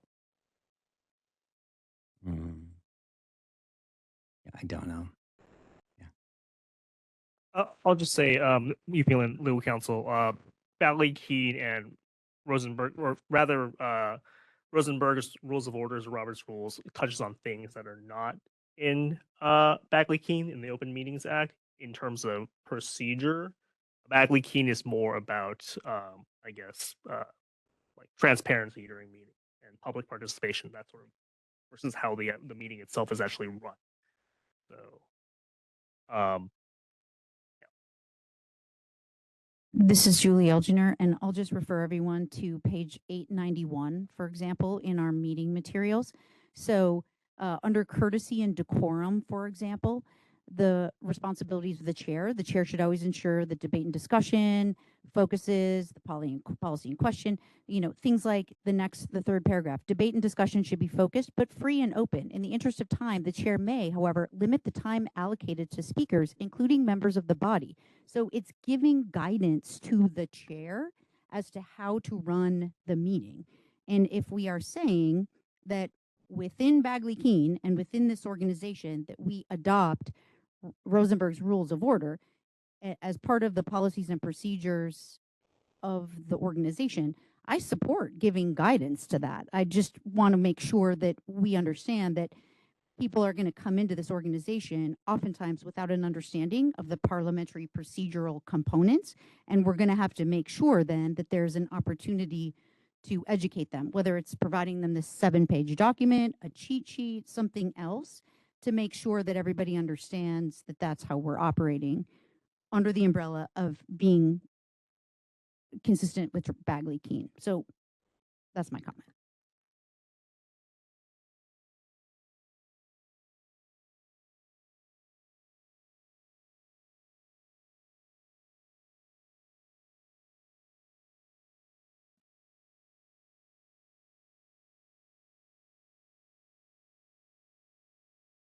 Any other board member discussion?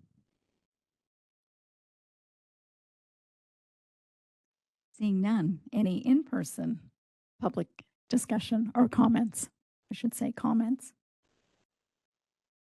Dwayne Galliano, I agree that I think that it's important to have one or the other in the procedural manual, because it is how you're going to run your meetings. I just have a question because I, like Julie, have lived my life by Robert's Rules of Order. I just am curious as to What is the difference between the two? What are there major differences between the two? Because from what I read, it seems very similar to Robert's Rules of Order. I didn't see a real huge difference. So I'm kind of, I would love to know, is it just because it's more simplistic? Robert's Rules of Order is a book. It's a book. Yes. So in this 7 pages, I like 7 pages. I'm okay with that. Is that the only real difference? It's not really a huge difference on what we're doing. It's just a simplified version. Because at first I panicked when I saw it because I'm thinking, I know Robert's Rules of Order. I don't know. But once I read through it, it seems like it's pretty much, it's what Robert's Rules talks about. It's just, it stops a lot sooner and it doesn't go into a bunch of different tangents. The student professional. Is that the logistics between choosing this? Is that it is very simplistic and it's really what we need to run the meeting. We don't have to have all that other extraneous stuff that Robert's Rules covers. And in that sense, as a public member, yes, I think this would be wonderful because then I think it'd be easier for a public member too to be able to refer to this simple 7-page document and see exactly how you guys are running your meeting.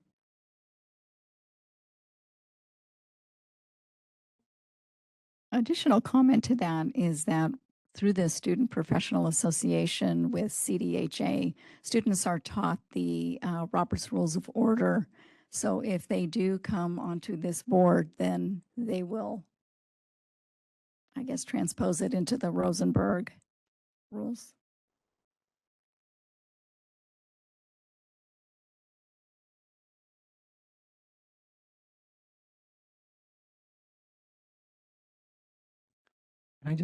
We were on a teleconference call back, I think, March of last year.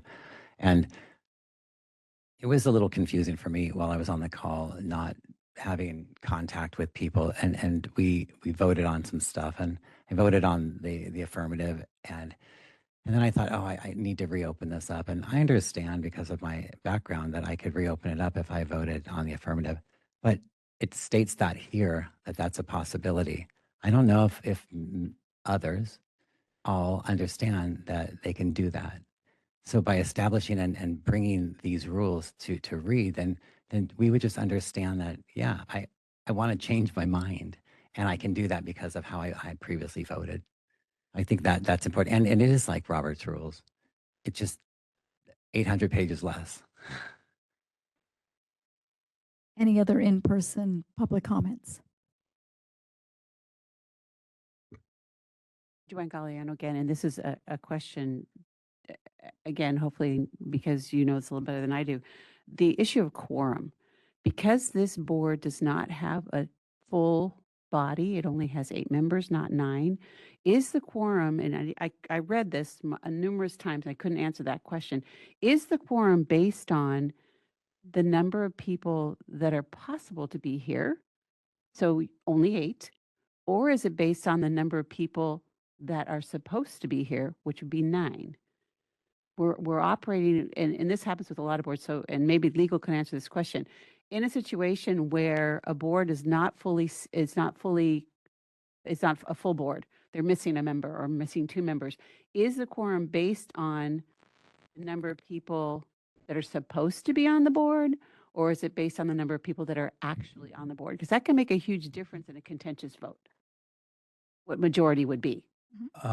Thank you for the comment, but that's a bit off topic. It's a question on it's a question on the rules, this particular rules. But you're asking about majorities as far as board is concerned. Or Because it's establishing a quorum of the rules. It's in the rules. Establishing a quorum is there, and so it's just trying to understand if this is going to be adopted. You know, if the board's going to say they're going to adopt this, how's that question answered with this particular set of rules? This is Yuping Lin, legal counsel. There's legal opinions on questions of quorum for boards. If there's something in Rosenberg's rules or Robert's rules that contradicts that, then the law would supersede that. That's something that's better discussed offline, though. Okay. Well, they don't address it. That's why. Okay, so I'll make it a future agenda item because they don't address it in this particular document. Right. So again, kind of what I was saying earlier, and kind of the overarching thing to keep in mind is Rosenberg's rules would complement the Open Meetings Act.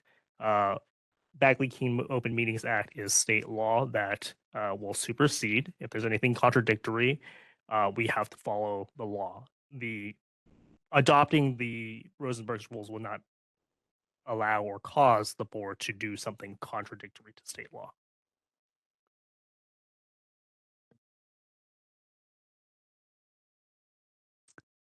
Okay, any other in-person public comments? Seeing none, are there any WebEx public comments? DCA moderator, would you please facilitate the hand raise feature for public comment?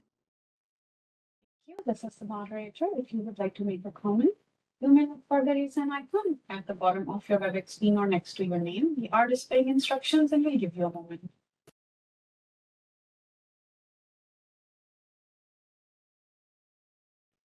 No raised hands or comments. I turn the floor back to you, Chair. Thank you. The motion before the board is for issue 1, move for the board to enact the use of Rosenberg Rules of Order when the DHBC conducts its public meetings. Will Board Secretary Lolly Agarwal please call the roll, record the votes for this agenda item? This is Lolly Agarwal, and I will now call the roll.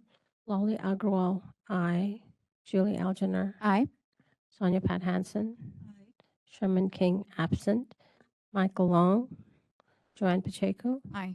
Sridevi Pannala. Aye. Nicholas Quach. Aye. The motion has passed. Thank you. Is there a board member motion for issue 2? Please identify and make the motion. This is Member Quach. I move to accept the proposed language for the DHBC Board Member Procedural Manual pertaining to the issue of member opposition while working in their professional or other capacity away from board activities. Thank you. And is there a second? Thank you. Any board member discussion?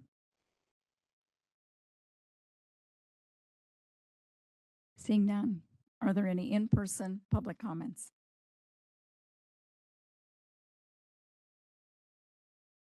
Seeing none, are there any WebEx public comments? DCA moderator, would you please facilitate the hand raise feature for public comment? Hi, this is the moderator. We do have a raised hand. Janet, you're going to be seeing an unmute request. Please click on that to make your comment. Thank you.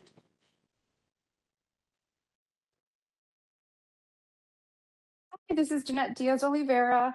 I noticed in the manual, the updated version, it appears that there's a new mission or an updated mission. Has that changed and I just missed it? Because the website hasn't been updated. Can someone clarify on that? Thank you.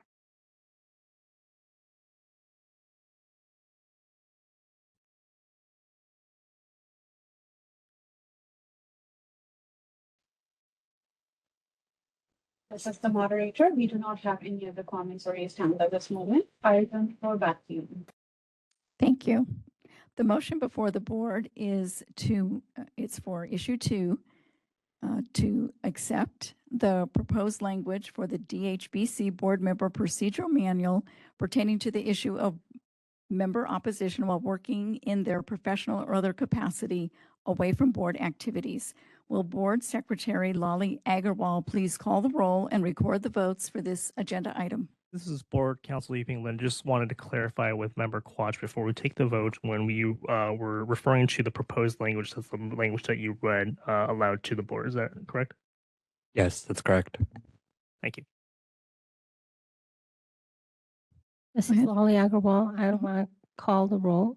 Lolly Agarwal, aye. Julie Algener. Aye. Sonia Hansen. Aye. Sherman King, absent. Michael Long. Joanne Pacheco. Aye.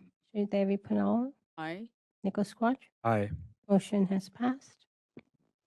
Very good. And it is now 2:42. I think this would be a good time to take a 10-minute recess. We will reconvene back at 2:52. Thank you.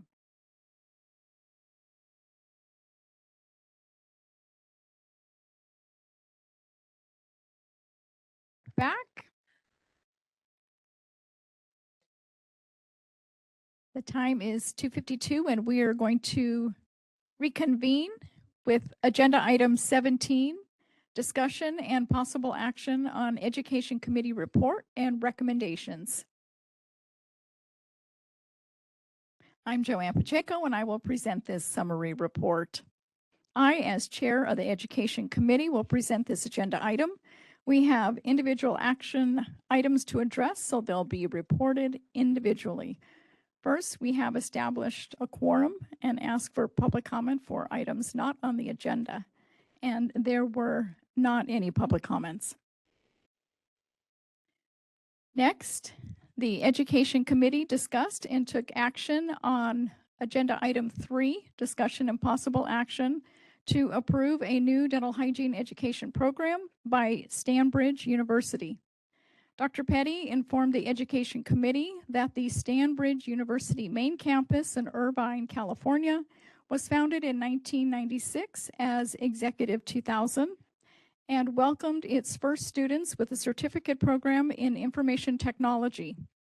Following the successful launch of its inaugural program, the institution expanded, added nursing, occupational therapy, and physical therapy programs.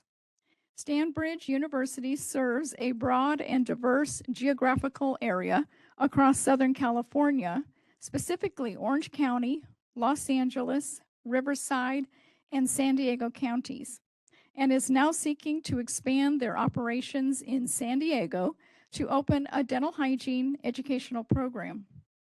On April 2nd, 2025, Stanbridge University submitted a letter of intent to request Dental Hygiene Board of California Board approval to establish a new dental hygiene educational program based in Riverside, California, to help meet the need for qualified dental hygienist graduates.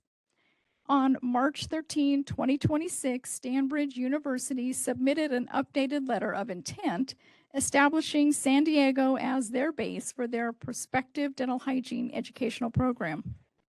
In May 2026, Stanbridge University submitted a feasibility study to the board for review. In working with Stanbridge University, board staff have now completed the review of Stanbridge University's feasibility study. Is there a board member motion? Please identify yourself and make the motion.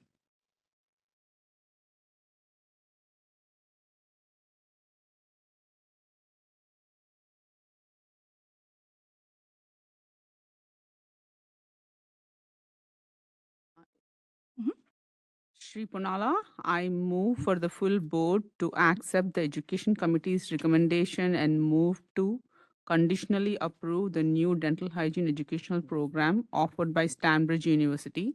The condition being an extendable 2-year probation period once the program begins operations and pending compliance with updates every 4 months and site visits to confirm compliance prior to enrollment of first cohort, and there's an addition to the language.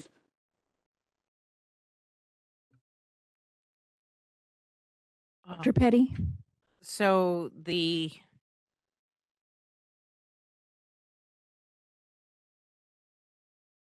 addition was campus will enroll every 7 to 9 months. Oh, wait, I apologize. So motion for the, I'm just going to start again. Motion for the Education Committee, no. Motion for the full board to conditionally approve the new dental hygiene educational program offered by Stanbridge University. The condition being an extendable 2-year probation period once the program begins operations and pending compliance with updates every 4 months and site visits to confirm compliance prior to enrollment and during the conditional period until the first cohort graduates. The campus will enroll cohorts every 7 to 9 months. That what you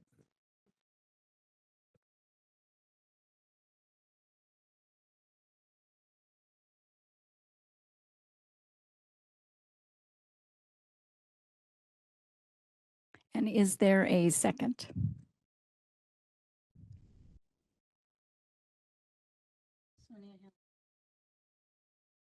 Thank you. Is there any board member discussion? Seeing none, are there any in-person public comments? Seeing none, are there any WebEx public comments? DCA moderator, would you please facilitate the hand raise feature for public comment? As the moderator, if you do have a comment, Amber, you're going to be seeing an unmute request on your screen. Please click on that to make your comment. You'll have 2 minutes with a 15 seconds warning. Good afternoon, everyone. Dental Hygiene Board, President Pacheco. This is Amber Davis, the Dental Hygiene Program Director for Stanbridge University, and I just want to thank the full board as well for considering Stanbridge University and approving the motion.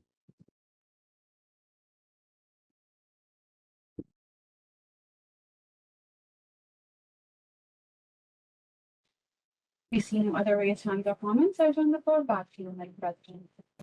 Thank you. Dr. Petty, would you read the motion?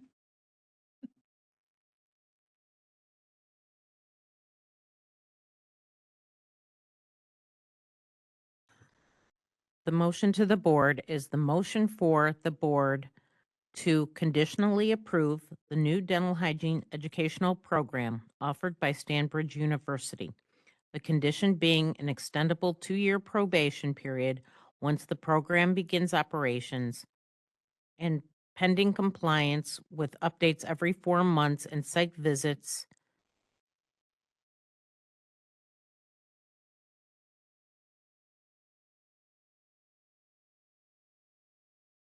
to confirm compliance prior to enrollment and during the conditional period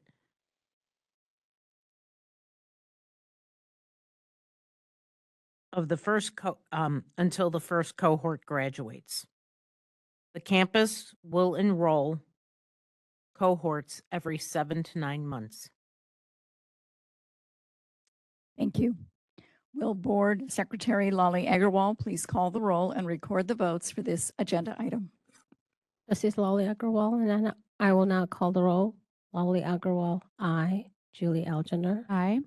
Sonia Hansen. Aye. Sherman King absent. Michael Long. Aye. Joanne Pacheco. Aye. Sridevi Pannala. Aye. Nicholas Squatch. Aye. Motion has passed. Thank you. Next, the Education Committee addressed Agenda Item 4 regarding discussion and possible action regarding the Diablo Valley College Dental Hygiene Educational Programs violations and request for support to offer a Bachelor of Science degree in dental hygiene. First, board staff conducted a site visit at the Diablo Valley College Dental Hygiene Educational Program, known as DVC, on October 14, 2025. The site visit was generated due to the submission of DVC's Commission on Dental Accreditation, known as CODA, self-study, as well as to the board's oversight goals to review all dental hygiene educational programs in California.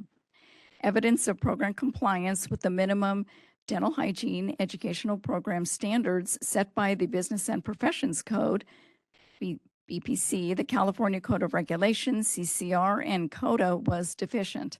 On October 31st, 2025, December 5th, 2025, December 19, 2025, January 26, 2026, February 25, 2026, and April 2nd, 2026, DVC provided responses to the violations discovered by the board. There have been 2 violations DVC has been unwilling to remedy into compliance since October 14, 2025. Violation 1, student clinical direct patient care hours, and violation 2, program director assignment compliance. On April 2nd, 2026, DVC requested reconsideration and dismissal of violations 1 and 2. Please refer to the board's May 29, 2026 site visit determination 6 and DVC's April 2nd, 2026 letter and DVC's June 30th, 2026 response to site visit determination 6. Regarding violation 1, staff acknowledges the importance of a clinical assistant rotation and does not advocate for eliminating this rotation.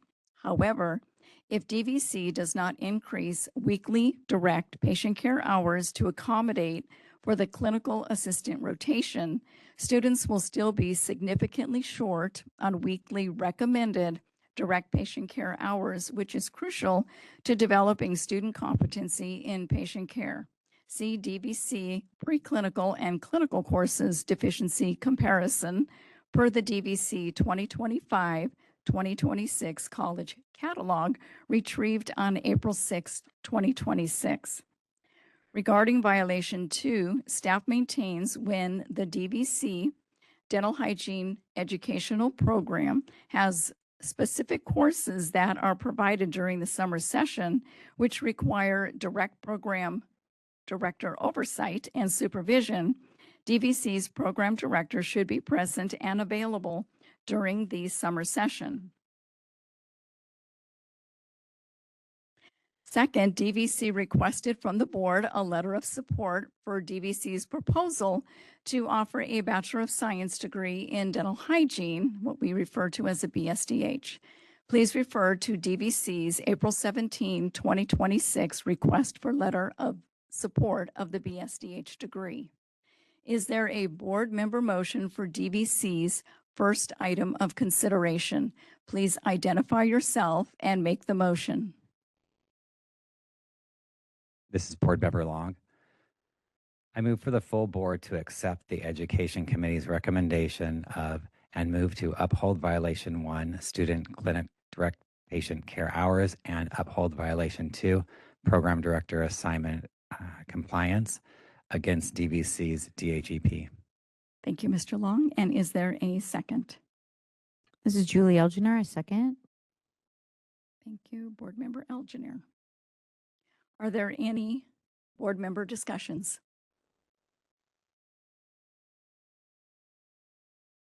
Seeing none, are there any in-person public comments? Seeing none, are there any WebEx public comments? DCA moderator, would you please facilitate the hand raise feature for public comment? As the moderator, if you would like to make a comment in this motion, you may refer the raise hand icon at the bottom of your WebEx screen or next to your name. We are displaying instructions and we'll give you a moment.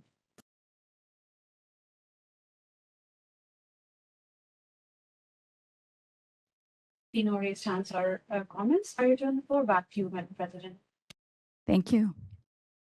The motion before the board is to accept the Education Committee's recommendation and move to uphold violation 1, student clinical direct patient care hours, and uphold violation 2, program director assignment compliance against the DVC dental hygiene educational program.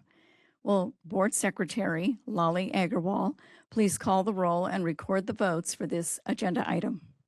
This is Lali Agarwal, and I will now call the roll. Lali Agarwal, aye. Julie Algener. Aye. Sonia Hansen. Sherman King, absent. Michael Long. Aye. Joanne Pacheco. Aye. Sridevi Panola. Aye. Nicholas March. Aye. Motion has passed. Thank you. Is there a board member motion for DVC's second item of consideration? Please identify and make the motion.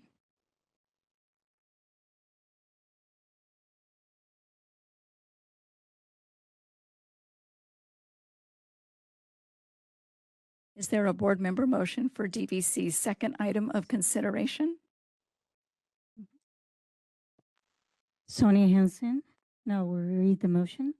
Motion for the full board to reject the Education Committee recommendations to reject DVC's request for a letter of support for DVC's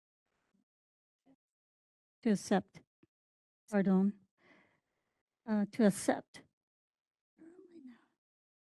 proposal to offer the bachelor's science degree in dental hygiene. Additionally, I move for the full board to reject DVC's request of the letter of support for DVC's proposal to offer bachelor's science degree in the dental hygiene. If the full board approves the request, I move to direct the staff to draft and provide the letter of reject to the DVC. Thank you. And is there a second? Thank you. Is there any board member discussion? Seeing none, is there any in-person public comments? Seeing none, are there any WebEx public comments? DCA moderator, would you please facilitate the hand raise feature for public comment? This is the moderator. Comment on this motion. You may look for a raise hand icon at the bottom of your WebEx screen. And if you're a call-in public member, you may press *3 to raise your hand. We are displaying instructions and we'll give you a moment.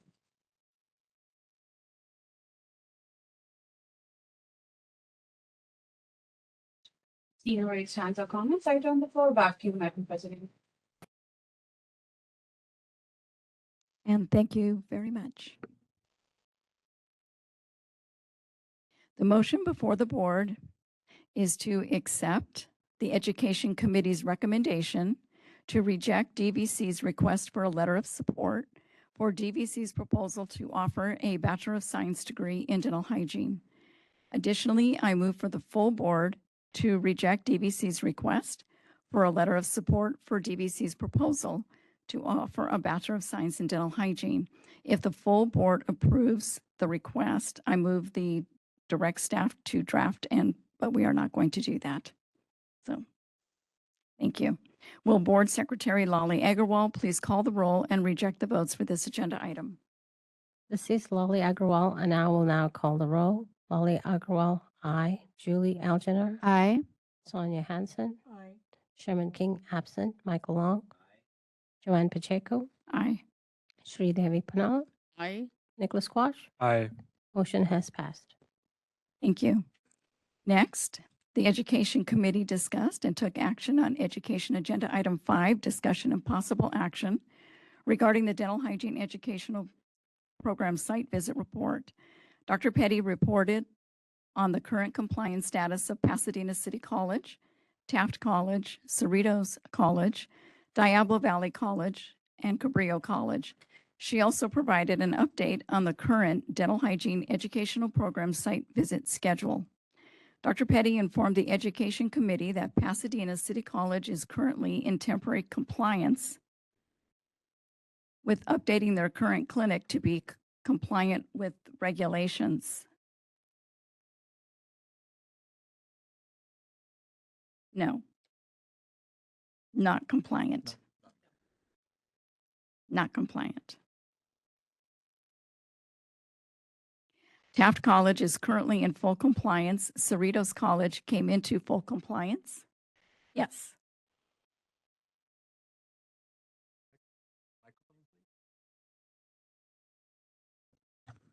The Educational Committee discussed and took action regarding PCC, Pasadena City College, to extend probation of PCC for 2 years.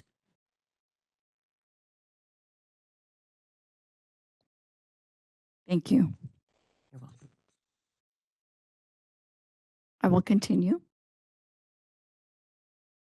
Cerritos College came into full compliance as of May 29, 2026, and Cabrillo College is working towards full compliance with one outstanding violation regarding faculty assignments.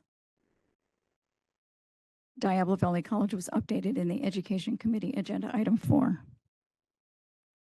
Are there any motions in this agenda item? Please identify yourself and make your motion.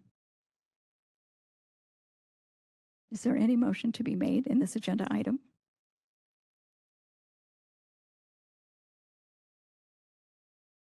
This is Julie Elginer, and I move to extend the probationary period of Pasadena. Correct. Oh, did you have a comment? Yes, this is the Yiping Lynn Board Council. The committee made a recommendation yesterday, but as for the full board, because this is not this motion was not a agendized item, it's something to be tabled for. Okay. Well, then we will table. Oh.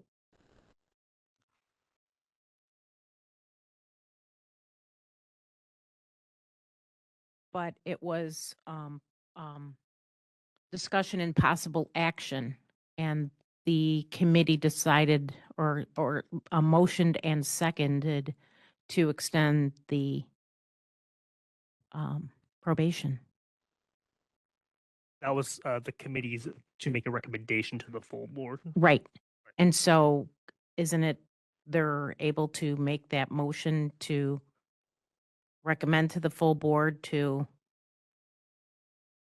extend the probation?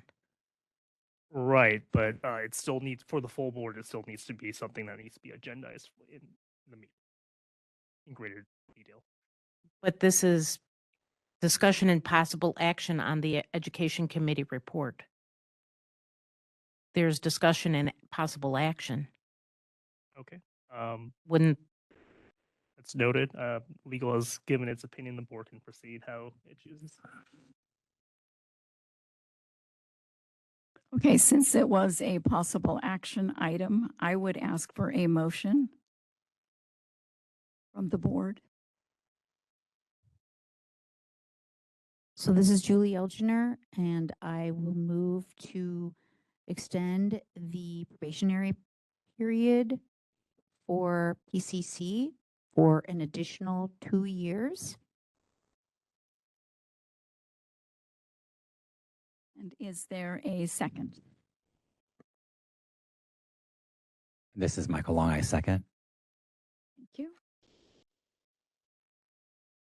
Is there any board member discussion?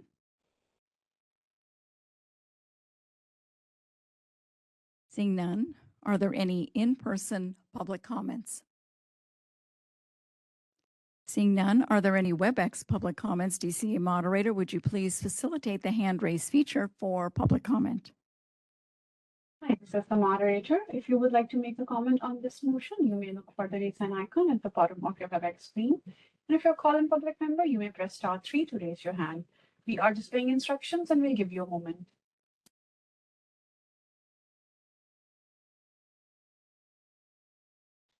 See no comments or raised hands, I turn the floor back to you, Madam President. Thank you, and I would ask Adina Petty to please read the motion for clarity. The motion was to extend Pasadena City College's probation 2 additional years, maintaining the original requirements of the probationary term, or to maintain the original probationary terms. Thank you.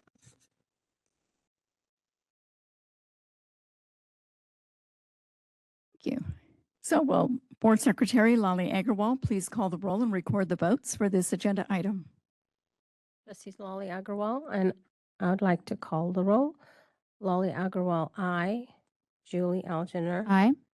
Sonia Hansen. Aye. Sherman King absent. Michael Long. Joanne Pacheco. Aye. Devi Panala. Aye. Nicholas Quach. Aye. Motion has passed.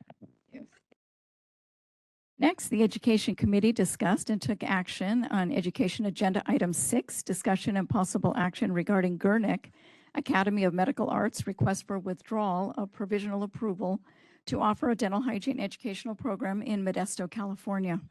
On March 28, 2026, the board provisionally approved a new prospective dental hygiene educational program offered by Gurnick Academy of Medical Arts in Modesto, California.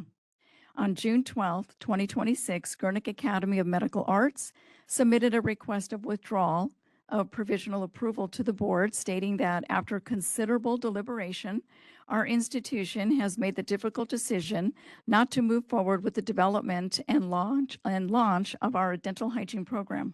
Accordingly, we are requesting to withdraw from the approval process as we will not be pursuing program implementation at this time.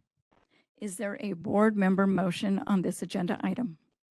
This is Shri Ponala. I move for the full board to accept the Education Committee's approval of the withdrawal request and move to approve the withdrawal request of Gurnick Academy of Medical Arts to offer a new dental hygiene educational program in Modesto, California. Thank you. And is there a board member second?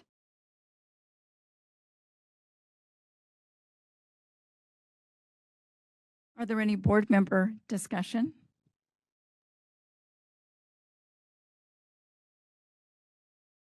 Seeing none, are there any in-person public comments?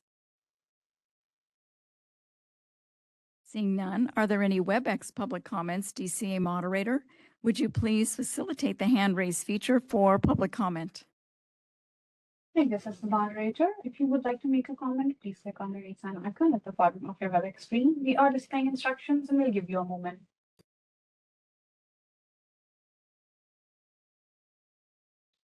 No raised hands or comments. I turn the floor back to you, Madam President. Thank you. The motion before the board is to accept the Education Committee's approval of the withdrawal request and to move to approve the withdrawal request of Gurnick Academy of Medical Arts to offer a new dental hygiene educational program in Modesto, California. Will Board Secretary Lali Agarwal please call the roll and record the votes for this agenda item? This is Lali Agarwal, and I will now call the roll. Lali Agarwal, aye. Julie Algener. Aye. Sonia Henson. Sherman King absent. Michael Long. Aye. Joanne Pacheco. Aye. Sridevi Punala. Aye. Nicholas Squash. Aye. Motion has passed. Thank you. Next, the Education Committee reviewed Education Agenda Item 7, discussion and possible action on Concordia Career College Garden Grove campus expansion and increase in enrollment. The Concordia Career College Garden Grove Dental Hygiene Educational Program is requesting the board's consideration of a proposed substantive change, including the expansion of the existing dental hygiene program currently offered at the Garden Grove campus and adding a new major site located at Concordia Career College Burbank's campus, as well as an increase in enrollment of students to be educated at the Burbank campus. The campus is currently operating in North Hollywood and is scheduled to relocate to a new constructed facility in Burbank, California. The proposed Burbank location would operate as a major site under the oversight of the accreditation of the Career College Concordia Garden Grove. That same program director in Garden Grove will maintain primary responsibility and authority for administration and oversight of both the Garden Grove campus and the proposed Burbank major site. Students enrolled at the Burbank location would complete the same curriculum and be subject to the same policies and standards and program requirements as students enrolled at the Garden Grove campus.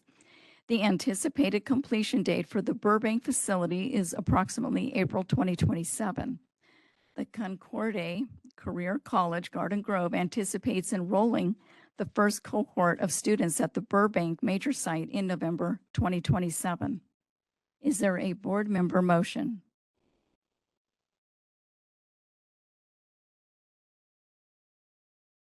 This is Michael Long. I move for the full board to accept the Education Committee's recommendation to disapprove CCG's request and move to disapprove CCG's to add a new major site located at the Burbank campus.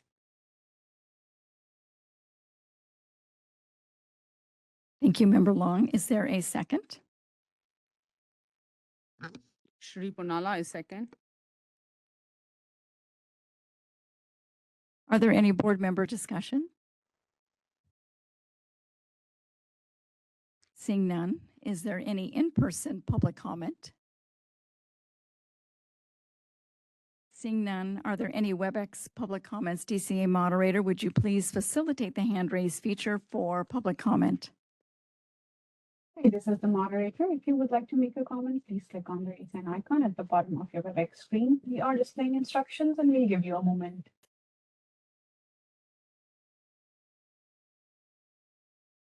See no raised hands or comments. I turn the floor back to you, Madam Chair. Thank you.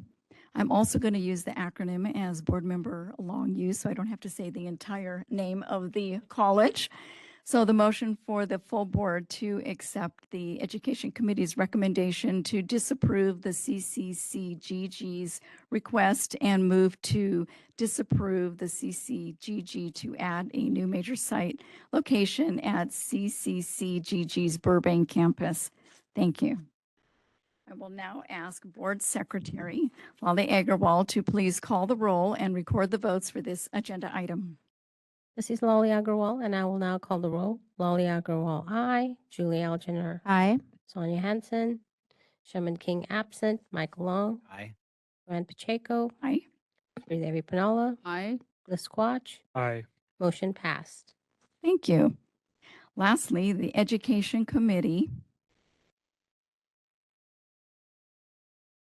approved EDU Committee Agenda Item 8, discussion and possible action to approve the March 27, 2026 Education Committee meeting minutes, and for the Education Committee Agenda Item 9, proposal of future agenda items, which I don't believe we had any for the Education Committee. Is there any board member discussion, as that is the end of my report? Seeing none, is there any in-person public comment? And seeing none, are there any WebEx public comments? DCA moderator, would you please facilitate the hand raise feature for public comment? Hi, this is the moderator. We do not have any public comments at this moment. I return the floor back to you.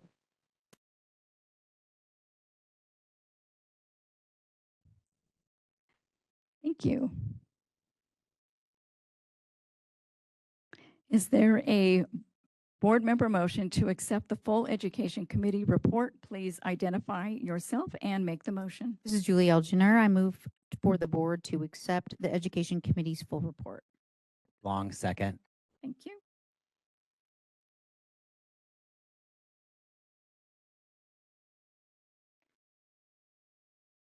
Are there any board member comments or discussion? Hearing none, are there any in-person public comments? We are just moving at lightning speed here. Seeing none, are there any WebEx public comments? DCA moderator, would you please facilitate the hand raise feature for public comment?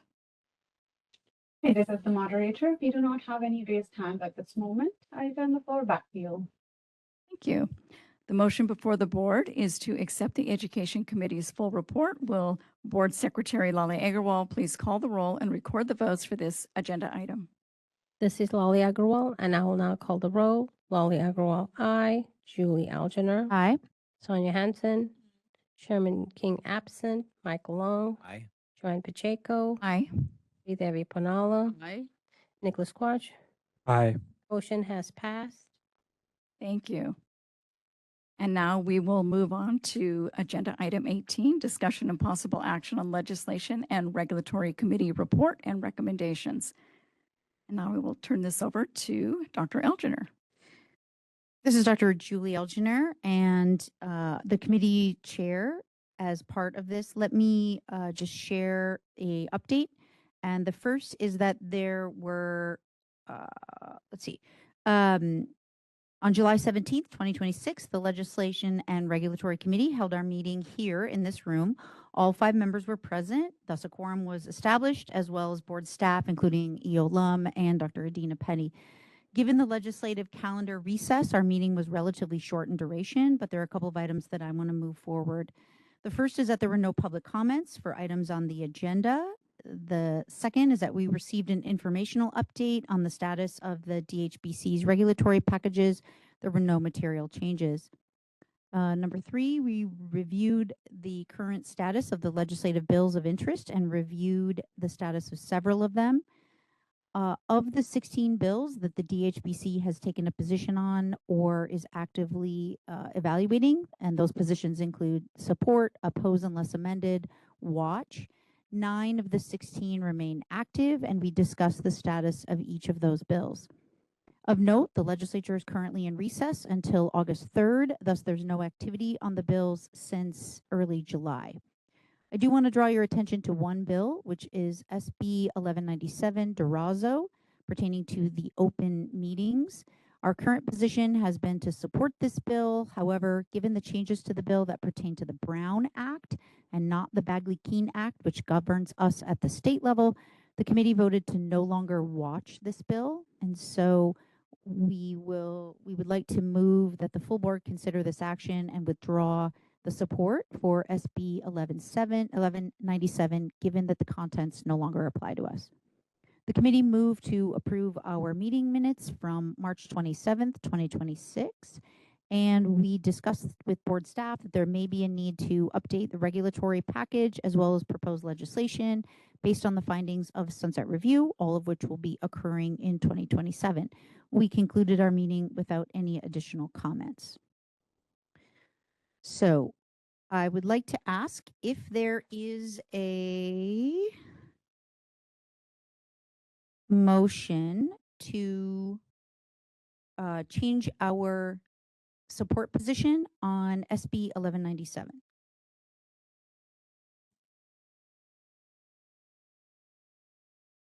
Dr. Elginer is 87. Is it 1187? Excuse. Yes, it is 1187. Correct. And it was at a watch position. It was at a watch position. So do we need to remove it entirely? Yes, that was the ledge reg Okay. recommendation. Yes. So the thank you for the clarification. I did this at 10:30 last night. We need to, I'll ask if there is a motion to remove our watch position from SB 1187. So moved, Pacheco. Moved. Is there a second? Second. Moved Pacheco, seconded Quach. Let's open it up for any board member discussion. Hearing none, I'll open it up to the public for any in-person public comments.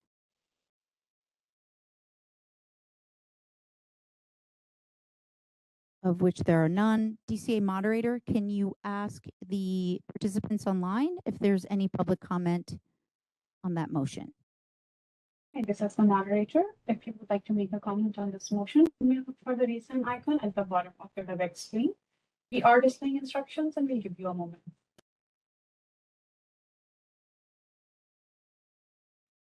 See no raised hands. I turn the floor back to you, Chair. That is the end of my report. Okay, thank you, Board Member Dr. Elginer. So now we need a motion to accept the full legislation and regulatory committee report. Please identify yourself and make the motion. Did we miss something? This is Michael Long.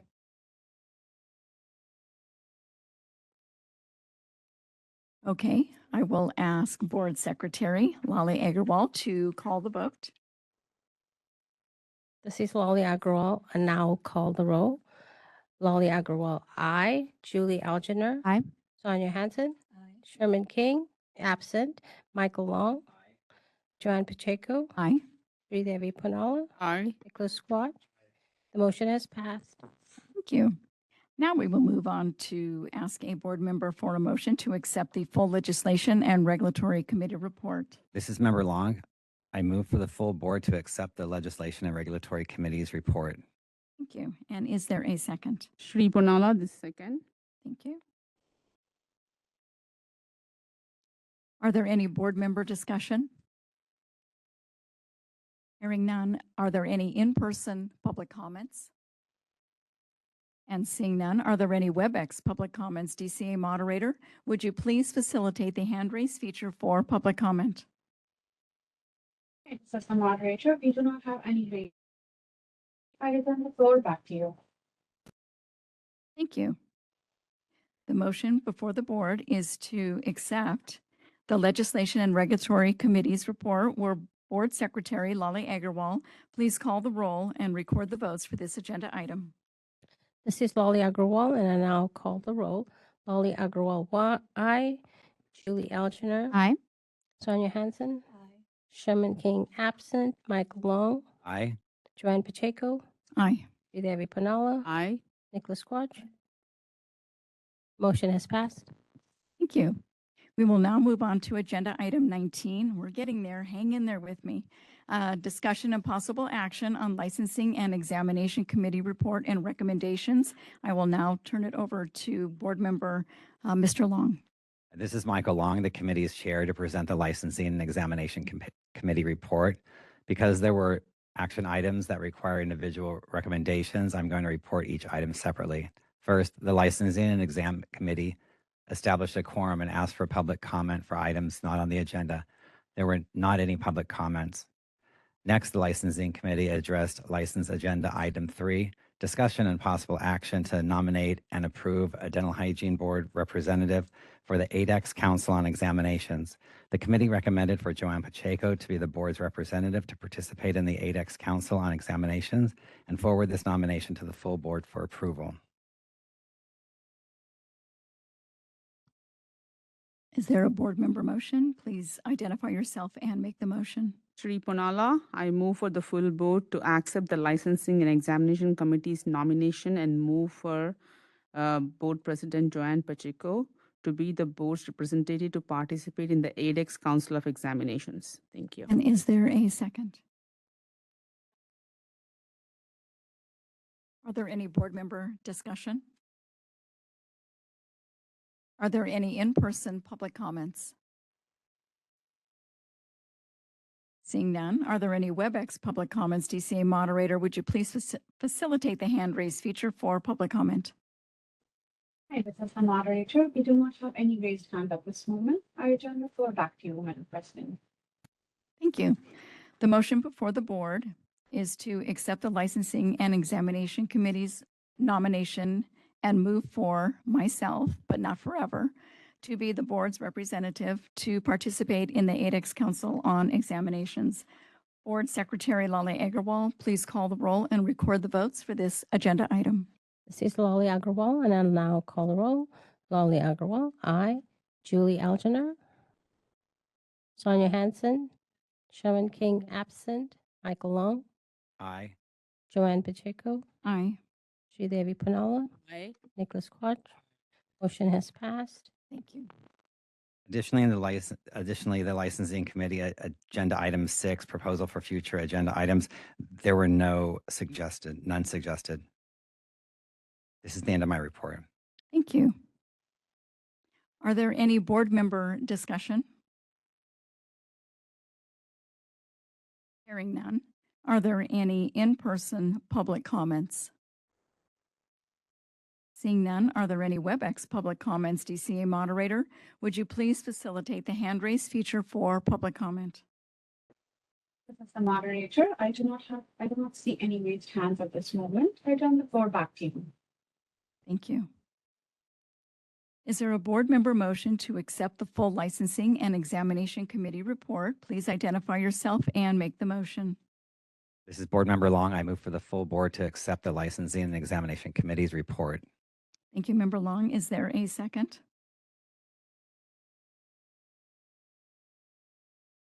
Thank you, Board Member Agarwal. Are there any board member discussion? Hearing none, are there any in-person public comments?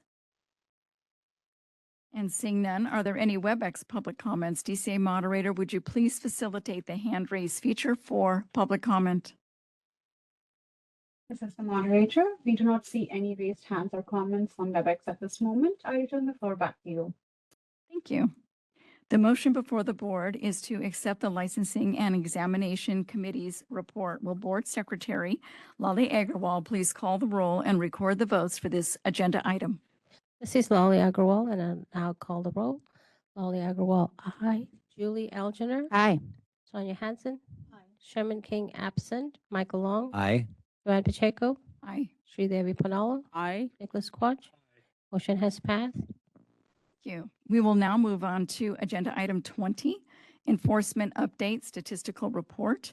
I would ask Assistant Executive Officer Tiffany Moore to present this agenda item. Thank you, and thank you for being here the entire time. Thank goodness I don't have jury duty this time. Good afternoon, board members. I'd like to present to you my enforcement statistics report. It is a little different than the prior one. I have included some additional information. This report captures our prior 2 fiscal years along with our current fiscal year. As you can see, the number of complaints that we've received pretty much maintains the same. In the fiscal year 25-26, we received 525 complaints. As we open citation records, these records get entered as complaints as well. So I identified that some of these complaint numbers are also citations, so that you can see the volume of complaints received through consumers versus complaints that are derived from citations. So there were 269 of the complaint out of the 525 complaints received that were actually citation records. On page 897, we have the different types of complaints that we've received. Again, with the unprofessional conduct, you see that's the largest volume of complaints. Again, these are derived from citations as well, because citations are entered as unprofessional conduct in the type of complaint. This is something I'm working on changing so that we can identify it as a CE audit, or if it is unprofessional conduct, so that we can capture a little bit better statistic in that. Our complaint closures without disciplinary action or administrative action. These are complaints that are closed basically on intake or not, they don't turn into a case or an investigation.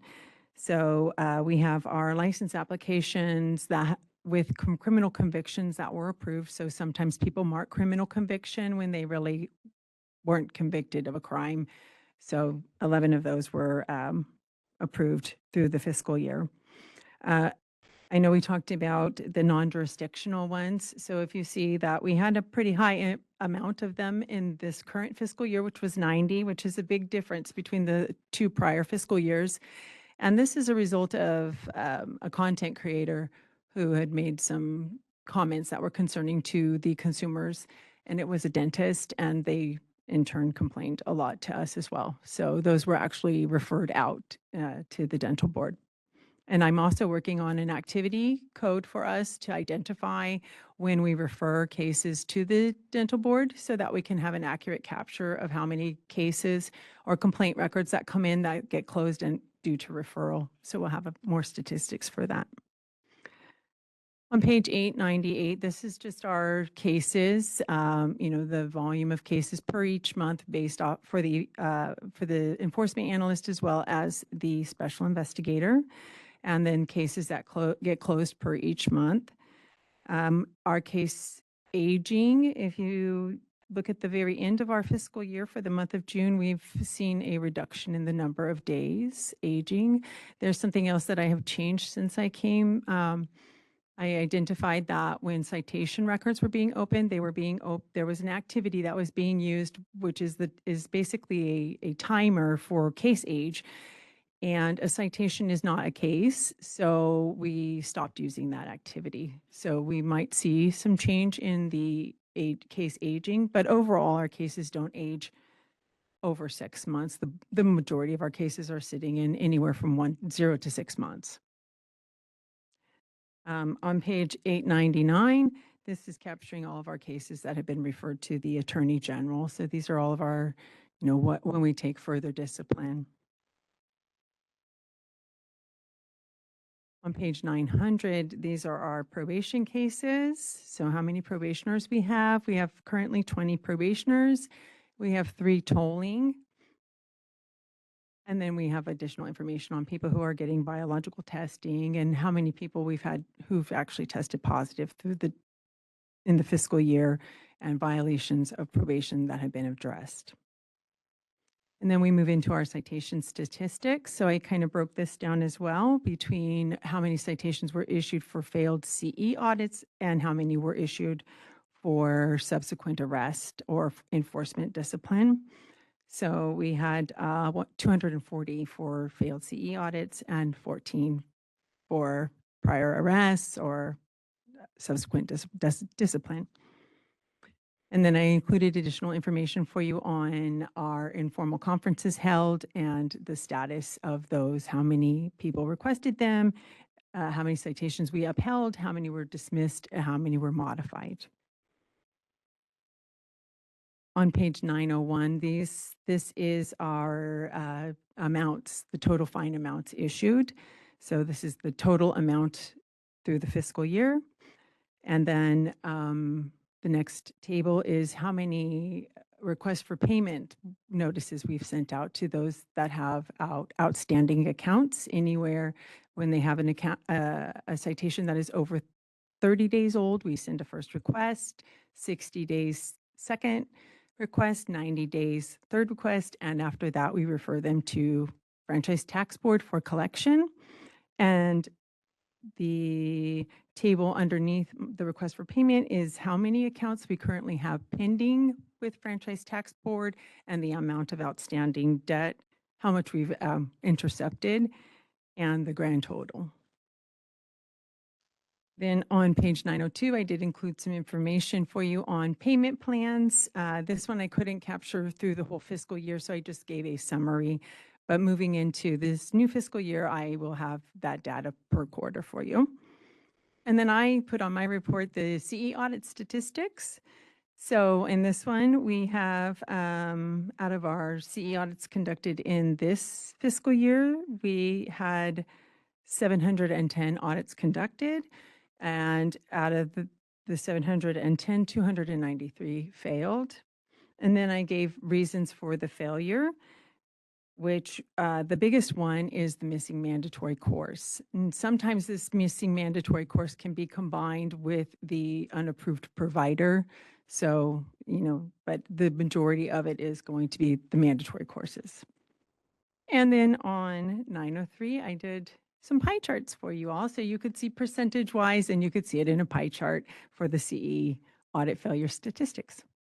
And that concludes my enforcement statistics report. Thank you. Very detailed, much appreciated. Are there any board member comments? This is Member Long. I want to thank you for adding the fine amounts ordered. I know we discussed that at last meeting, and I appreciate you following through with that. Also, I want to recognize on page 898 under open cases that there has been a significant reduction in the cases that are over 2 years old, and I want to recognize that as well. Thank you for your work. Thank you.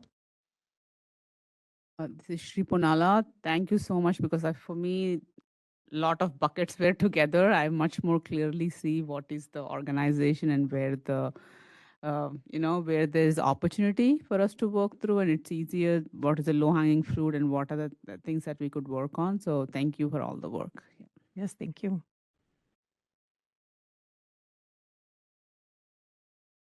Thank you. Thank you. Are there any other board member discussion? Seeing none, thank you, Ms. Moore. Are there any in-person public comments? Mhm.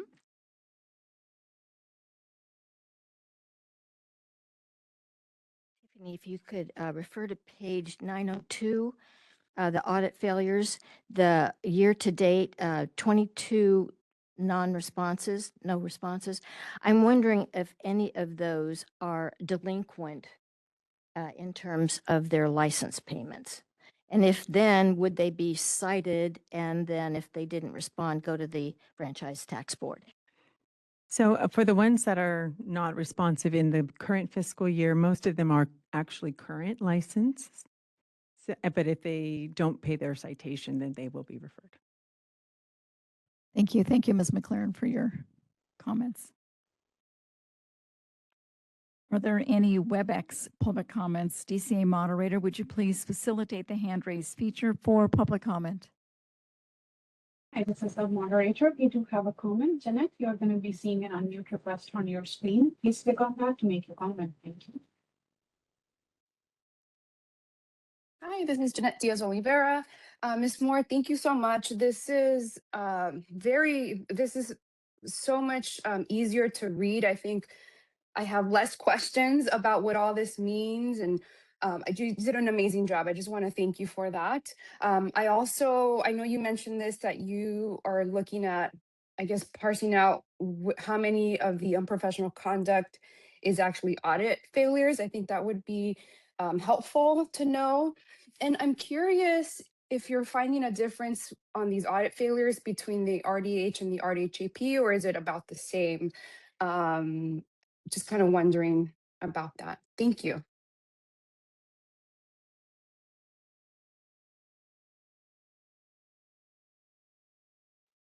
No other raised hands or comments. I turn the floor back to you, Madam President. Thank you. Thank you, Ms. Moore. Thank you. Thank you for your report. We will now move on to agenda item 21, licensing continuing education audits and examination updates, statistical reports. I would like to ask licensing manager Tracy Napper to present the licensing, continuing education audits, and examination statistics. Good afternoon, Tracy Napper, licensing manager. The following reports are provided for informational purposes only. We will begin with the applications received for the 2026 fiscal year, located on page 905. During this period, we received 858 RDH applications, 14 licensure by credential applications, 75 RDHAP applications, and 26 FMP applications. Next, you will see the renewal applications submitted by our licensed population. Finally, the report concludes with the total number of licenses issued during the fiscal year. On page 906, you will find the law and ethics examinations, the pass-fail rate for the 2026 fiscal year. The chart provides data from the current fiscal year along with the previous 2 fiscal years for comparison. Reviewing the RDH results, the pass-fail rate for both the current fiscal year and the fiscal year 2025 remain consistent at 70% passing and 30% failing. Fiscal year 2024 reflects a slight increase attributed to the lower number of applicants tested that year. Additionally, the RDHAP pass-fail rate declined in the current fiscal year to 80% compared to 86% in fiscal year 2025. Okay, on page 90, from pages 907 through 909, you will find the current licensed population categorized by status, including active, inactive, delinquent, canceled, revoked, surrendered, retired, and other statuses such as deceased licensees for each license type. As of July 1, 2026, there are a total of 20,659 active and inactive licenses. The remaining 18,560 licenses fall under the other categories, bringing the grand total of our population to 39,219. The chart on page 909 displays the total number of licensees that have been delinquent from 2021 through 2025. As of July 2nd, 2026, licensees that had been in delinquent status since 2021 with an expiration date of June 30, 2021, approximately 64 licenses may be canceled if the renewal fees have not been paid by the June 30th, 2026 deadline. Okay. Let's see. Then we have, you will find updated on the requirements for the RDHAP licenses to register their physical. Oh, this is in addition to all the data that I provided. I just wanted to give an update on, forgot this chart. The one for the population, the ratio of the licensed population to the actual California population. That's what this list is. That's incorporating all the new licensees that were issued in June as well.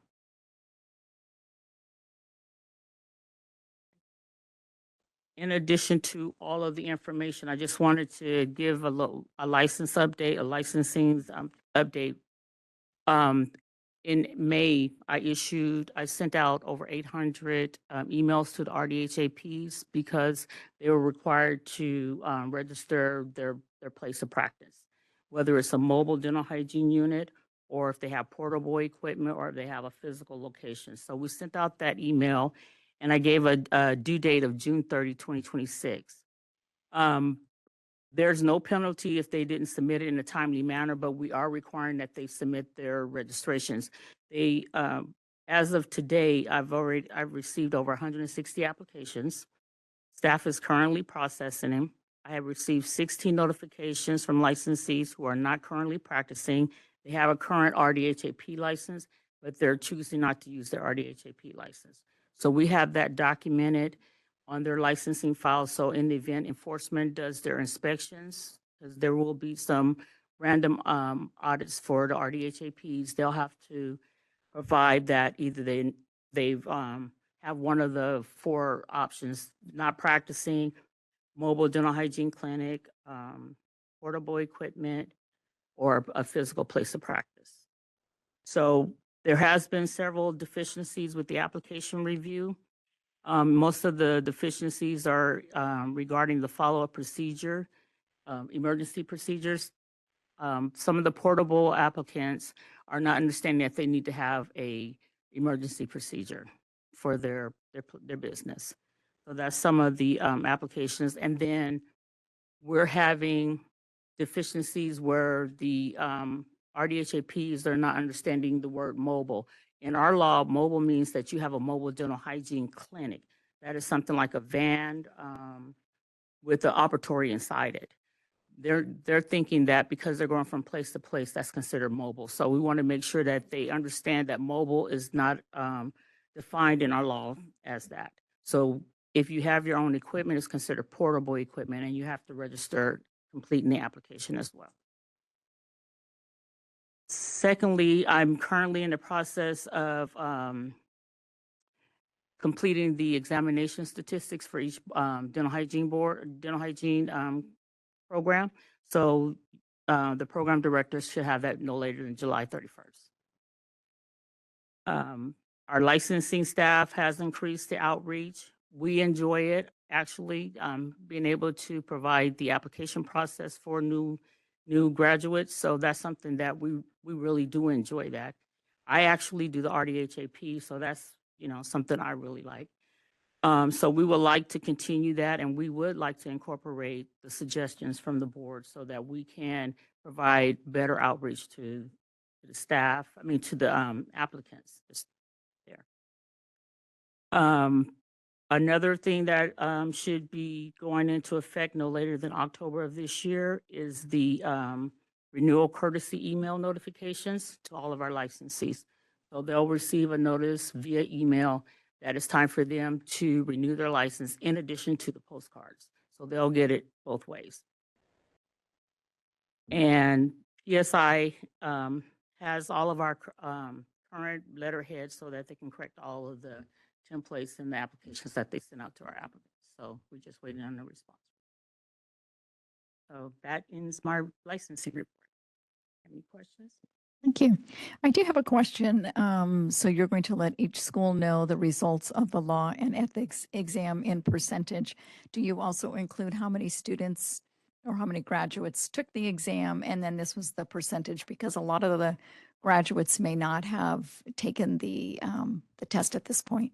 Right. So as of our fiscal year, I'll provide all of the results for each program's graduates. Okay, thank you. Any board member discussion? Hey, Tracy, hi, it's Michael Long. I want to let you know that I heard very good feedback from the UOP RDHAP program on your presentations in the past, so thank you for that. I also, on page 905 under initial applicants, I'm wondering if in other spots we break out how many out-of-state applicants. Do we know of the initial applicants, how many are out-of-state versus California graduates? Or No, but I'm sure we can find out. There's a code that we put on when we're processing application, there is a code that says out of state. So would you be able to include that next time? That'd be great. Thank you. Also, I noticed that the applicants have to contact the board to obtain the live scan form. Is there a reason why that's not online for them? Yes. The Department of Consumer Affairs, we were notified that we can no longer add our live scan forms on our website because it's for audit purposes. The Department of Justice told us that we can't have it on there. So what what we had established is an email. So if they need a fingerprint, they can submit the email to us. So there's a drop-down menu. So if you want to contact there and you want a live scan, you can contact us and you can put the information that way. But what we've been doing is when we do our outreach, we provide that information to the program directors at that time so that they can send it out to each one of their students. It sounded like at UOP, one of the students obtained the information from you and then shared it with the rest of their students. I don't know if that's acceptable. Okay. All right. I just want to make sure. But we can't post it on our website. Okay. I do have one more follow-up question too regarding your graph, and I thank you again for expanding the graph on registered dental hygienist licensee population. We talk a lot about dental hygiene workforce issues, and I'm just wondering if on this report there's also an opportunity to include the number of dentists licensed per general population, that ratio. If we have access to that, considering that the RDHs work for dentists, just curious on in those areas if we can, if that's all in that graph. This is Anthony Lum, Executive Officer.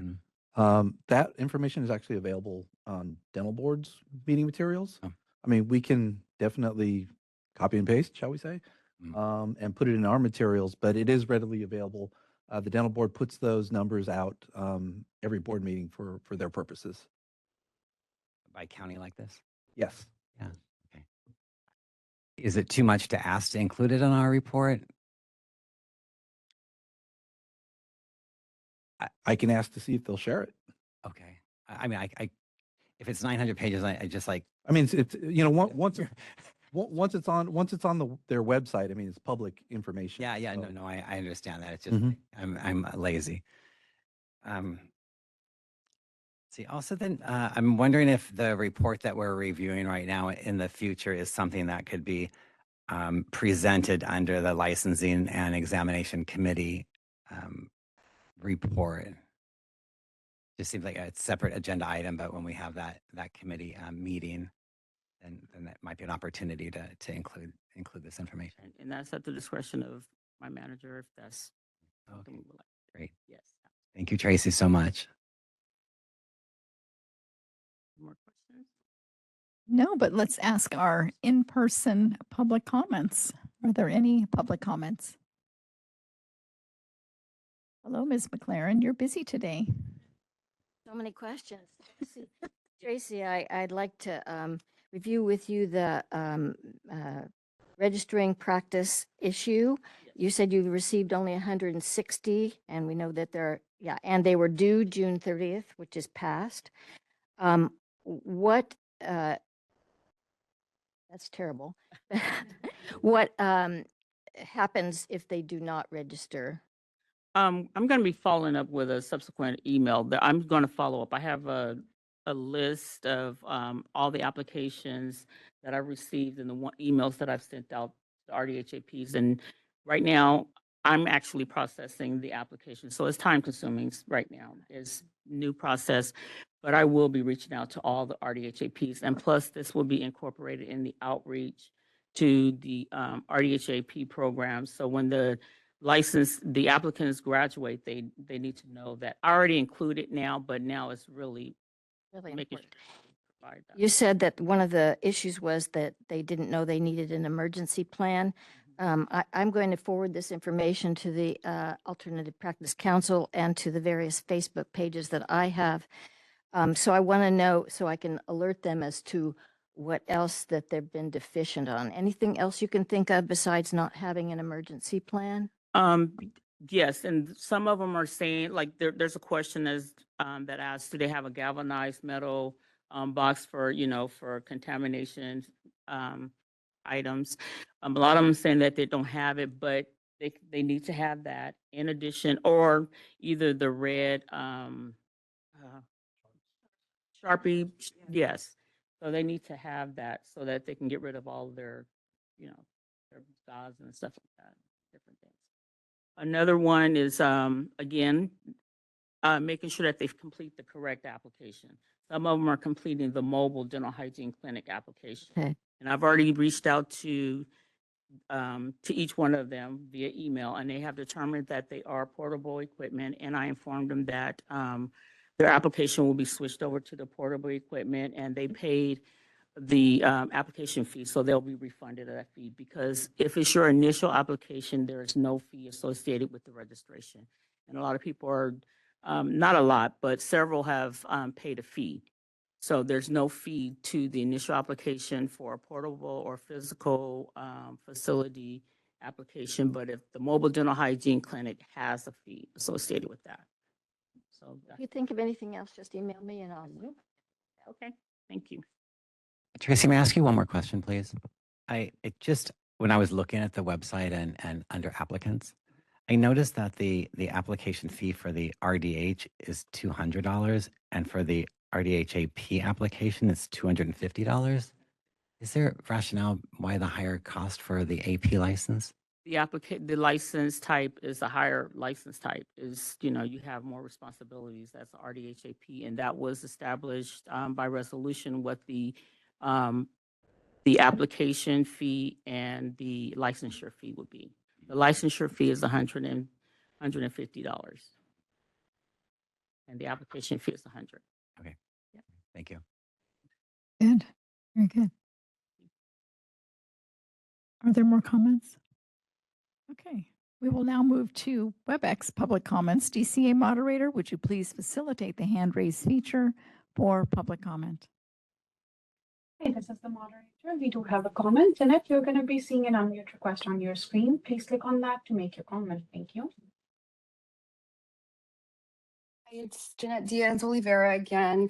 Ms. Napper, I appreciate having this RDHAP population to the general population. I think this is super important for us when we're looking at access to care issues and trying to figure out, what areas perhaps really need more providers.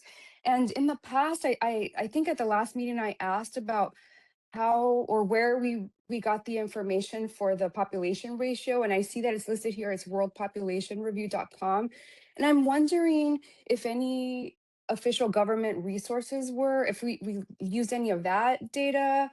Now I'm thinking, since the dental board also publishes this, I'm just looking at how do we know which data set is the most appropriate, most accurate. I guess that's a question that I still have. And I'm also wondering, and I believe I asked this in the past as well, if we're able to report the number of brick and mortar practices. I know EO Lum had mentioned that that you all intend to propose legislation that requires the AP to report their practice locations.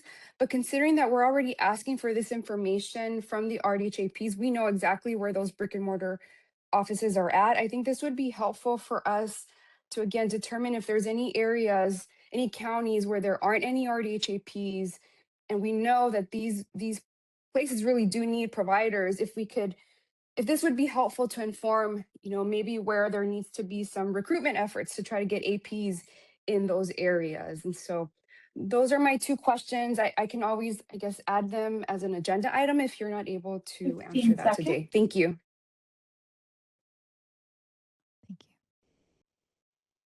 Thank you, Tracy, for your report. Much appreciated. This is the moderator. We do not have any other comments. I turn the floor back to you, Madam President. Thank you. We will now move on to agenda item 22, proposal of future agenda items. Are there any board member recommendations for future agenda items? Well, we wore you out, did we? Oh, we have something here. This is Julie Elginer. I mentioned this in a previous, in our discussion for the strategic plan, but I specifically want to recommend for a future agenda item an update to the enforcement disciplinary guidelines, because the last update that was published was as of 2012.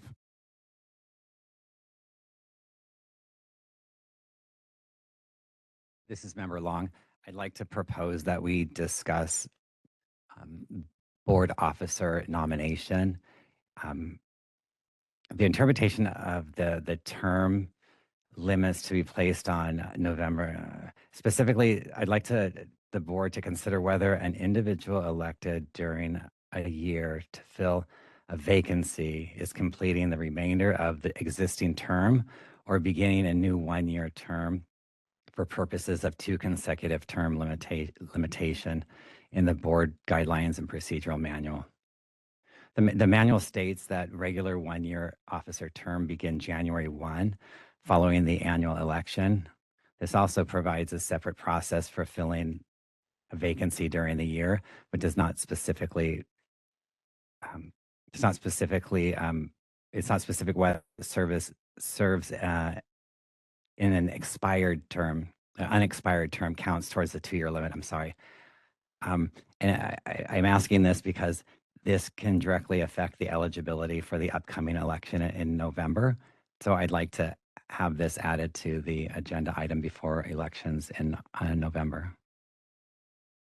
Just want some clarification around those. It's not clear in our board manual. This is Anthony Lum. Just question for clarification on that, because the election of officers usually just follows the calendar year. So I'm not sure what you mean by an individual who's okay. So when President Jones was not reappointed, we had an interim president for 3 months, and then we elected at our March meeting. We elected President Pacheco. The way that I interpret this is she's not completing her full 1-year term. She's completing someone else's term. It's unclear to me, and before our next elections, I'd like to get more information. can I comment on that? Actually, in our existing board member manual packet, it's a procedure manual, I should say. That time when we didn't have a president because President Jones wasn't reappointed, the vice president steps up in that role for the 3 months. So it's an acting president role until we elect. And what it says in the current manual is that we would elect a new president at the preceding board meeting. Yeah. So I'm not sure. Okay, so let's say that this month in July, President Pacheco had to leave the board. We appointed another president in November. Does that appointment constitute their first year? No, it doesn't. I see Dr. Petty raising her hand. Do you have additional information for us? Tony, I think it might be, or Yuping, in 1903, B1, except as specified in paragraph 2, members of the Dental Hygiene Board shall be appointed for a term of 4 years. Each member shall hold office until the appointment and qualification of the member's successor, or until 1 year shall have lapsed since the expiration of the term for which the member was appointed, whichever comes first. And then,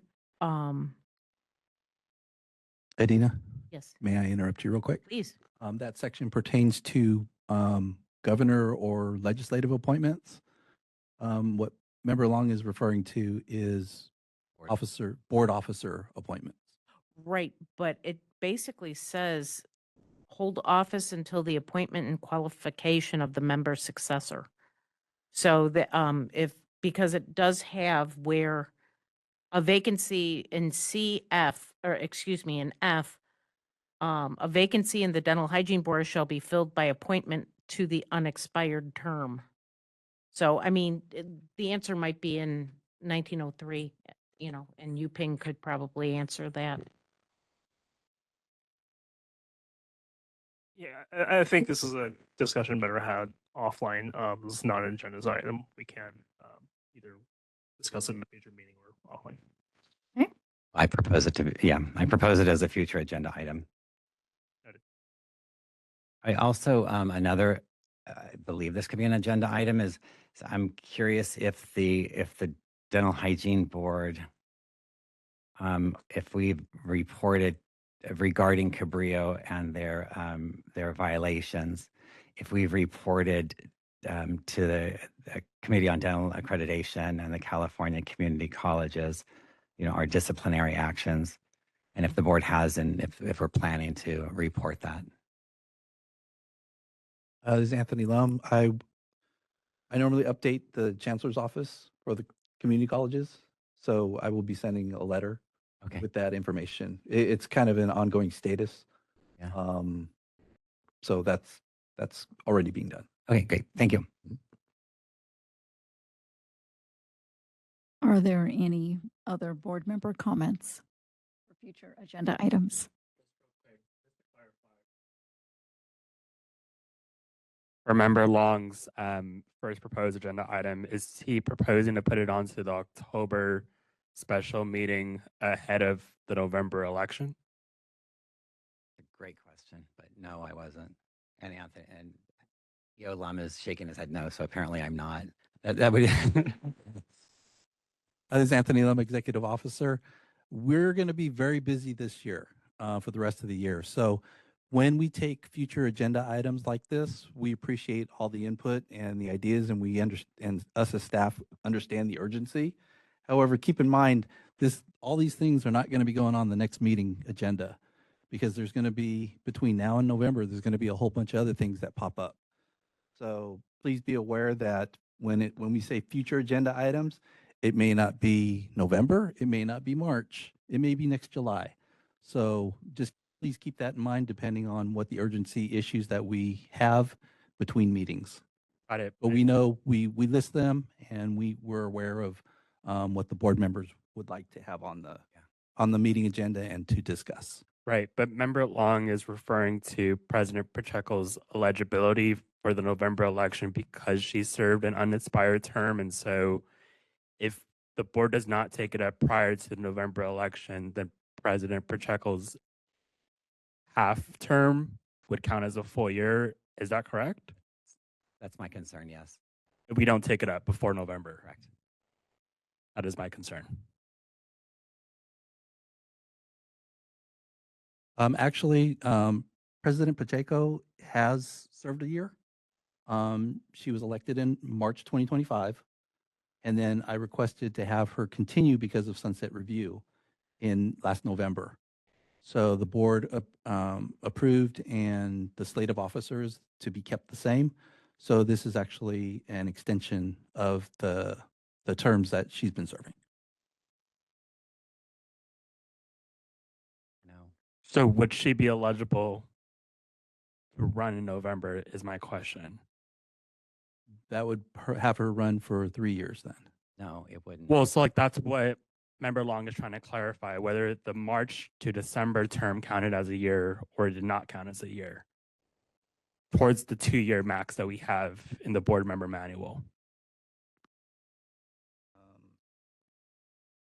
We chat about that offline, since this is not an action item. Yes, but I just want to make sure that if we are going to consider it, we would consider it before the November meeting. Or at least the election of that meeting. Right.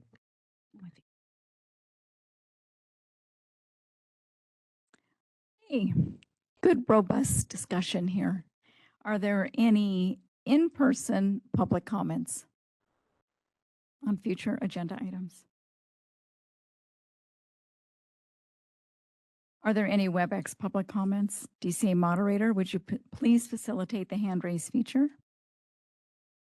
Hi, this is the moderator. We do have a comment. Jeanette, we're going to be seeing an unmute request on your screen. Please click on that to make your comment. Thank you. Hi again, Jeanette Diaz Oliveira. I would like to request a future agenda item where action can be taken in order to move forward with the goal 3 strategic plan, objectives 3.1 and 3.2. And I know there's a lot going on, but if it would be possible to report on the number of RDHAP brick and mortar populations by county, businesses by county.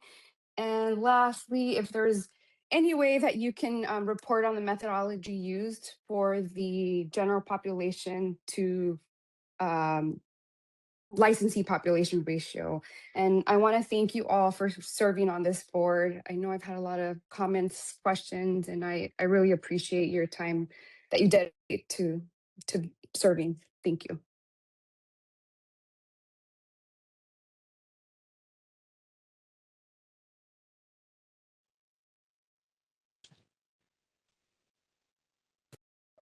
Mr. Moderator, I see no other raised hands or comments. I turn the floor back to you, Madam President. Thank you. And I would like to thank the fellow board members for all the robust discussion. We had a very productive meeting. And we would like to thank our online attendees and our in-person public attendees. Thank you very much.